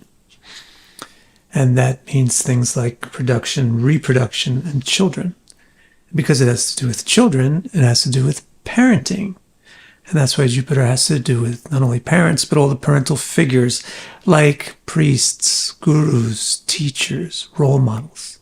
Because it has to do with parenting and teaching, it has to do with wisdom. That's why Jupiter symbolizes things like philosophy and religion. And because of that, Jupiter also has to do with ethics. And that's why it symbolizes law and lawfulness and lawful traits like honesty. Now that we're back up to speed on what Jupiter represents, let's do a similar review for the 10th house. Then we can really understand what Jupiter would be like when it's in that 10th house. So as you can see, Jupiter is the part of the sky that is directly above our heads. So in other words, the zodiac sign that is in the area of sky that is directly above our head is the 10th house in the whole sign house system, which I recommend. Now, this little nifty physical fact about the 10th house is actually the fundamental basis for everything that the 10th house symbolizes. It is the open sky. Therefore, it symbolizes things that are highly visible. In other words, the extroverse or the visible manifest world, public, society, and so forth, the part of the world that you see. Hence, the 10th house has everything to do with how large you are or how active you are in that visible world. So you can call that fame or maybe status. And that's also somewhat synonymous with career, because career is simply what do you do in that visible world? Or what are you known for in that visible world? Because the 10th house has to do with status, it therefore has to do with our influence over that external world. How much are we influencing it versus how much are we simply influenced by it? And hence the 10th house is all about one's authority in the world. Now, another thing about the open sky is that it's windy. This is where the wind blows, and a lot of the 10th house symbolism comes from that. So, for example, the 10th house has to do with movement. It's not stabilizing, it's destabilizing. And it's not peaceful or restful, it's active and moving. So now we know what Jupiter symbolizes, and we know what the 10th house symbolizes. We can start to talk intelligently and kind of easily about what Jupiter should represent when it's in the 10th house. In order to do that, the only thing that you really need to do is put the symbolism of Jupiter and the 10th house side by side and look for the links between the two. For example, Jupiter is about the guides or the role models in society, like parents, teachers, etc. And the 10th house has to do with the authority figures and the influence that you have over society. So that's an example of where Jupiter and the 10th house have the same symbolism. And where you find the same symbolism between the planet and the house, that is the important thing about that planet in that house. So in this case, we can say that Jupiter in the 10th house signifies having a lot of influence or a big impact or a major role to play in society. And one thing about the 10th house is that because it's so visible, it makes the qualities of that planet more visible than the other houses. So the type of impact that we would have on society by Jupiter in the 10th house is similar to the qualities of Jupiter itself. For example, Jupiter is wise. So people with Jupiter in the 10th house are kind of sagacious. They're like sages. That's the kind of impact that they have on society. In other words, they know a lot of things. They're learned. They've read a lot. They've heard a lot of information. They've digested a lot of information. They do a lot of thinking. And therefore, the impact that they have on society is to deal with that kind of information and help society incorporate that kind of information. So we can call that sagacious. Another thing about Jupiter is it's a teacher, kind of similar, right? So the impact that a person with Jupiter in the 10th house has on society is not just that they learn a lot, but it's that they teach a lot. And being a teacher doesn't just mean that you work at an elementary school. Being a teacher means all kinds of things, like all kinds of advisors, guides, aides. In a similar vein, Jupiter is parental. We can describe Jupiter as parental. So what kind of impact does the Jupiter 10th house person have on society? Like a parental role. They play a parental role in society. Which means what? Which means that they're caring and they're kind and they're generous in how they teach and guide and inform. Finally, Jupiter is well known as like a priestly figure. And so a person with Jupiter in the 10th house has a priestly kind of impact. Again, that doesn't mean that you work at a church. A priest is someone really actually who knows how to do the rituals. In other words, knows how to do things. They've learned a lot of arcane information that other people don't know, and therefore they know how to do a lot of things that are too detailed for other people to know. So that's the kind of leader that we're talking about with Jupiter in the 10th house. They know a lot about specific things and how to do things. That is the main interpretation for Jupiter in the 10th house. But there's two other things which are also significant, especially this next one. Jupiter is the planet of ethics. Therefore, it's lawful, right? Now, the 10th house doesn't have a lawful quality to it, but it's public. So laws have to do with the public, how you behave in public. So this is sort of on the same page here. Jupiter is lawful, and the 10th house is the place where law is important. Hence, Jupiter in the 10th house should be interpreted as being basically exemplary. The people with Jupiter in the 10th house, they want to set an example. They have their ethics and they have their morality, and they want to demonstrate to other people the value of that stuff. What kind of ethics and values? They have Jupiterian values, so they're honest. And then why would I bring out this honesty? Because the 10th house is open. It's very visible. And Jupiter has this lawfulness or this honesty to it, which means it's open. Honesty is openness. So you can also see this synergy as the planet of openness in the house of openness. If the lawfulness and public thing isn't really clicking, if you don't really see that connection, then think of it like that. The planet of openness in the house of openness means this person is very open. They're transparent. They don't hide things or cover things up. The final thing here is that Jupiter is the planet of success, and the 10th house is the place where you would be successful, really. It's the house for status. So that's another synergistic combination. Jupiter in the 10th house is the planet of success in the house of status. So you expect these people to be more famous than usual, or also probably more wealthy, which is sort of obvious just from the first principle that they have a big influence or a big impact. So that's the basic theory of how we should interpret Jupiter in the 10th house. In other words, how you should expect Jupiter in the 10th house to behave, so to speak. What you should expect it to represent. Theory will always have to be modified in practice because of the details that are affecting that particular instance of the theory. So in the remainder of the episodes of this series, we'll look at Jupiter in a specific sign in the 10th house, and we'll look at a particular chart of a well-known person to see exactly how this basic template of Jupiter in the 10th house adjusts and modifies to different circumstances. Indeed, there's quite a few famous philosophers or priestly people with Jupiter in the 10th house. And then there's also quite a few artistic people, and the key here is that openness. That openness of Jupiter in the house of openness is very conducive to any kind of expressiveness. And if you notice this list of these artists, these expressive people, the first three of them at least, or especially the first three of them, they are kind of crossover into philosophers.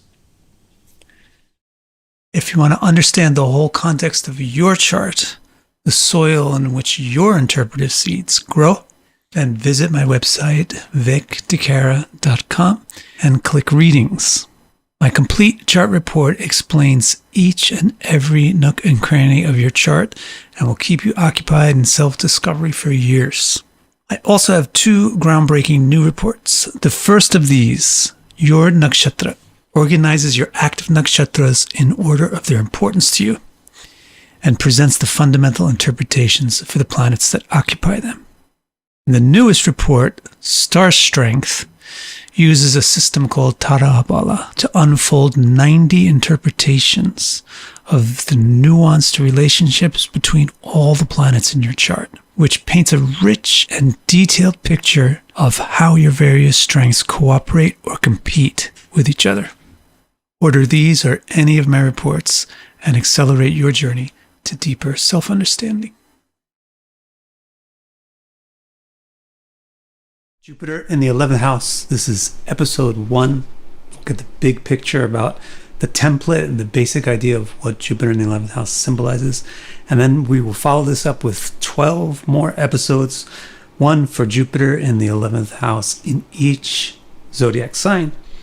And for each zodiac sign, we will use one famous person's birth chart to explain how the template, the basic seed of the concept of Jupiter in the 11th house actually works in a real individual's chart.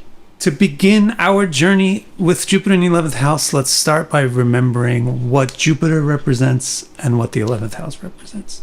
Jupiter is the planet of positivity. Positivity is the foundation of everything that Jupiter symbolizes. Positivity has one simple sense in which it just means optimism. That's why Jupiter signifies optimism, faith, trust, and a generous outlook. The more basic idea of positivity is the plus sign, and that's why Jupiter signifies increase, and hence it's associated with growth and success. Now, because it signifies increase, it signifies creation. That's why it has to do with children. Because it signifies children, it has to do with parenting the creators. That's why it has to do with role models like teachers and guides and priests and so on. Because it has to do with role models, it has to do with wisdom, and that's why it symbolizes philosophy and religion. And because it has to do with wisdom, it has to do with the contents of the wisdom. In other words, the ethics, the laws. That is what you need to know about Jupiter. Now let's get up to speed for what we need to know about the 11th house. The 11th house, as you can see here, physically speaking, is the eastern section of the overhead sky. In astrology, the eastern quadrant represents the manifest being, the self, and the overhead quadrant represents the visible world. So since the 11th house is on the eastern side of the overhead quadrant, it represents how the self benefits in tangible ways from the public, from the society. So we have social and we have cultural benefits from the world. This is why the 11th house has to do with communities. That's the primary social benefit. There's people out there that we can interact with. And what do you do when you interact with them? You socialize. That's what this 11th house has to do with socializing, building networks. It's a friendly house. It's not really about friends and friendship as like a relationship thing, but it's a friendly house. What else do you do with people in the world? You buy and sell, you trade, you exchange with them. That's why the 11th house has to do with commerce, profit, and gaining. We also have cultural benefits from the public world, like all the arts that people make. That's why the 11th house has to do with arts.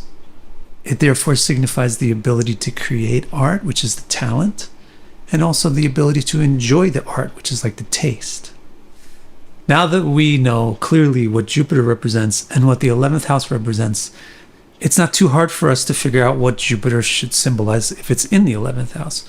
All we need to do is look for places where Jupiter's symbolism kind of matches with or exactly disagrees with the 11th house's symbolism. For example, Jupiter has to do with increase and the 11th house has to do with gains, profit, increase. So what do you expect when Jupiter is in the 11th house? Pretty simple. You expect increase, a lot of gaining. What does it exactly mean in an individual chart? Well, that really depends on the exact chart that you're looking at that has Jupiter in the 11th house. It can mean all kinds of different things. Maybe it means you have a lot of weight. You gain a lot of weight. But in most cases, in and of itself, Jupiter in the 11th house really means you get a lot of money. And the things that come with money and the things that money comes from. So you have a lot of success and you have a lot of luxury. Here are the people whose charts we will be looking at in the 12 remaining episodes of this series. As you can see, they are very wealthy. In fact, we have the really heavy hitters in the world of wealth here. Steve Jobs, Gwyneth Paltrow, for example. The rest of them are also very, very, very, very wealthy. And we even have Krishna in this list, who's like legendary mythical amount of wealth. There's another important way that the symbolism of Jupiter synergizes with the symbolism of the 11th house. It's the fact that Jupiter is very generous. And so is the 11th house in its particular way. It's friendly, right? And it likes to exchange things with people. So what we can say of Jupiter in the 11th house is the natives are probably generous.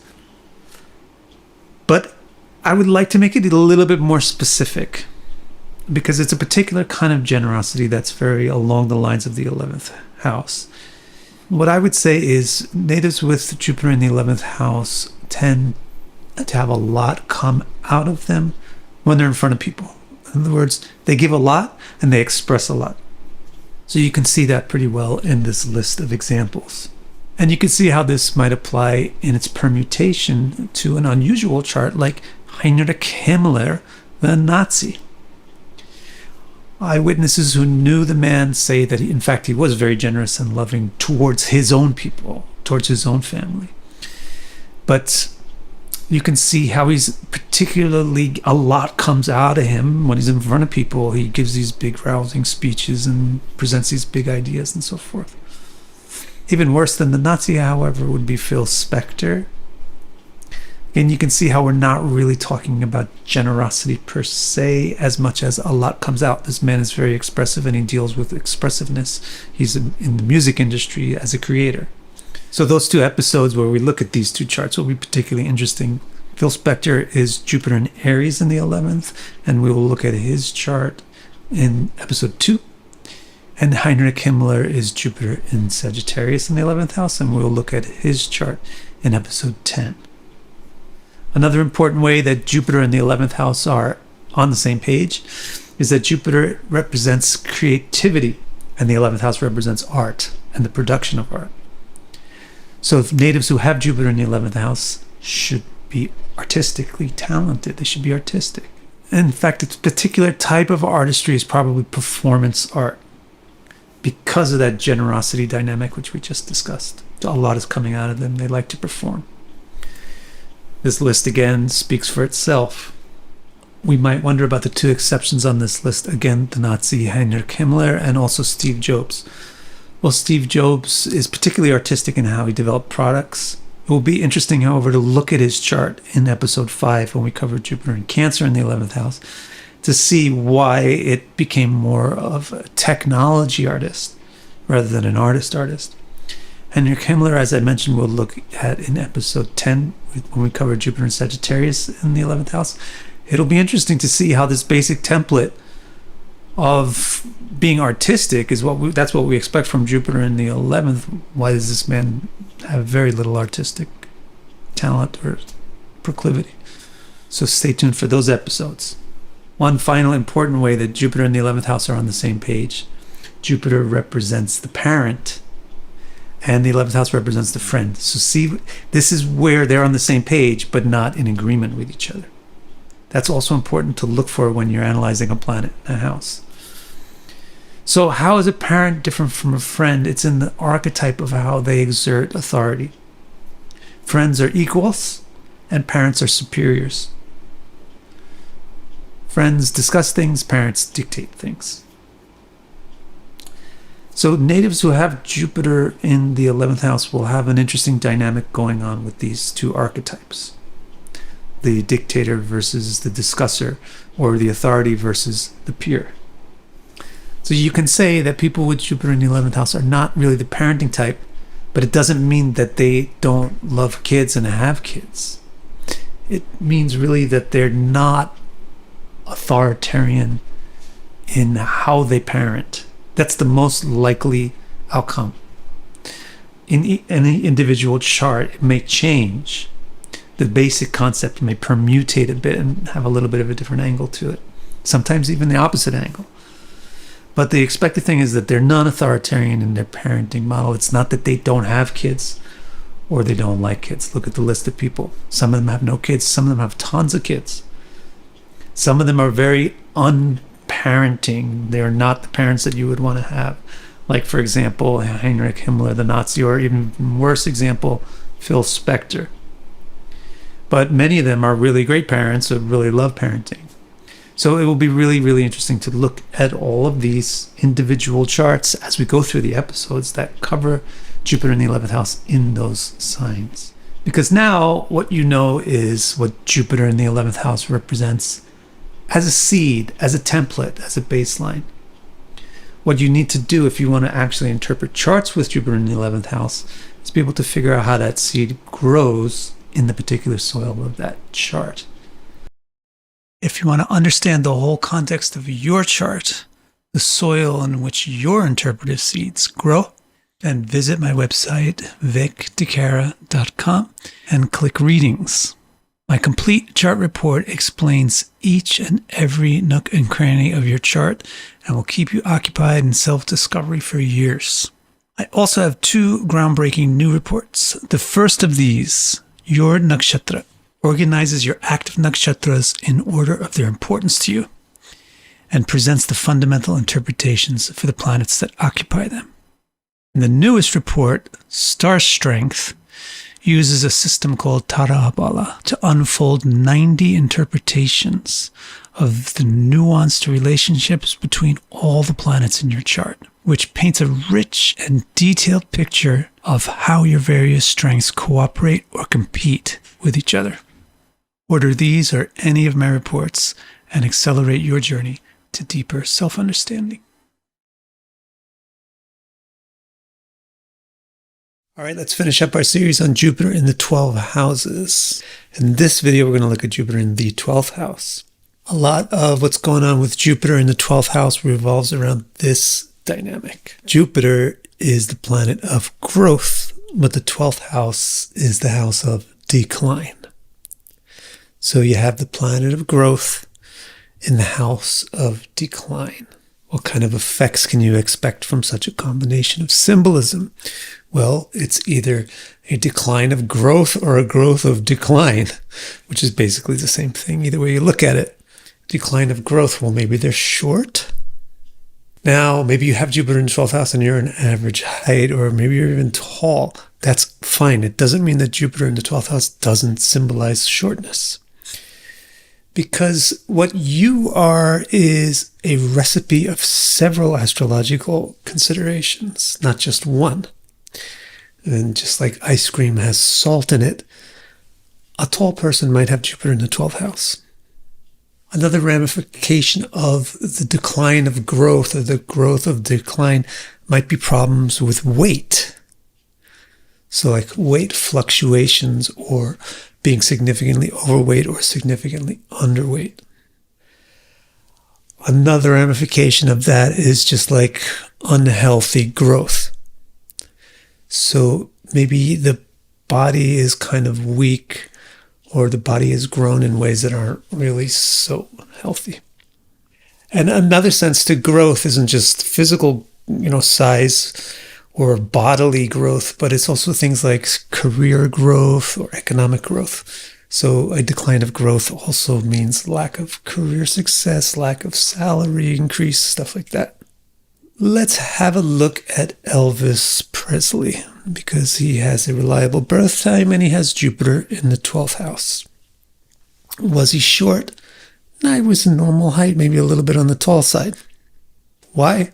Well, in the whole recipe here, yes, he does have Jupiter in the 12th, but he also has a Sagittarian ascendant.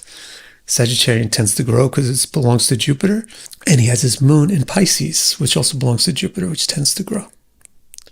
So you see, the rest of the recipe is offsetting the shortness of Jupiter in the 12th. Elvis, however, is a really good example of someone with significant health problems and significant weight problems. I get the reasons why that matches so well. It's the same reasons why it doesn't match the shortness so well. Because of Jupiter being the planet of growth, having Jupiter sign rising and having the moon in Jupiter sign indicates growth is a focal point for your destiny. Also, if Sagittarius is rising, then his Jupiter in the 12th house is the first lord. And it's also the lord of his moon. So his first lord in the 12th house also adds to this recipe of unhealthiness. We certainly, however, cannot say that Elvis Presley was unsuccessful or didn't have growth in his career. He had fantastic growth in his career. So look to see how that is offset in his chart. It's very offset by just having a Raj Yoga between his 9th Lord Mercury and his 10th Lord the Sun. Secondly, you can see that the man has a lot of skill or talent, so his career is not likely to not succeed, or that's one thing that helps shore up against that. The way you would see that is that his 5th Lord is exactly more or less on the 11th cusp, and therefore exactly aspecting the 5th house. Also, when you're thinking about the results of a planet in a house, bear in mind the dignity not just of that planet, but also of the dispositor. So both Jupiter, the planet in the 12th house, and the dispositor Mars, since Jupiter is in Scorpio, Mars is a sign, both of those guys have good dignity when you look at the Vargas. Now let's look at the next important theme that you should focus on when you're interpreting Jupiter in the 12th house. Jupiter symbolizes beliefs, and the 12th house symbolizes esoteric things that are not easily seen, things that are hard to believe because seeing is believing. So what does this mean about Jupiter in the 12th house? It means simply that your beliefs are very esoteric. You easily believe in things which aren't very immediately tangibly demonstrable. So you have unusual beliefs, esoteric beliefs, things that other people might not believe in, might be very important and significant to you. Another ramification of this is you have a really good imagination because you have a lot of trust in things which are not really visible. That means that you can spend a lot of time contemplating things that are really just your feelings or your imagination. So a lot of very significant writers have Jupiter in the 12th house. To name a few, Carlos Castaneda, a very good example because he ticks off both of these esoteric beliefs and very imaginative. H.G. Wells, Frank Herbert, and the list goes on. Also, L. Ron Hubbard belongs on this list, and let's take a look at his chart in detail because he's a fantastic match. So why is he such a great match? Well, it's not just that he has Jupiter in the 12th house, and it's not just that the 12th house is Scorpio, which sure helps, but it's really going on with this K2 being very tightly conjoined to his 12th house Jupiter. That really amplifies the interpretation of being very unusual in your beliefs, very esoteric in your beliefs, and very, very imaginative. Besides that, it's a Sagittarian ascendant, so the native tends to have a philosophical bent anyway. And his Jupiter is opposite Saturn, so the person tends to be more philosophical or deep. It also surely doesn't hurt at all that he has the 8th lord, the moon, in his 10th house. This really heightens the esotericness of the individual. And to highlight this even further, his Mercury is with the 9th lord and debilitated in the 4th house. One more very important issue to bear in mind when you're interpreting Jupiter in the 12th house. Jupiter represents faith. The 12th house represents enemies, things that are critical of you. So it's a clash of faith and criticism. So the person is very critical, especially of what most people usually believe in, especially of common religions, etc. It's like an enemy of faith, inimical to faith. Another way of saying this is that the people who we're supposed to put our trust in turn out to be our enemies when you have Jupiter in the 12th house, or you feel that way at least. You feel distrustful of the role models. So these people's critical nature can also come from a feeling of being jaded by having misplaced their trust. Another issue here that's going along with this is that Jupiter also represents teachers. So it's also a feeling like the teachers are the enemies. So the person with Jupiter in the 12th house isn't very teachable because they're not very malleable to the teacher. So they might not have very good experiences in school and so on. Now here I'd like to look at a very good example of this, Karl Marx. Very, very critical, the enemy of religion, the enemy of faith, a very grouchy person, a very grumpy person, but a very, very, very important philosopher. So kind of this critical and grumpy slant of Jupiter in the 12th house really holds true or becomes true in Karl Marx's case, especially because this Jupiter in the 12th is in Capricorn, so it's debilitated. And it's in Capricorn, which is also very critical. Yet this man is not just a grumpy old dude. He's probably the most socially impactful philosopher since Muhammad. So why is he such a great philosopher? Well, one of the things is that his Jupiter in the 12th is in a house exchange with Saturn.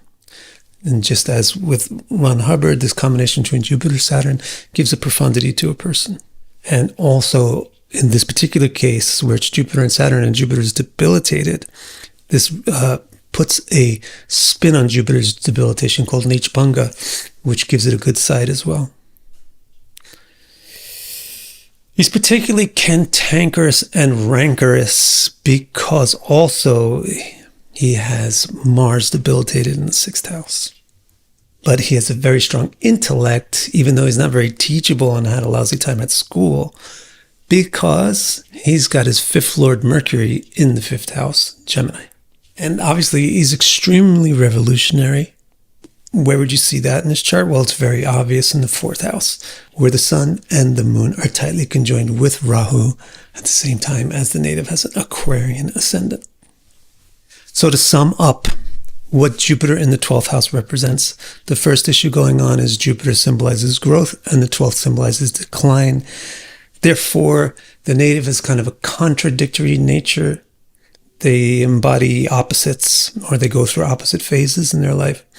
They fluctuate a lot. Particularly, these fluctuations tend to affect their physical health and their weight, as well as their career success and their aspirations for success. The second issue about Jupiter in the 12th house is Jupiter symbolizes belief, and the 12th symbolizes the esoteric. So these natives are unusual thinkers. They have esoteric beliefs. They have very, very fertile and strong imaginations. The final issue with Jupiter in the 12th is that Jupiter signifies faith or teachers, but the 12th signifies enemies. So the natives with Jupiter in the 12th house tend to be difficult to teach. They tend to be critical of sources of wisdom and doubtful in general, skeptical in general. If you want to understand the whole context of your chart, the soil in which your interpretive seeds grow, then visit my website, vicdecara.com, and click Readings. My complete chart report explains each and every nook and cranny of your chart and will keep you occupied in self-discovery for years. I also have 2 groundbreaking new reports. The first of these, Your Nakshatra, organizes your active nakshatras in order of their importance to you and presents the fundamental interpretations for the planets that occupy them. And the newest report, Star Strength, uses a system called Tara-Bala to unfold 90 interpretations of the nuanced relationships between all the planets in your chart, which paints a rich and detailed picture of how your various strengths cooperate or compete with each other. Order these or any of my reports and accelerate your journey to deeper self-understanding.